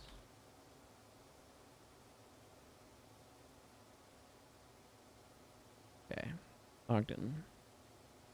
Template code. This is Light of Deliverance.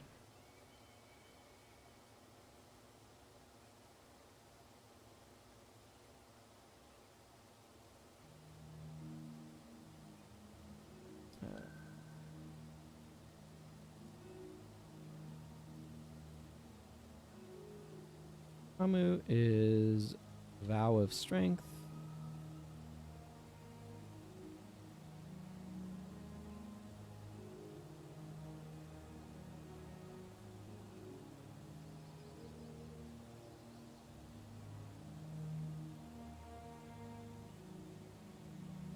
Morgan is It's Just a Flesh Wound.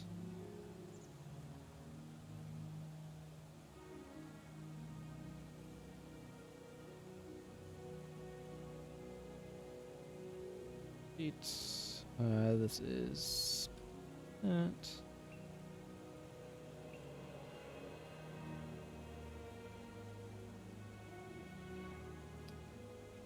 Anton is good old Shattering Assaults.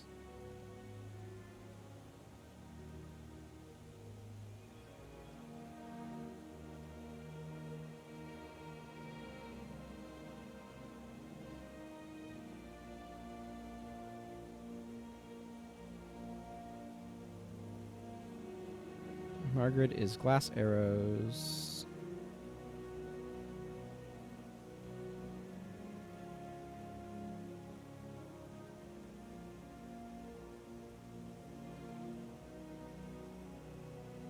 Let's see.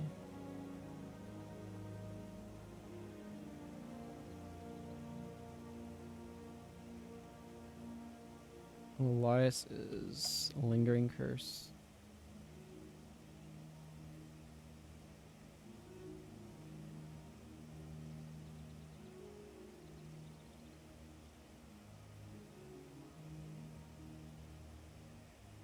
Takes a while to record all of these, is what I'm saying. This is Stolen Speed.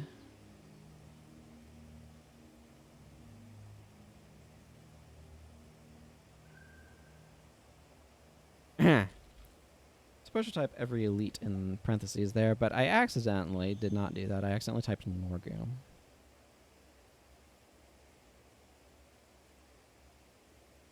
Just like I was about to type every elite in there. Some use for a Song of Power to speed up vanquishing. Yeah, it's definitely, I think, has some use. Like, obviously a Blood is Power user is just strictly better.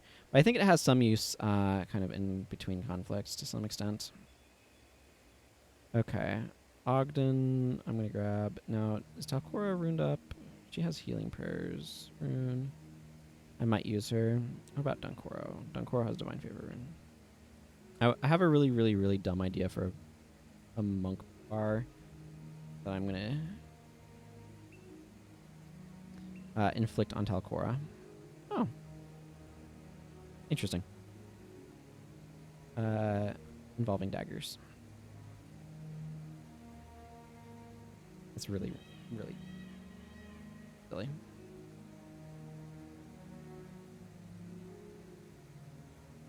Okay. Yeah, that's right. I want to do an Aura of Displacement monk.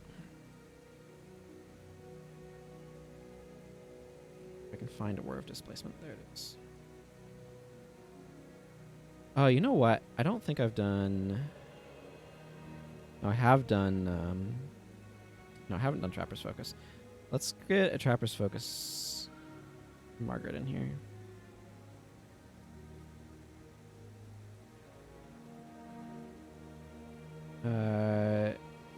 Probably not really using marksmanship. Probably just expertise in wilderness survival. It would have been kind of nice if there was a second profession that used traps.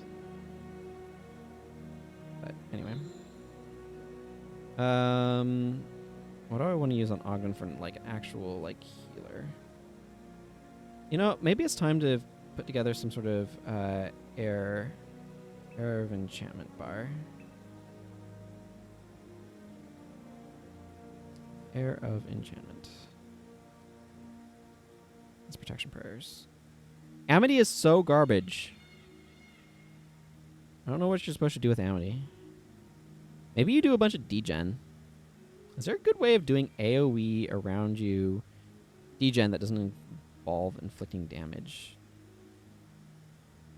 I do actually want to be /elementalist though, for what it's worth. Okay. That's Aura of Displacement. I marked that off already, right? Yeah.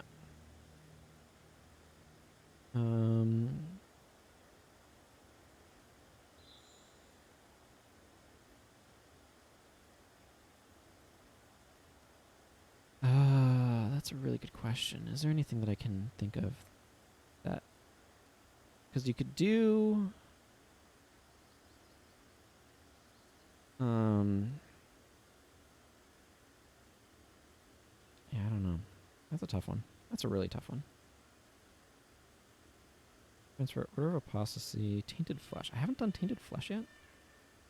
Yeah, condition AoE is definitely something that I was thinking about, but the question is, what are you doing to inflict conditions around you in AoE that's not also just, you know, doing other stuff? I feel like you could maybe...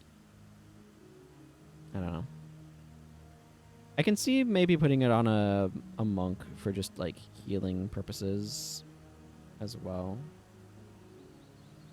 This takes damage, too. Hang on. I'm going to add a ritualist. Agony is life loss? I could do a test to see if Agony triggers Amity. I'd be kind of curious on that. I don't think I'd set that up, but I'm kind of curious on it.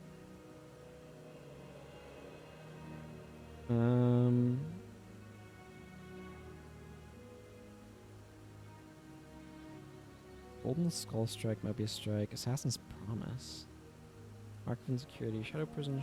Shroud of Silence. Way of the Empty Palm. Shadow Shroud. Way of the Empty Palm is really weird with AI. And Caltrops.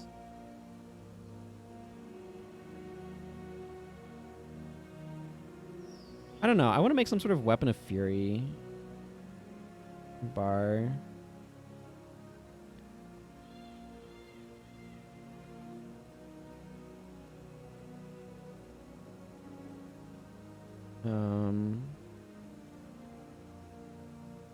Right, you're doing something with traps. Gorn back in here and do Forceful Blow.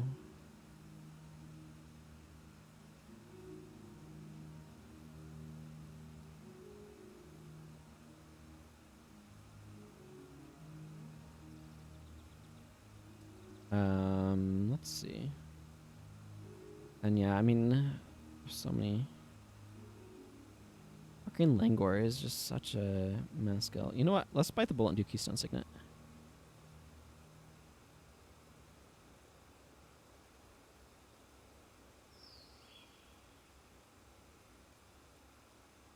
Stone Signet. I feel like Keystone Signet works best on slash Necro. Maybe? Maybe.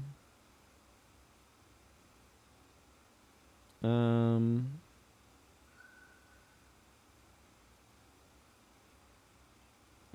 I don't know. Let's do a Migraine Gwen. Gwen, you also don't have any runes. Let's give you. Oh yeah, I was trying this nonsense. This did not work because the AI didn't maintain symbolic celerity as it needed to. Okay, let's grab Migraine. Where is illusion magic?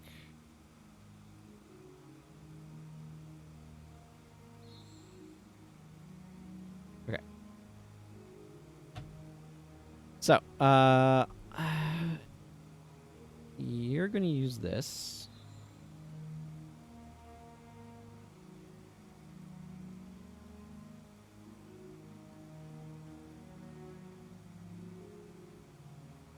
I don't know how smart he's going to be about using Windborne Speed on things that have Air of Enchantment on them, but that's the idea. Put Air of Enchantment on them, and then you can put Windborne Speed on them. How's that for a plan? Yeah, that's the thing, is Amity is a really, really bad skill. It looks like one because it is one. Air of Enchantment's a bad skill, too.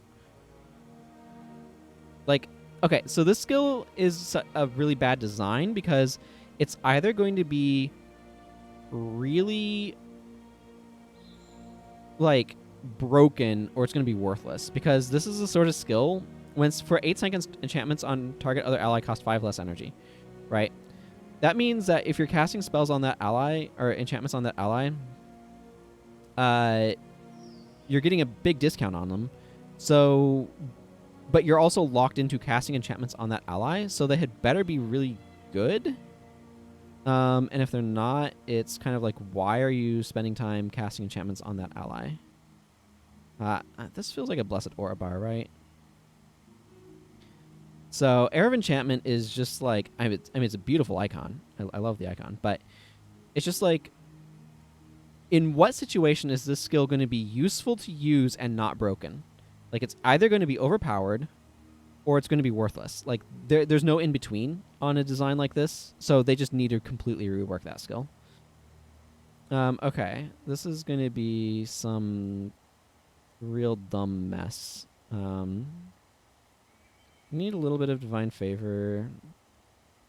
Let's go Dagger Mastery. Probably like 3 Divine Favor and then Smiting Prayers. Patient Spirit is an enchantment. It would make Patient Spirit cheaper as well. Like, the thing is, this affects enchantments for your entire party. Anybody who has an enchantment on a person with Air of Enchantment on them is enjoying it. But it's like, I don't know. Like, there's just no way of making that not a ridiculous skill.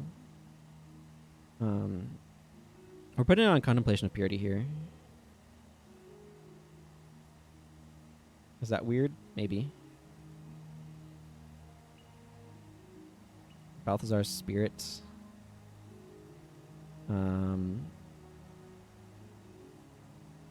That. Death Blossom.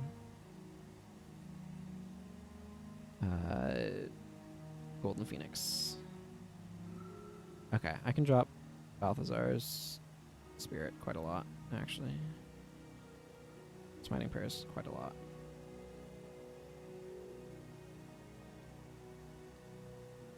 The idea here is that you use Contemplation of Purity to shadow step out of the area. I don't really want to give her Strength of Honor. I feel like she'd probably not use that properly, but I don't know. I should put Succor on a warrior sometime. Maybe I'll put it on Gorin's Forceful Blow Bar that I'm about to make. Yeah.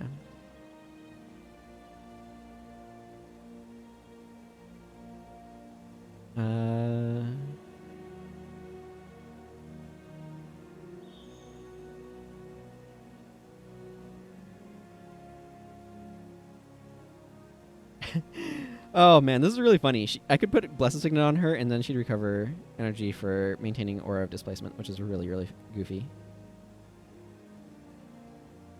I don't know. What do I want this last skill to be? Put Retribution on her.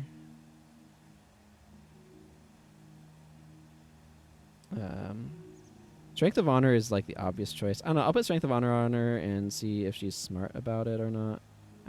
Yeah, I don't know. We'll see what happens. We'll see what happens. I'm not convinced that I'm going to keep Strength of Honor on here. I'm not convinced I'll keep Balthazar's Spirit. It's something where you might have to like manually work those to get the AI to even do them properly. Okay, this is supposed to be a bunch of traps.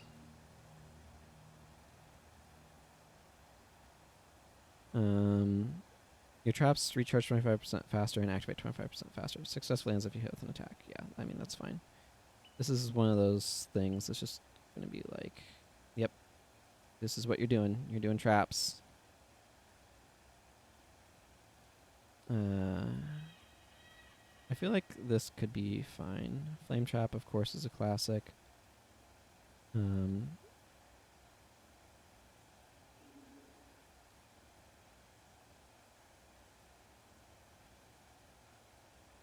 Where's Dust Trap?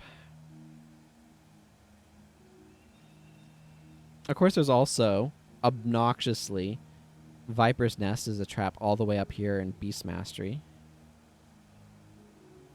You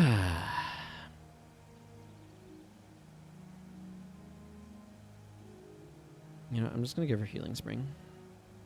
There. There's also Tripwire. It knocks down foes if they are crippled when they strike it. Otherwise, it does a piddling amount of damage. I kind of want to run Trapper's Focus with the PvE only traps, but that'd have to be a player. We'll see how well she uses that bar. I'm not really concerned otherwise. Actually, I want to go slash monk. I'm going to make this one... you know, some spawning power is probably a good idea. Yeah, let's do like a 10-10. 11-10-10. Nah, let's go like this.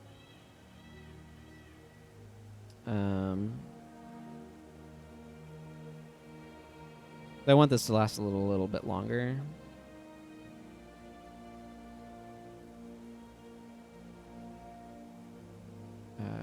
But I want Balthazar's Aura, Judge's Insight.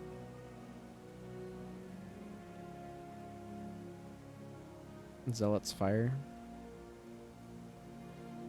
Energy is probably a bit of a concern with this bar, so let's not push our luck.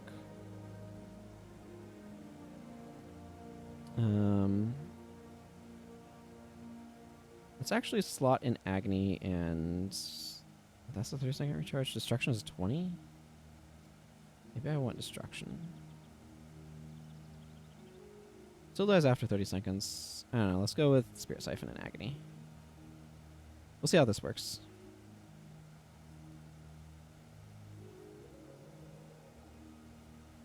Zealot's Fire is maybe a little unexciting. Alternatively, Castigation Sickness is a form of energy. I don't know. I'm going to roll with this. Gorin, yes, you're using Forceful Blow. There's something that I was thinking would be amusing to do with you. I always like to pair Fierce Blow with Forceful Blow.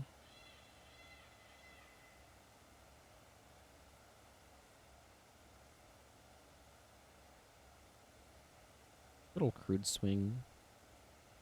Maybe Counter Blow.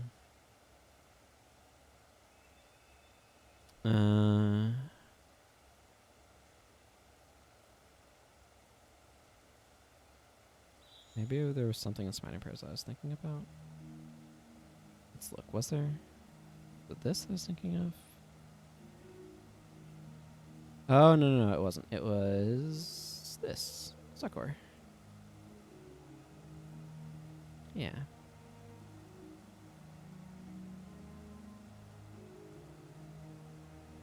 And let's give you Restore Life. Yeah.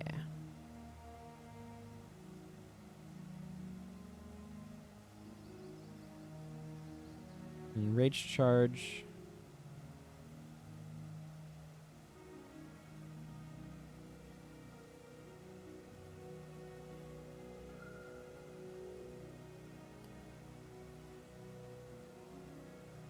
How about we give you Auspicious Blow? Because every hammer bar needs Auspicious Blow. Ah, yes. Let's just go /necro.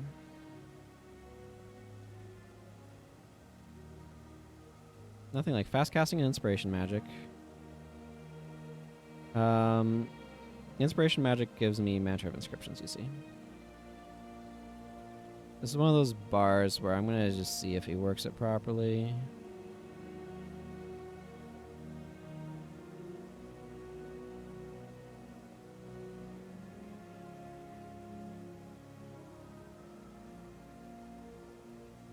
And then I expect him not to.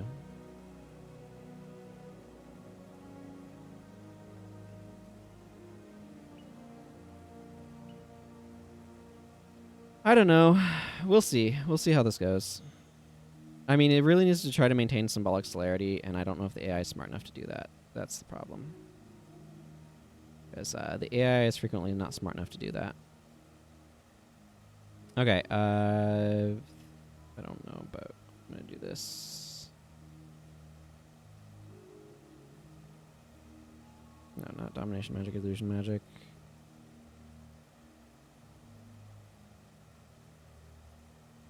A bit of Inspiration, a bit of Curses. Do I want Curses? I could want Curses. Ooh, yeah, let's bring Defile Flash.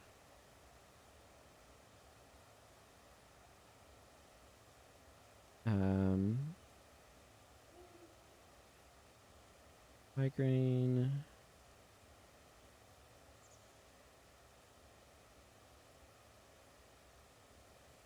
Let's see.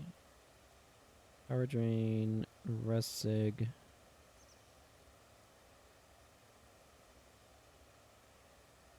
Where's Mantra of Persistence? Right here. Make Migraine last longer. Make Illusion of Pain last longer.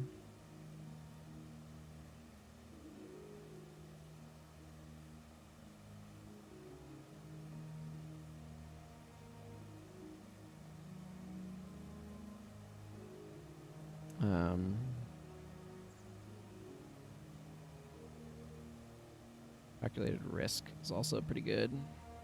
And making that last a full 5 seconds more is kind of neat. Making this last, let's see, a couple more seconds just gets a little bit more damage out of it. Slightly better ratio on things. That's pretty good. Yeah,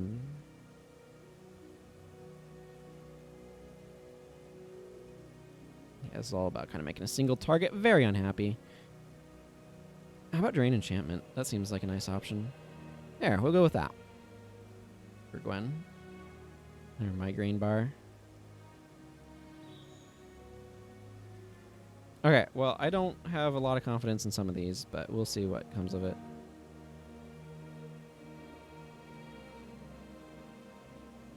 It's maybe the last rounds of bars for the day, we'll see. But probably. Looking at the time. The goal here is for Talcora to sometimes end, because the AI will just maintain Aura of Displacement inadvisedly.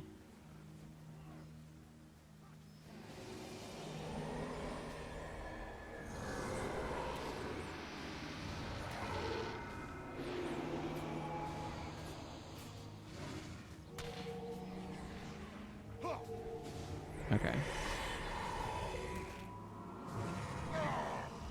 Yeah, she's putting enchantments on other people than herself.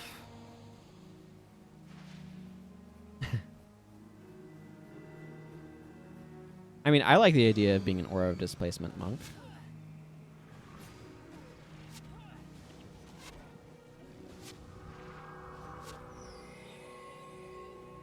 Zandra's definitely using her... Well, okay, she's used Balthazar's Aura, which uses her energy.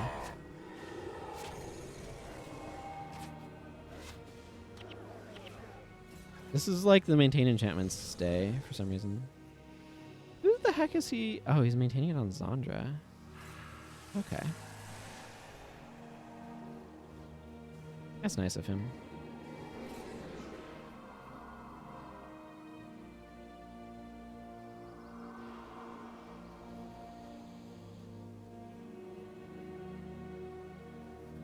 Margaret probably wants a staff with this bar because she's not doing anything with her bow anyway and wants more max energy.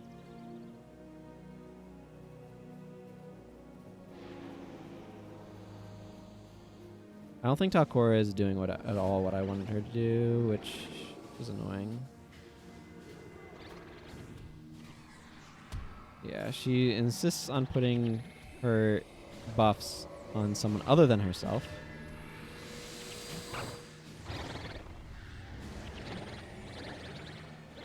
Which I kind of suspected would be the case.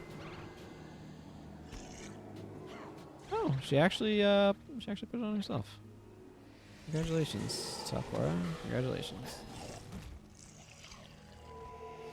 Okay, I'm gonna need you to change her around. She's just too nonsensical with those. I hope that wouldn't be the case. I kind of suspected it would be.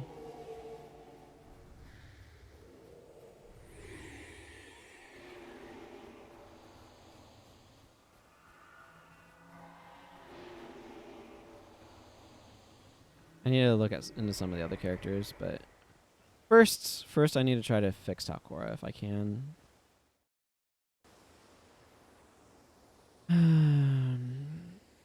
The problem is, like, I don't want to have to put these under enough maintenance where you're the one having to kind of tell them where to put the enchantments. That's just not what I'm looking for out of this, so...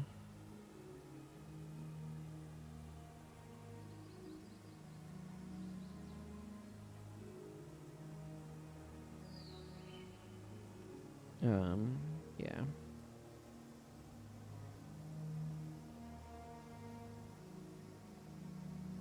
I might just give her, like, Shadow Refuge. I don't really want to give her Way of Perfection, though, that one. Man, Way of the Fox. Check out Way of the Fox. For 23 seconds, your next 4 attacks cannot be blocked. 45-second recharge. Gotta believe in that one. We'll give her Watchful Healing. If she casts Watchful Healing on herself, that's pretty good. If she eats it with Contemplation Purity, that's even better. I just need to do something about what's going on there. I don't know about this bar at all. You know what? Screw Zealot's Fire. It's overrated. We're gonna go Agony and Bloodsong.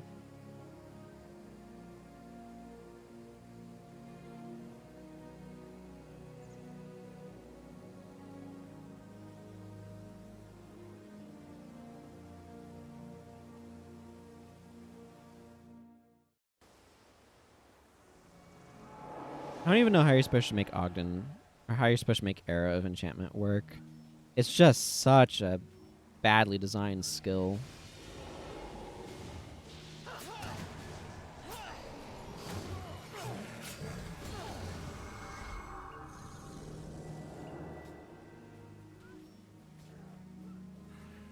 There's just no two ways around it.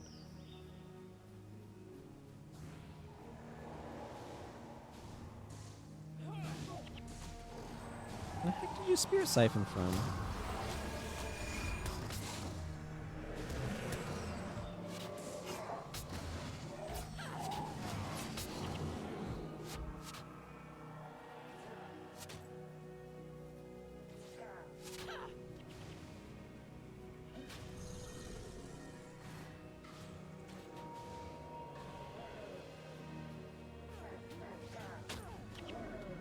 My goodness, Talcora could drop Contemplation of Purity and gain so much health.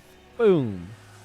Where did she end up? Who knows? Way behind us. Because the AI is... never stops maintaining Aura of Displacement. That's the conceit of her bar. That the AI never stops maintaining Aura of Displacement. So you have to force them by giving them a skill. That makes them lose all their enchantments in order to get them to drop it.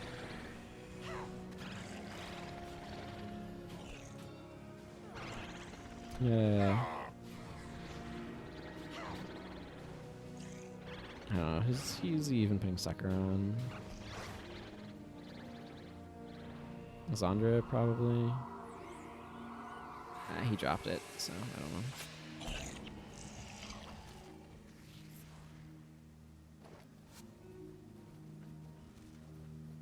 I feel like Ogden's bar is not very good, but at the same time, I just literally don't know what to do about Air of Enchantment.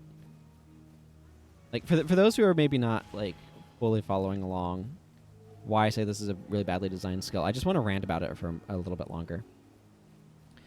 The reason why I say Air of Enchantment's a really badly designed skill is because the way that it works is you put an enchantment on an ally, and then anybody else who casts an enchantment on that ally has a discount on their enchantments that they cast on that specific ally.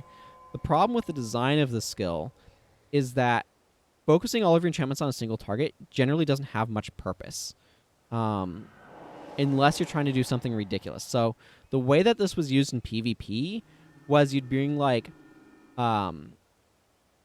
Reversal of Fortune, Reversal of Damage, Zealot's Fire, and you'd spam like an enchantment on you'd spam Air of Enchantment on an ally, and then you'd spam a bunch of these other support spells on them. You'd be alternating Reversal of Fortune and Reversal of or the other one. I don't know if I should change Ogden and try to go more that direction. Maybe.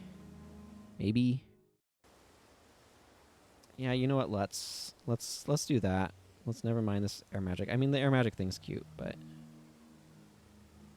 there's slightly more to that. Let's go Smiting Prayers.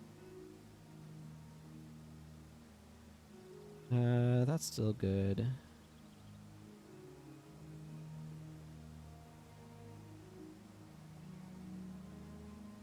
I'll put on Holy Wrath as well while I'm at it. Zealot's Fire, and then Smiter's Boon, maybe?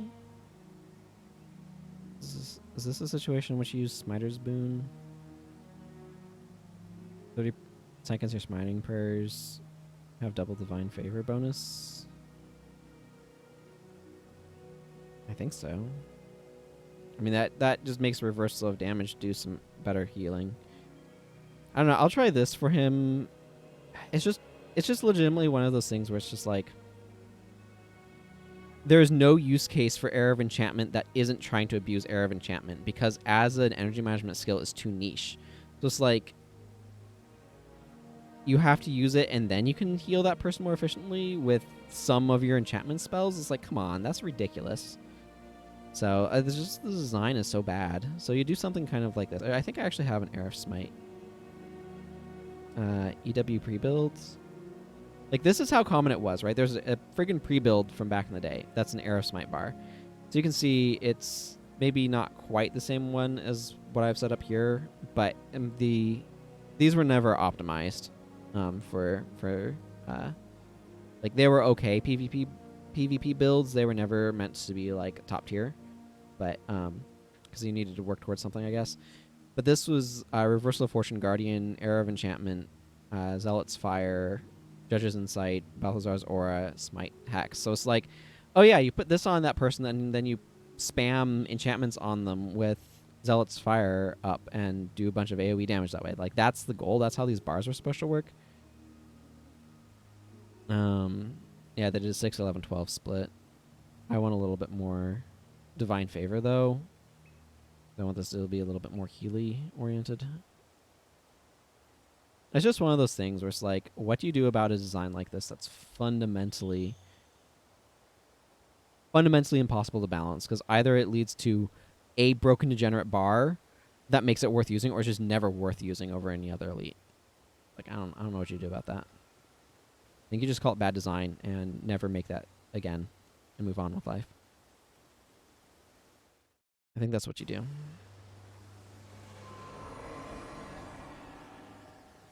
So he'll maintain Mantra of Inscriptions at least. At what point does he... He opens with Keystone Signet. Now his skills will actually do things. I think Norgu's bar is just going to have to be like inconsistent. There's just no getting around that. Gwen's gonna have energy problems if there's not enchantments in the area as well. That's okay.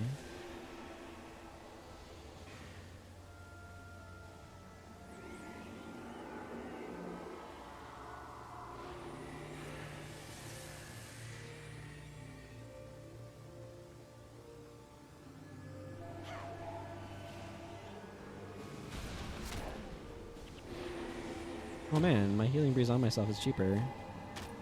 Because of reasons. This is when you use that. Well. Job top core. You fail to understand how your bar works. I would say I'm surprised except for the part that I'm not.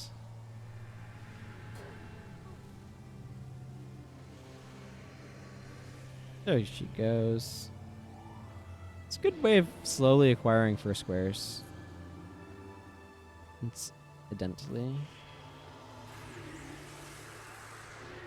So this, by the way, what it gives is gives another ally +1 health and energy regeneration, but you lose an energy each time they cast a spell, which actually makes it pretty good for warriors to use. It basically lets you kind of like, I'm giving you an energy regen and a bonus health regen. Kind of how it works. Kind of.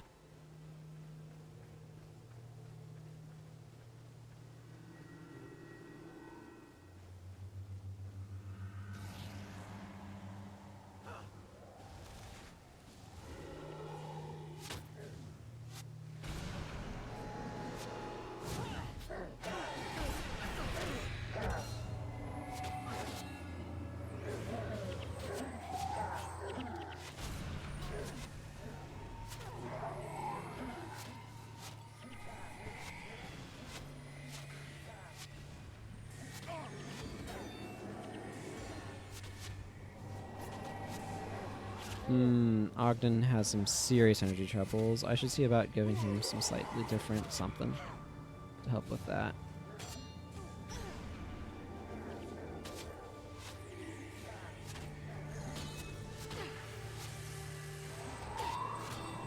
Gwen seems to be doing okay. Goran seems to be doing okay. Margaret's always going to just have energy problems. That's the problem with the Trapper bar. Unless you bring specific stuff to mitigate that, it's going to have energy issues.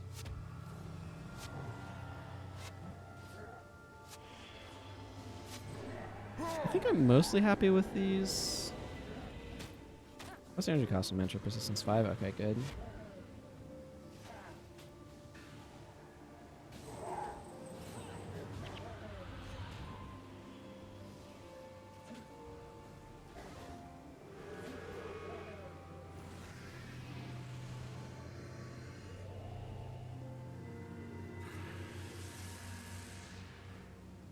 I feel like these are all mostly okay. No, not that. The gold coins, please.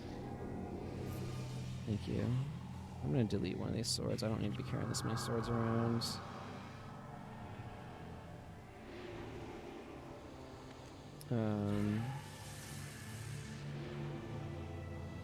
I wasn't paying the closest attention in Norgu. I assume, from what I could tell, he was just kind of doing what his bard does, which is a natural Insignia of Sorrow people, and then Keystone Signet to get it. Keystone Signet's a lot less exciting than you think it is when you first read it, because all other foes adjacent to your target take 51 damage uninterrupted, does not affect your target. So it sounds pretty spicy, and then you actually use it and you're like, oh wait, never mind. It's not as spicy as it sounds. I'm going to do another run just to kind of like look at stuff a little bit more, and also because I want to swap out something for Ogden. I mean, Holy Wrath is kind of nice.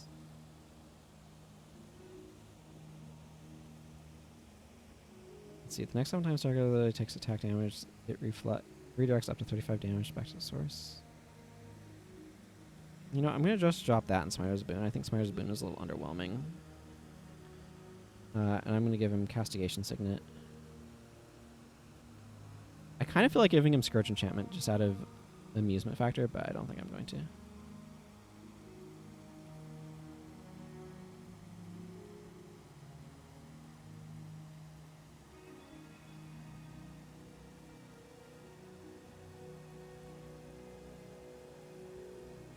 Maybe give him shielding hands.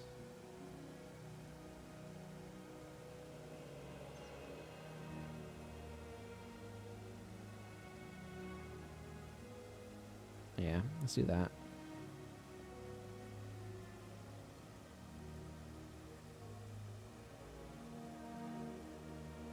Inglewood Cops has been under Luxon control, so I don't know what you guys are all on about.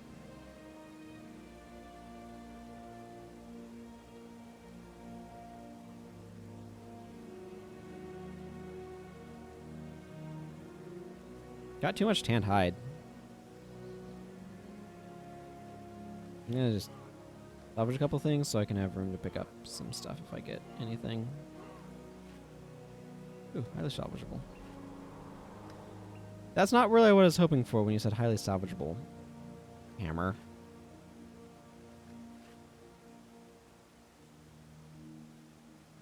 Onto you and your kniving ways.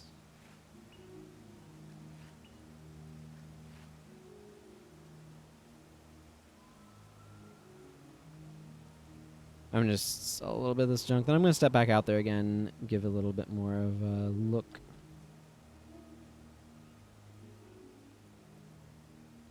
Wood is never worth anything. Bye. That guy. Okay. Habitually deposit my funds so they're all in one place for a character who actually might need them.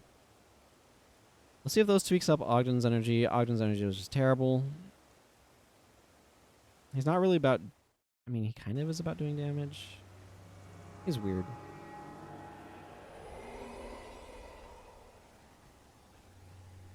Okay.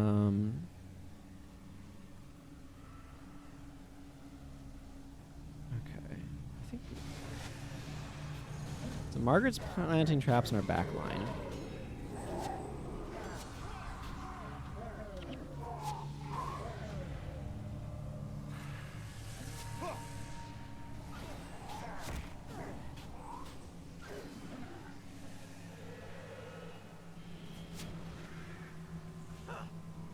Yeah, I mean, Norview's just doing kind of what I expect him to do. He's using his signets, so... Can't really ask for more from him than that. That's kind of what I expect of him. There's an argument for giving Margaret some sort of melee weapon like a sword to encourage her to go to melee range, but I think I'm okay with her protecting the back line, quite frankly. Because, like, look at this guy. Look at this guy getting absolutely owned by... all of these traps. I just kind of wandered into. Ogden's energy is in a better place. I'm happy for that. You'd think with an energy management based elite, I wouldn't be having to give him an energy management signet, but here we are. It might be prudent to swap him around to slightly more, slightly less divine favor and slightly more smiting prayers as well, but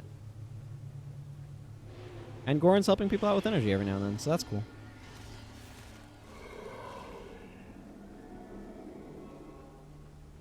Yeah.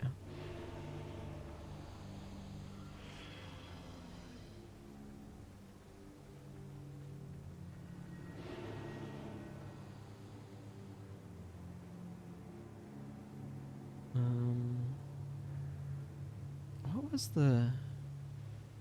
Yeah, I was thinking of Dervish with Symbolic Strike. Ow.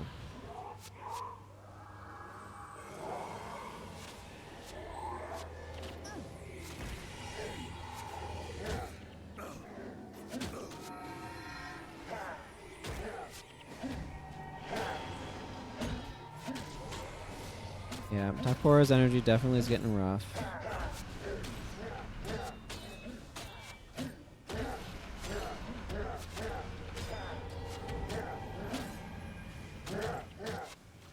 I'm just kind of accepting that a lot of the energy on these characters is just going to be kind of bad. And just kind of be okay with it. I was not paying close enough attention to myself to get myself alive there.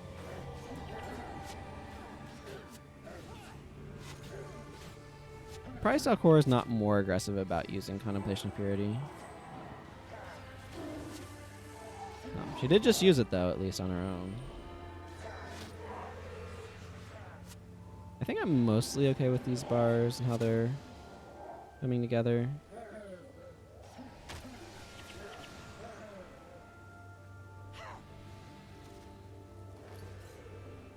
None of them are super... or a bunch of them are not super stellar, but...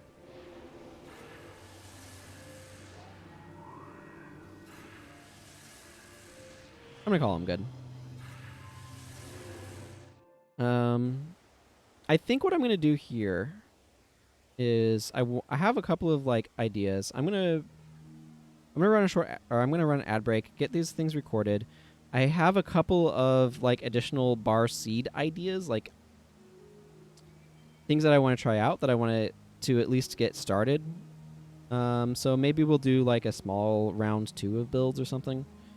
But I'm gonna get these recorded first.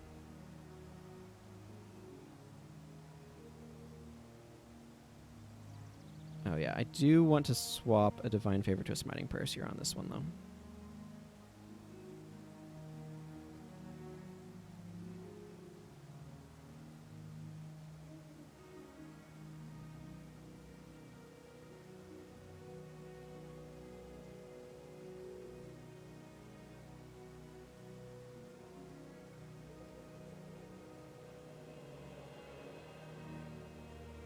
Template code, this is Aura of Displacement.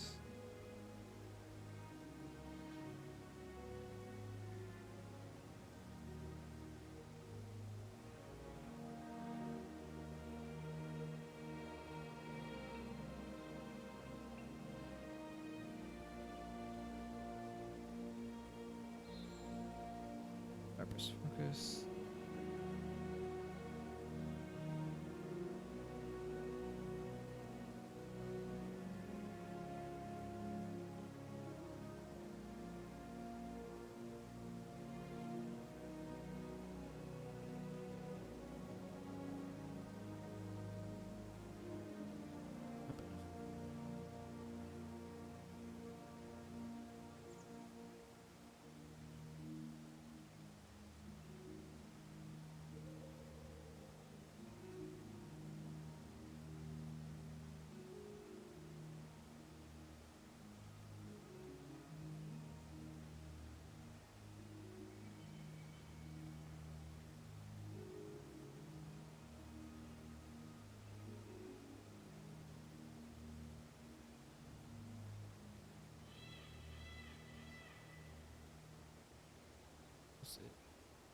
Whammo, Forceful Blow.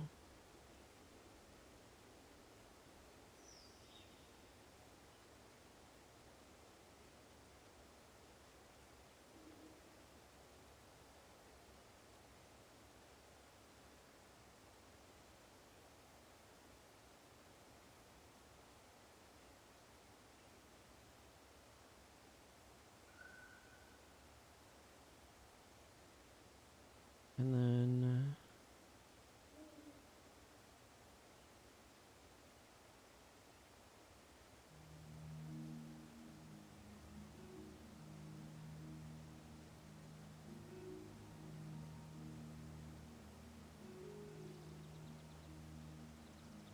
okay. That gets those. Whew, that is very cold. Wow. That is extremely cold. Let's see. I want to get some weapons back on characters that they belong on. So this bow, and then Dora gets her staff back. Okay.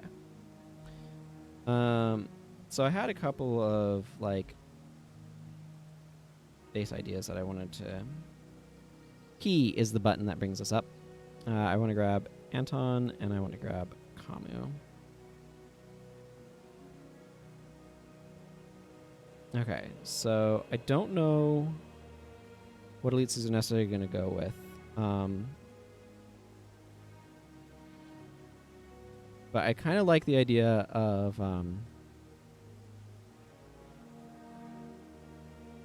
this requires some amount of tactics and some amount of... I'm actually going to go with Wind Prayers for Signet of Pious Restraint. And then Symbolic Strike. So I want to do some sort of Symbolic Strike bar over here. I also want to do some sort of symbolic strike bar over here. That's probably going to have fewer critical strikes and need some deadly arts. But it's like dagger attack chain. I'm just going to fill in a chain just to fill in the space. Probably not the actual chain that'll be used because I'll probably want something that inflicts conditions going on in there too. But there's actually quite a few signets. This gets a plus 48 off of that. So I'm not quite sure, again, what this is going to want for its elite. Because obviously space starts becoming a concern and all that, but I'll figure that out later. There's just a couple of like idea seeds that I wanted to get dropped in while I was thinking about them. This is the sort of thing actually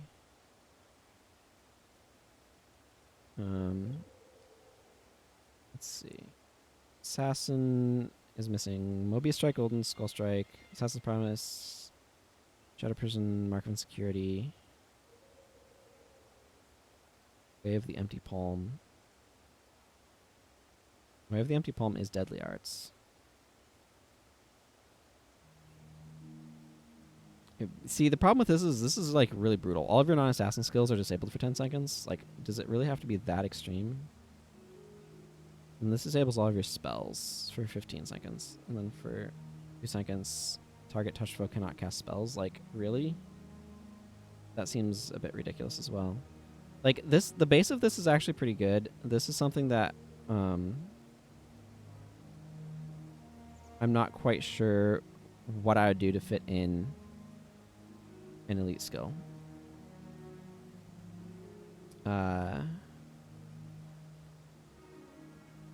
This could be the coward bar. I could work coward in here.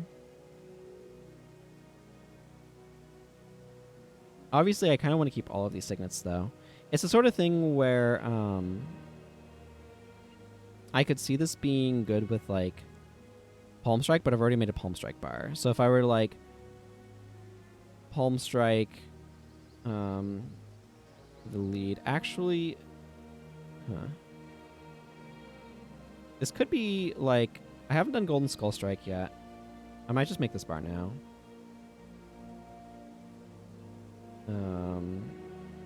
Assassin. I haven't done Golden Skull Strike. This could be like Golden Skull Strike, Sharpened Daggers, Vampiric Assault, maybe. I feel like I want something for an additional condition, though, to make these a little bit better on their own. So that's 2 conditions. The thing is, there's not a whole lot of dual attacks that inflict other conditions. Which is really kind of awkward.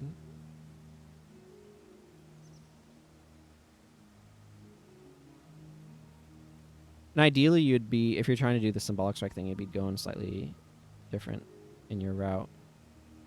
So maybe this wants to be like Way of the Empty Palm.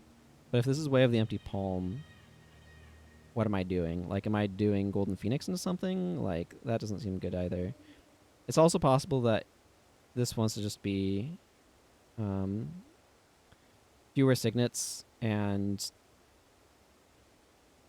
like, trying to do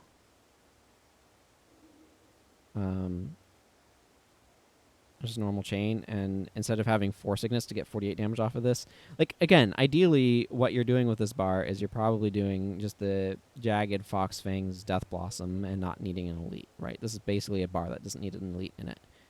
And these are just here to fuel a symbolic strike that hits for friggin' a lot. Or you're doing something that's like Palm Strike into Trampling Ox, into like Falling Spider or something. So maybe the best that I can hope for off of this is not Temple Strike, Golden Skull Strike. Yeah, I think Golden Skull Strike, Sharpened Daggers,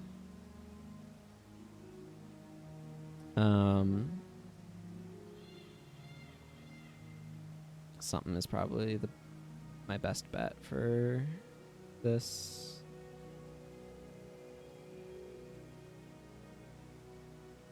I mean, that's an additional 50 damage. Most of it's powering up Symbolic Strike.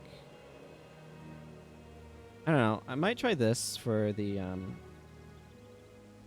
this bar. I go a little long today. Should I go a little bit long? I'm trying to make another set of bars.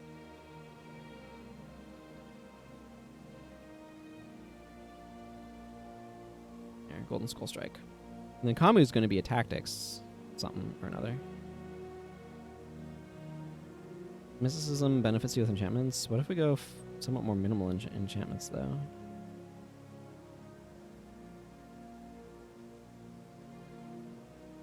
I don't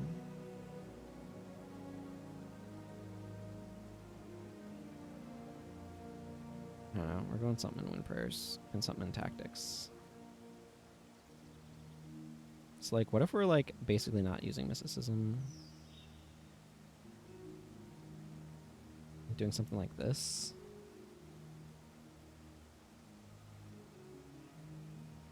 Because removing enchantment from that's really good.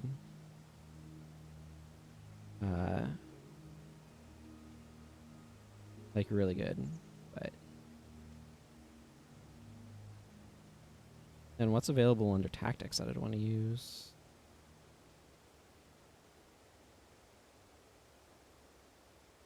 I don't necessarily think I want this to be the shove.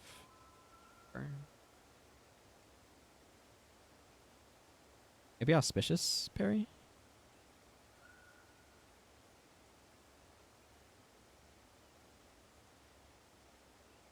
Auspicious Parry is an interesting choice.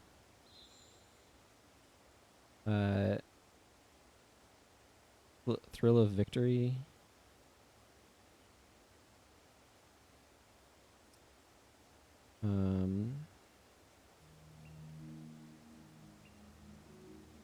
Because the other option is the other healing, and that seems a bit goofy as well.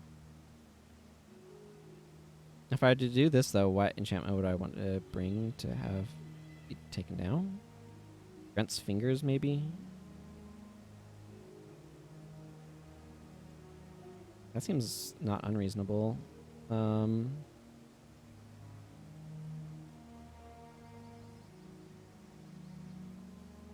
mean, that's just got so much of the damage. Like, this is 36 damage, but it's on a friggin' scythe, which is crazy. Yeah, just doesn't need mysticism. I'll throw a few points in mysticism, because why not? But, it's not going to do anything. It's just going to give 2 armor while you're enchanted. Because Dervishes needed that buff for some reason. It's one of those things where I'm like, I don't know what the energy throughput of this is, so I feel like maybe Victorious Sweep is fine. I don't know. Let's try these. Let's try these. You know what? Yeah, whatever. We'll go along today and we'll make another round, one more round of bars. Great. I feel like it. Auspicious Parry. Okay. Ogden, get back in here so I can make some sort of other monk bar. The problem is if I'm putting energy into...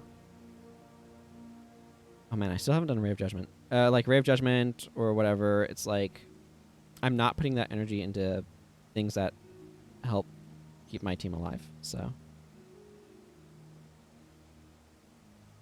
This is going to be goofy.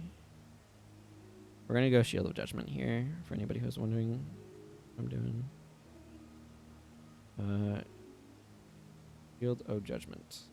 Shield of Judgment is very expensive, but its energy cost is also greatly reduced by the fact that it's... let's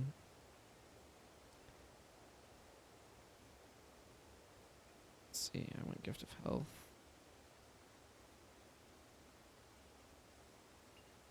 I feel like this is a Smiter's Boon situation. The energy cost of this is greatly reduced by the fact that It's 15 second recharge. Like taking that long. I don't know if this one's castigation signet or not, but I'm gonna stick it on there.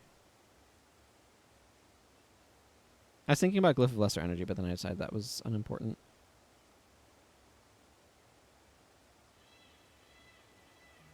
Yeah, I don't know what the energy throughput of this is gonna look like.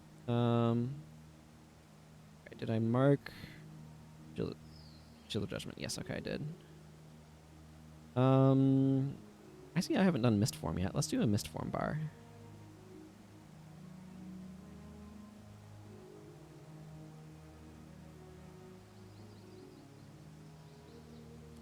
Mist Form. I'll figure out what that looks like later. Let me mark that off. Mist Form. Let's see. There's a bunch of bow stuff I haven't done yet. Oh, you know what I've been kind of wanting to do? Let's see. Margaret the Sly. Let's do a prepared shot.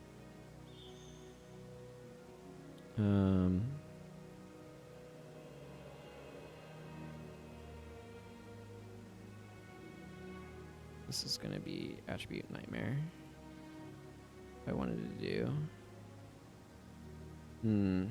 Well, I'll try to figure out how to make it work. I haven't done prepared shot yet, have I? Okay, so what I'm thinking here is like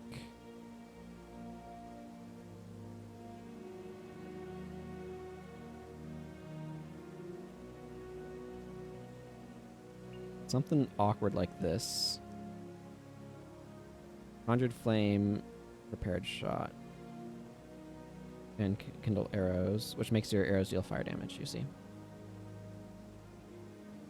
I can actually probably drop expertise a bit to get slightly more marksmanship, and I'm going to go slightly more fire magic. The logic here is that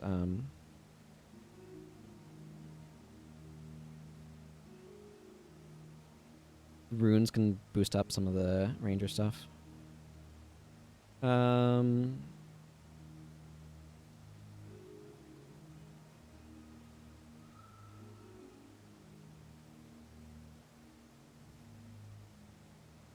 See. I think I'm gonna do an Amity Ritualist.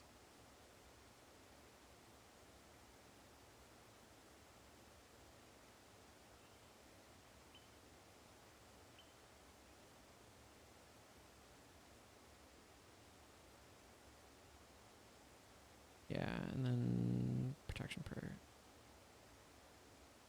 I just want to get Amity out of here. Part of it.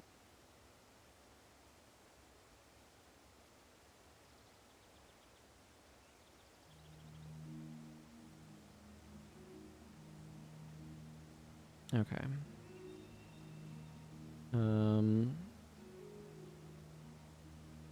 Yeah, and I'll figure out the rest of that bar later. Let's figure out one more thing to use. I guess we'll just do some sort of necromancer.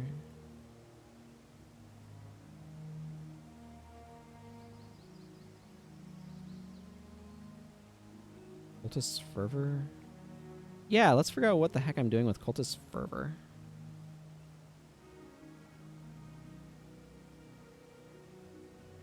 Sure.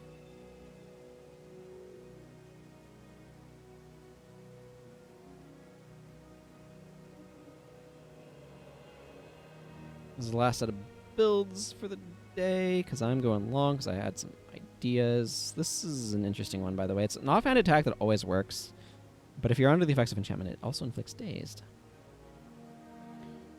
Okay, this makes you take less damage from foes under the effects of water magic, but whenever you cast an elemental spell, all non-spirit allies in earshot are healed by some portion of the cost, so...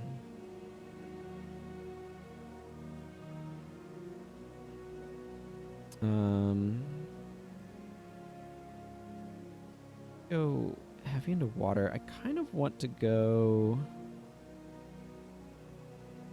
water, earth.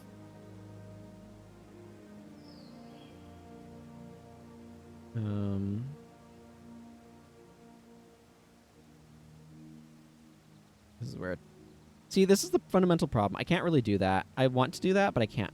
Like, arguably, I cannot do that because if I try to do that, I will be splitting my elemental myself too far apart on elements, and it's just like not good. I don't know. I don't usually use Vapor Blade. Let's use Vapor Blade.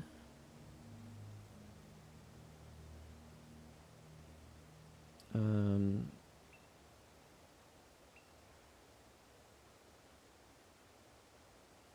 see. Ice Spikes is good. Swirling Aura.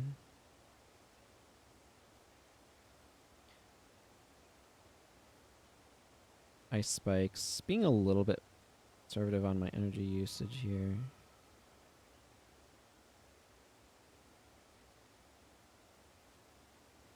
Yeah, then you know, let's just go Power Drain. That gets a bunch of energy back, right? Without being a Glyph of Lesser Energy type effect. Yeah, let's see how that goes. Okay, you're doing some sort of ridiculous Kindle Arrows nonsense. Prepared Shot. I feel like Body Shot's also a good idea. Just include just in case, you know, it kind of can work out. Prepared Shot will help with energy. It'll refund a little bit more than that because of expertise, decreasing the cost somewhat.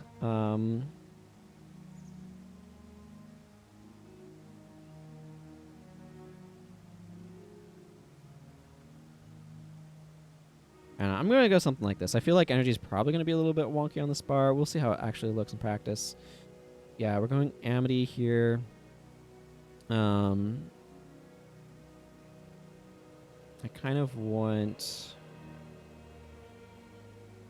let's see. I want remove Hex. I want Mend Body and Soul. I want... Rejuvenation, Life, Spirit Light. We'll give you Rot Spirit. And I can put on a weapon spell if I want to. Let's go with Vengeful Weapon. Let's go with that. See how that works. Okay, so then...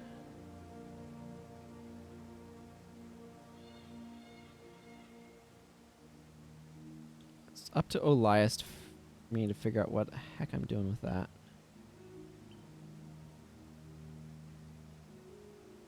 I like Cultist Fervor best with an orders bar, but I don't necessarily want to make one of those right now, so... yeah, your Necromancer stuff lasts for 5 seconds and 3 seconds longer for every rank of Soul Reaping. Let's make your Necromancer stuff cheaper. I mean, you can, but it's a little bit redundant to... because this is basically good for giving you energy. It's a little bit redundant with that. Like, already all of the Necro stuff is cheaper, so... why do it again, if that makes sense? It would make Lifebane Strike... Here, let's go, like, 8 Soul Reaping. Plague Sending is definitely an option if I want to spread bleeding around, and I'm definitely considering that.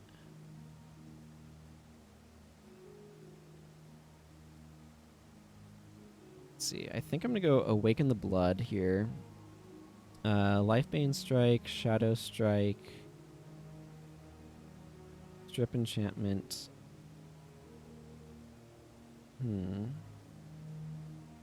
Vampiric Gaze.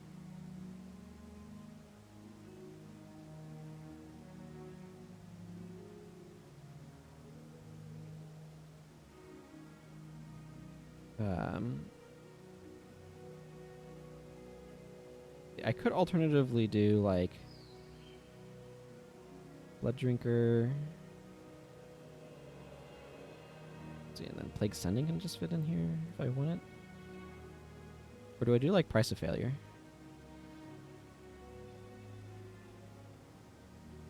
Let's see. Plague Sending's interesting. Maybe I don't bring these. Maybe I go Vampiric Swarm and Oppressive Gaze. Because Oppressive Gaze, if I'm using Plague Sending to send my bleeding out, sounds kind of good.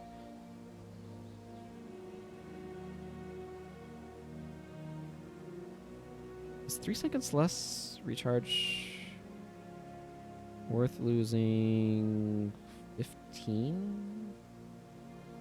I think that's probably fine. I don't know. We'll see how this works. My favorite, not that. I have a hero bar. It's a necromancer dervish bar. I have a lot of builds. Duena's Cultist. This one right here is my favorite use of Cultist Fervor. The Vow of Piety cancels out the degen from bleeding, and then it makes the orders cheaper to spam. So they're actually like spammable. And then you have some additional healing for the party with it as well. And it works really well. I think this is probably the best use of Cultist Fervor, but I kind of don't want to just do that here because it's just duplicating this bar. So I'm going to try something a little bit different with this and see how that goes. And how does the lifesteal work and all that? Yeah, so we'll see. We shall see. Okay, so that's everybody with a bar. Confirmed. Everybody with a bar. Including our auspicious parrying dervish. I do have lots of builds. But I can't say I've ever made a build that used Amity before.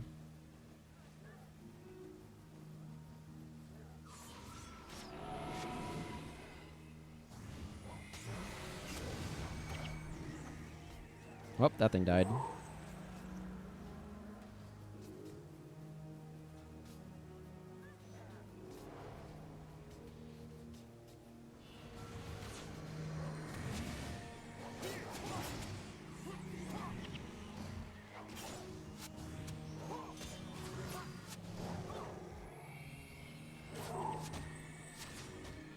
Well, nobody's bar is immediately capitulating to energy costs, so that's good.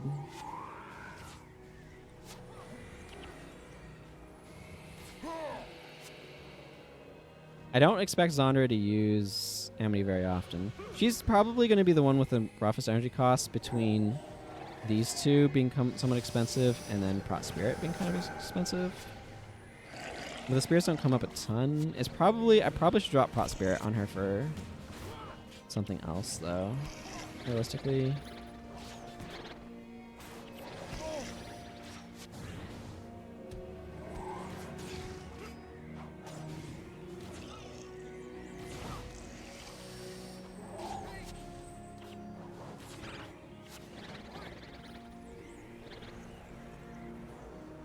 Yeah, okay. I'm probably going to drop Prot Spirit on Zandra for energy management reasons for a different something there. I actually kind of like maybe switching to Shield Guardian or Shielding Hands. Shielding Hands is not terrible, but not amazing. Let's actually just do Guardian there. I like Guardian well enough. Okay. Let's watch these Luxon guards come running down the ramp and go see about fighting some dudes. The other thing that's interesting about Kamu is he can Grunt's Fingers and then Signet of Pious Restraint to get some conditions off of himself.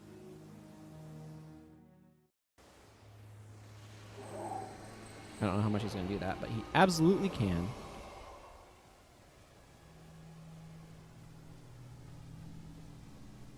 I'm really happy, by the way, that they added an option in the graphics to not use the level of detail models for player characters because I got really tired of my monk's head getting squashed in due to the level of detail.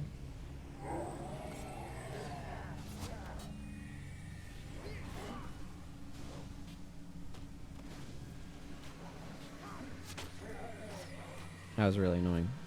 I didn't like it happening. Yeah, Zandra is definitely struggling the most. I feel like she's trying to carry all of the weight of healing, and Ogden's just chilling. So that feels like it's a little bit of a misnomer.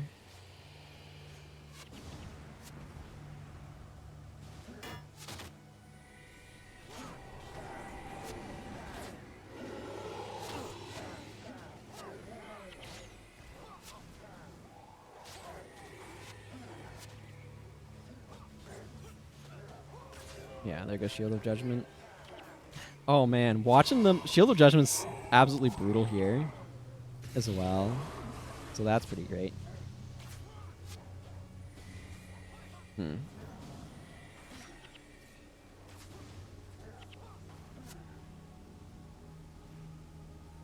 Interesting. I think I might actually replace Vengeful Weapon on her bar with something with a slightly longer recharge. Maybe Weapon of Shadow. The problem with Vengeful Weapon is she's spamming it too much. And it's eating her energy up without giving as much in return. That makes sense.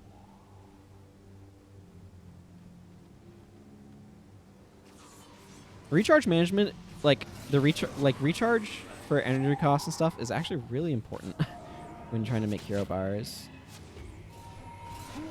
It's like she has enough energy to kind of like alternate some stuff, but I think Vengeful Weapon is maybe a little bit, should be something different.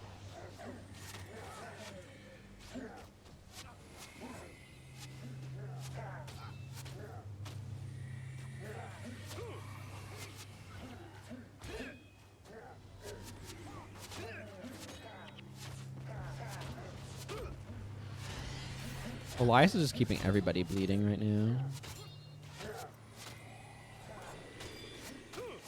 Margaret, why would you ever choose Body Shot over Prepared Shot? I feel like the AI is just like, I haven't used this skill in a while. Maybe I should use it now. Serenia's Bard absolutely wants some casters to grab energy off of, but I think I'm still okay with where she's at.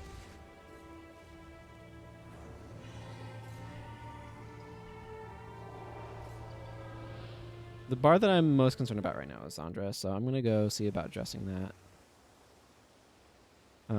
With Vengeful Weapon being the culprit at the moment. So I could switch something like Weapon of Shadow. So this is an interesting thing, right? This is 5 energy, but every 3 seconds. This is 10 energy, but every 20 seconds. So this is like half an energy, and this is like an energy and 2/3. So, and this is like 10 energy. This is like 2 energy. So this is way too expensive. But Weapon of Shadow feels like it might be a good fit. So I'm going to swap to that and see how that feels energy-wise. What is this one? While holding an item, any weapon and item spells you cast cost 25% less energy. Yeah, that's sure. Okay, I'm going to go back out there. I need to kind of look at some of the other bars a little bit more thoroughly, like Kamu, for example, and Anton. I feel like Olias and Serenia are fine.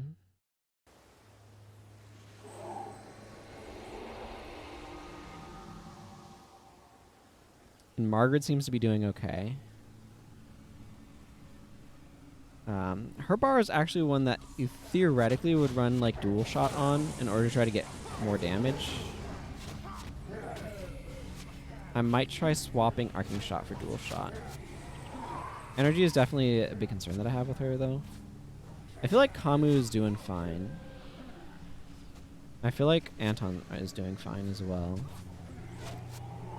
His bar is a little bit, like, slow-looking, but it actually gets quite a bit of damage in.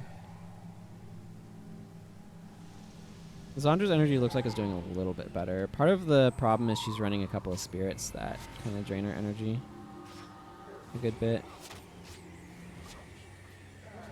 We're never fully getting away from that, but Weapon of Shadow should be a little bit less of a burden on her overall.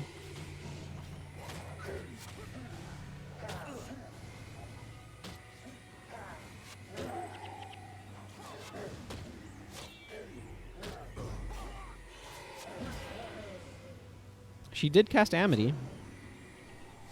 So that's the thing. Yeah. I mean, they don't have to remove it. They just can just turn it into something useful.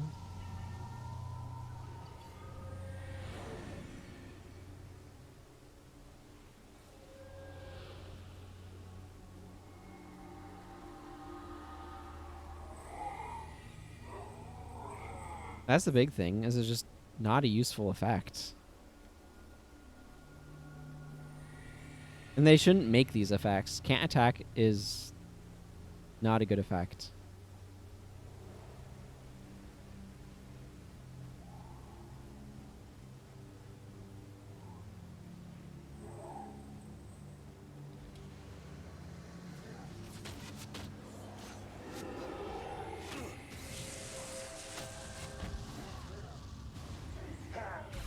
Yeah, I don't know. Overall, I'm fairly happy with where this team's at.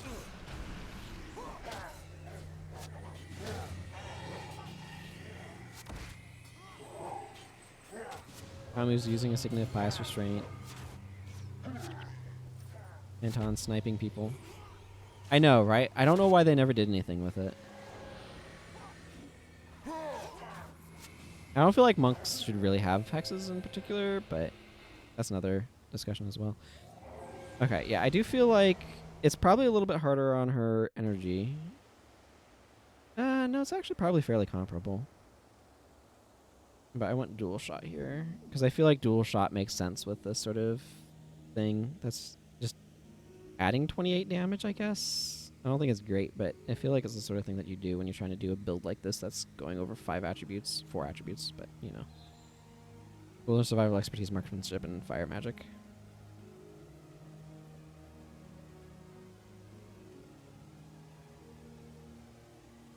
Elias just continues to be fine, so...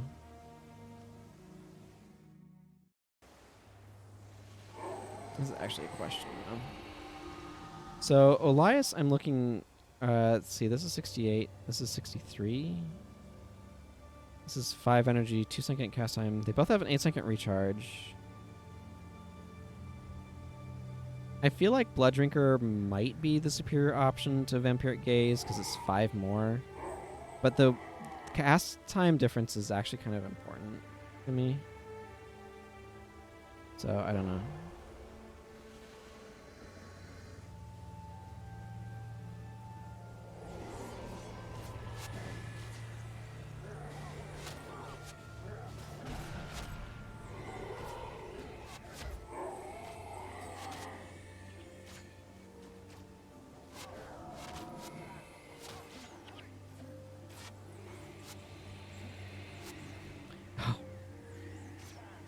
I was like, why did that prepare shot not return any energy to Margaret? And the answer was, hard to return energy when your preparation has ended.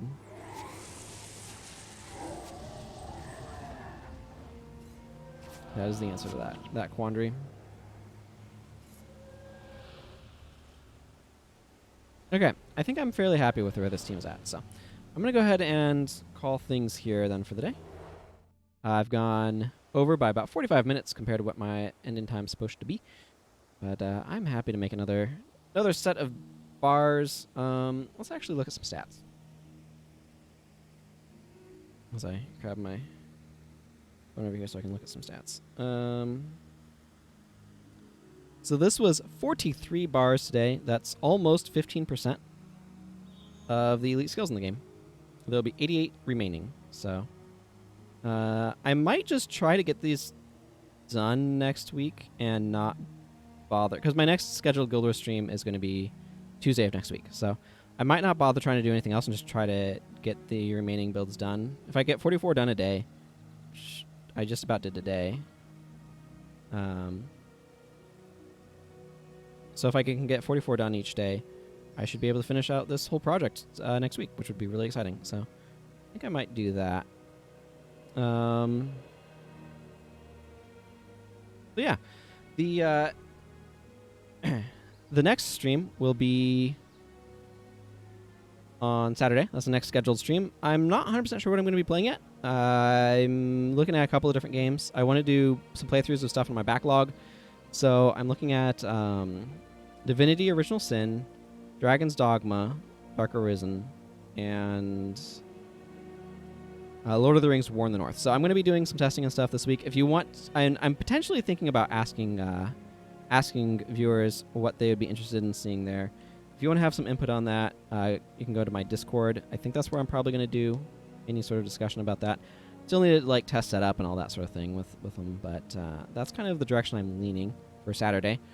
So we'll see where things end up going with that. But thank you all very much for watching.